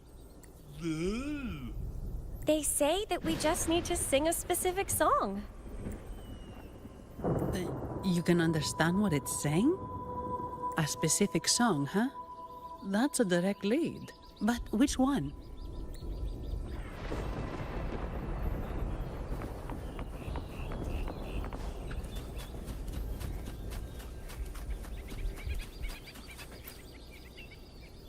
Oh, I have been cleansed of my impure thoughts. I can finally escape from my wrongdoings.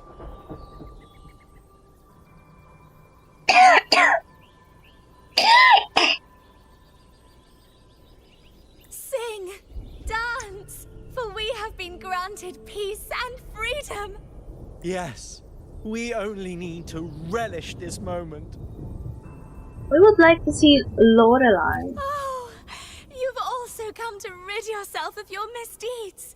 Then join us. Sing, sing with us. The door has been shut. Simply sing along and it will open before you. Just sing? Doesn't look like we'll get more out of them. Let's go check somewhere else.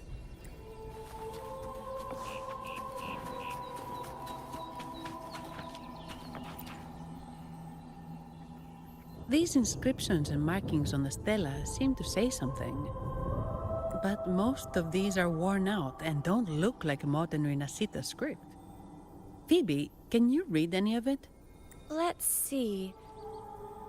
This seems like an ancient holy script dedicated to recording the deeds of Sentinel Imperator. As for its content, I shall grant this power to the Knight Queen. May she, during the day, sea of clouds. Much of this text is illegible. However, the adjacent drawing is mostly intact. It shows Sentinel Imperator speaking to a massive creature. And the creature slowly shifts from an immense amorphous form into a humanoid shape. Could it be Lorelei? After all, no other being that large lives above the sea of clouds. Actually, I'm not sure if the other figure is the Sentinel. It looks a little different from the cathedral statues. Maybe it's just the lack of clarity in the drawing. Anyway, does it mean Lorelei and the Sentinel are somehow connected to each other? Nothing about the barrier, though. Are there any other clues? We should investigate further.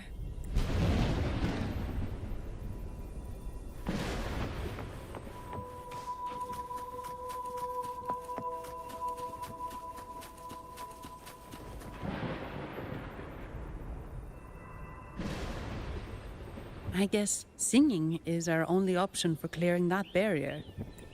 But which song? The stela we saw mentioned the Sentinel.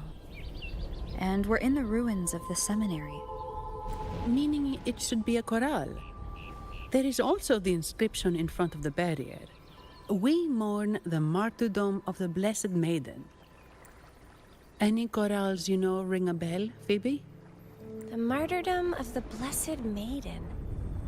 Could this be the aria of the Blessed Maiden? It's a chorale rarely used these days. I doubt most priests even know of it. The Blessed Maiden? We met a playwright named Cristoforo earlier. He shared some stories about her. Phoebe, if you know this chorale, why not give it a try? It might just clear the barrier. Me?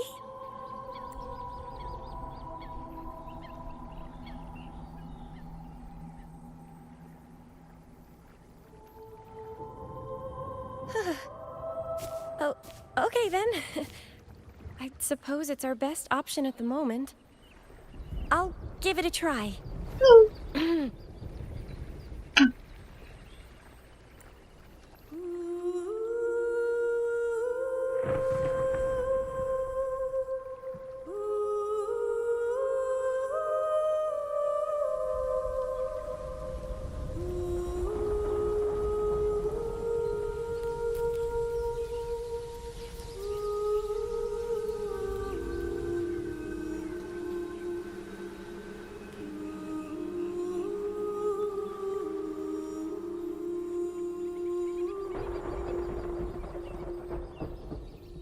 Yay!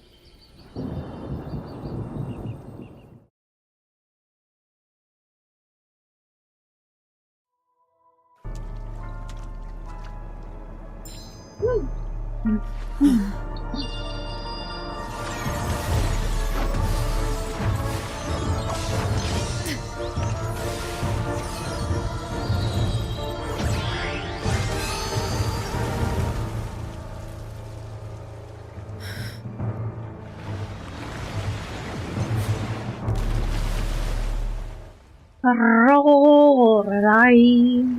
A song of false.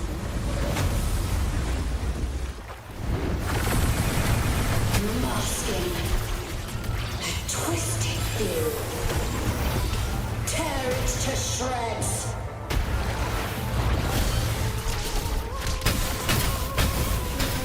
Did you get the chorale wrong? I'm sure I sang the aria of the Blessed Maiden. Not good. She doesn't seem too pleased with that one.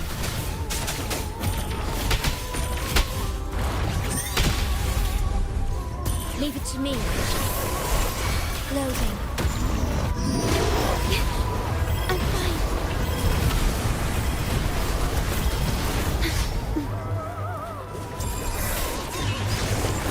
Wonderful sound. Very. Confined within limits.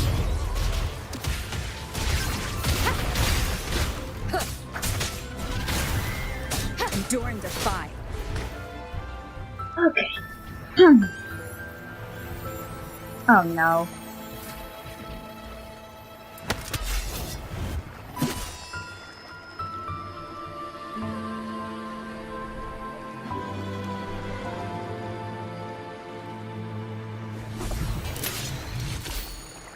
That flower looks like the petals we found in Whisperwind Haven.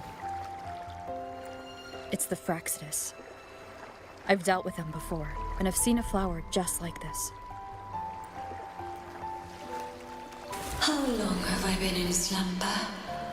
This nightmare. How long was I trapped in it? Are you also part of the dream? No, we are not. Might you be Lorelei? I am. Travelers from afar, I sense the kindness pulsing in your hearts. You must be the ones who broke the chains of my nightmare. The Oathbreakers. hiding behind their masks of madness. They tainted the Nimbus Sanctum with corrupted blooms, drowning me in rage and sorrow. Endless nightmares became my prison. Masks of madness. I recall those people at the entrance of the atrium mentioned it. Had you not freed me from my nightmare, I would never be able to fulfill the Sentinel's task.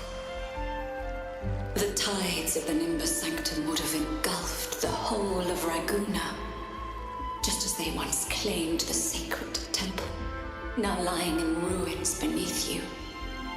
Wait, the Sentinel. Does that mean... Yes.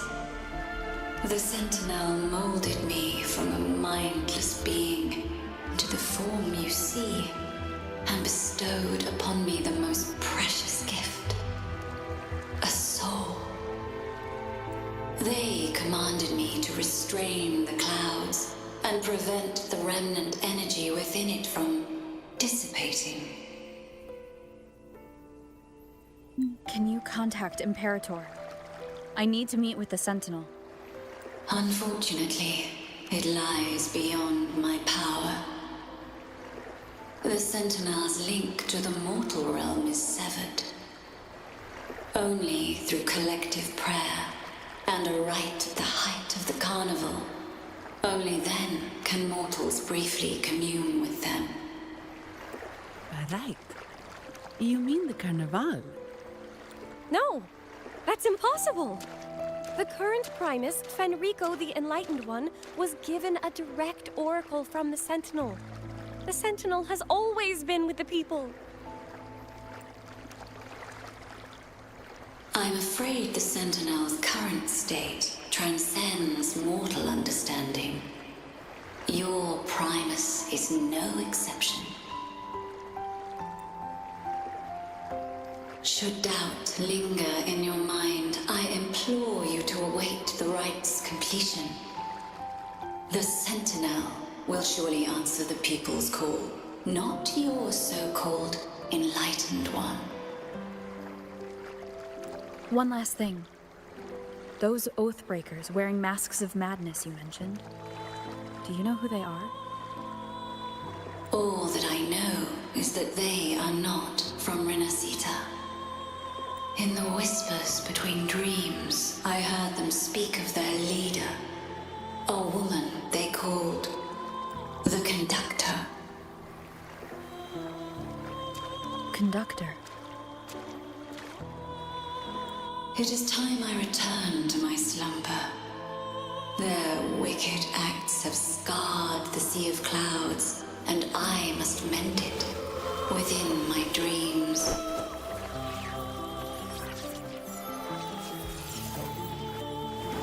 The song shall guide you out of this domain.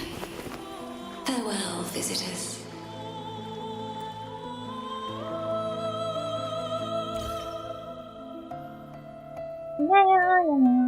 What a wild turn this job's taken.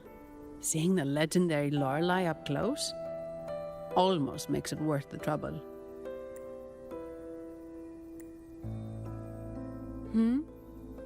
Are you all right, Phoebe?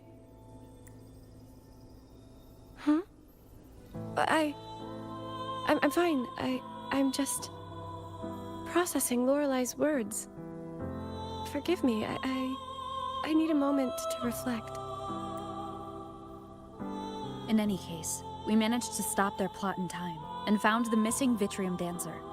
Speaking of that Vitrium Dancer, what brought it here? Lorelei's song? Or maybe the Sentinel's guidance? But those wearing the masks of madness, the Fraxidus, right? I'm curious about their role in all this.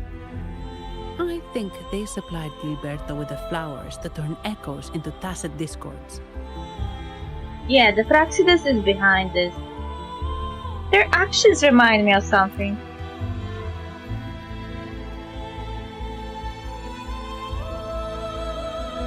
What's our next move, Rover? We need more support. You're right. Those snakes lurked in the shadows, using Gilberto as their fall guy. We can't expose them just by ourselves. Oh, another thing. Since the Fraxidus is conspiring with the Thessalians, that makes them an enemy of the Montelli family. There happens to be an auction at Averardo Vault today. The top members of the family will be there. We should tip off the family about the Fraxidus scheme. The Montellis can't afford to ignore this threat. I agree. What about you, Phoebe? I intend to return to the Order first. While I believe Lorelei is truthful, I can't imagine the Primus would deceive our people. He is, after all, the Enlightened One. According to Lorelei, the Sentinel will deliver an oracle during the Carnival. That's when the truth will come to light. Speaking of which, are all Primuses called the Enlightened One? No. Only Lord Fenrico has ever directly communicated with the Sentinel. Previous Primuses were merely indirect representatives, not the Enlightened One. Silence and composure are gifts from the great Imperator. I'll keep today's events between us, locked away in my heart. Then I believe this is where we part ways. The Codex reminds us, it is not the lighthouse that guides us through the storm to safety, but our own eyes fixed on the shore. I'd like to offer these words to you.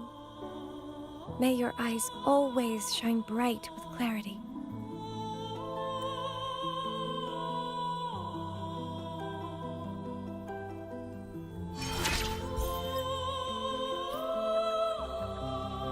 So this is not the end. Oh, how long is this one?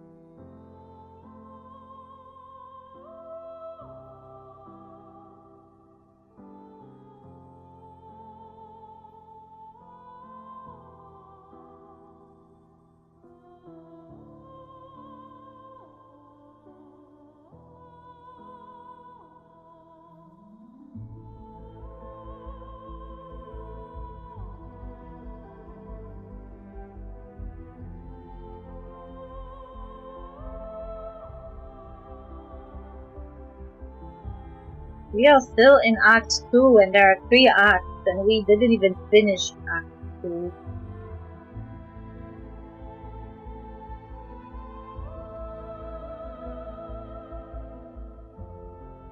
They were right when they said this will be a long quest, but I don't have more time. How long can I play one game? I guess I need to finish here.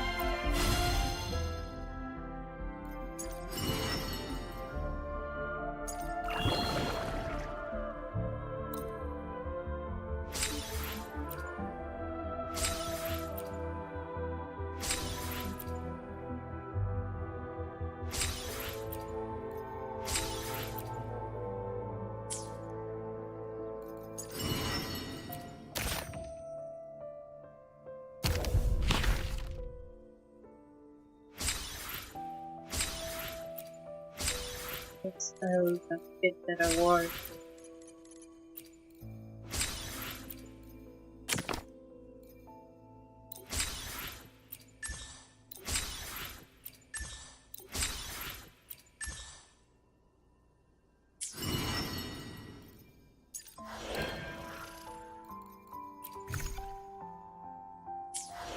Plus challenges.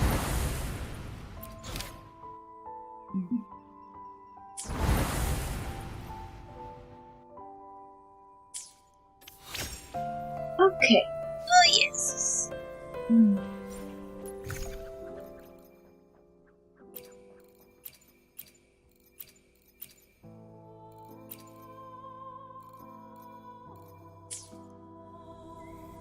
Anyway.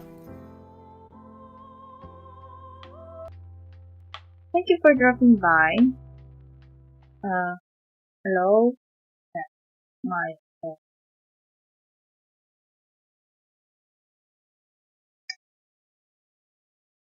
Hello? Okay, thank you for dropping by. I had a very brief issue with switching things.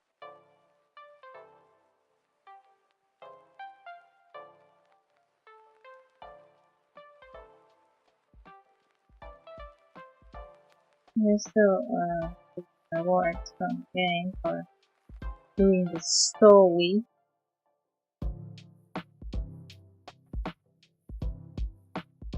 Anyway, I am finishing here. So, okay. Thank you for dropping by. See you probably tomorrow, hopefully, but at the later hour. You will want to work tomorrow. And today I had a free day. Anyway, bye bye. I don't know if I will. I will check.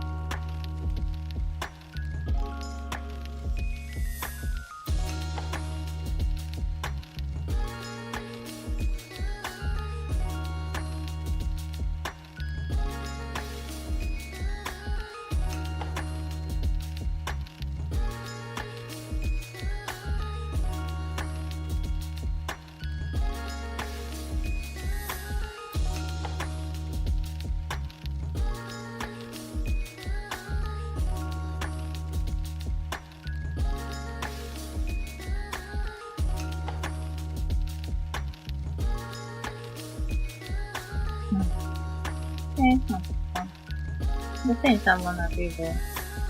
I am too shy to raise other people.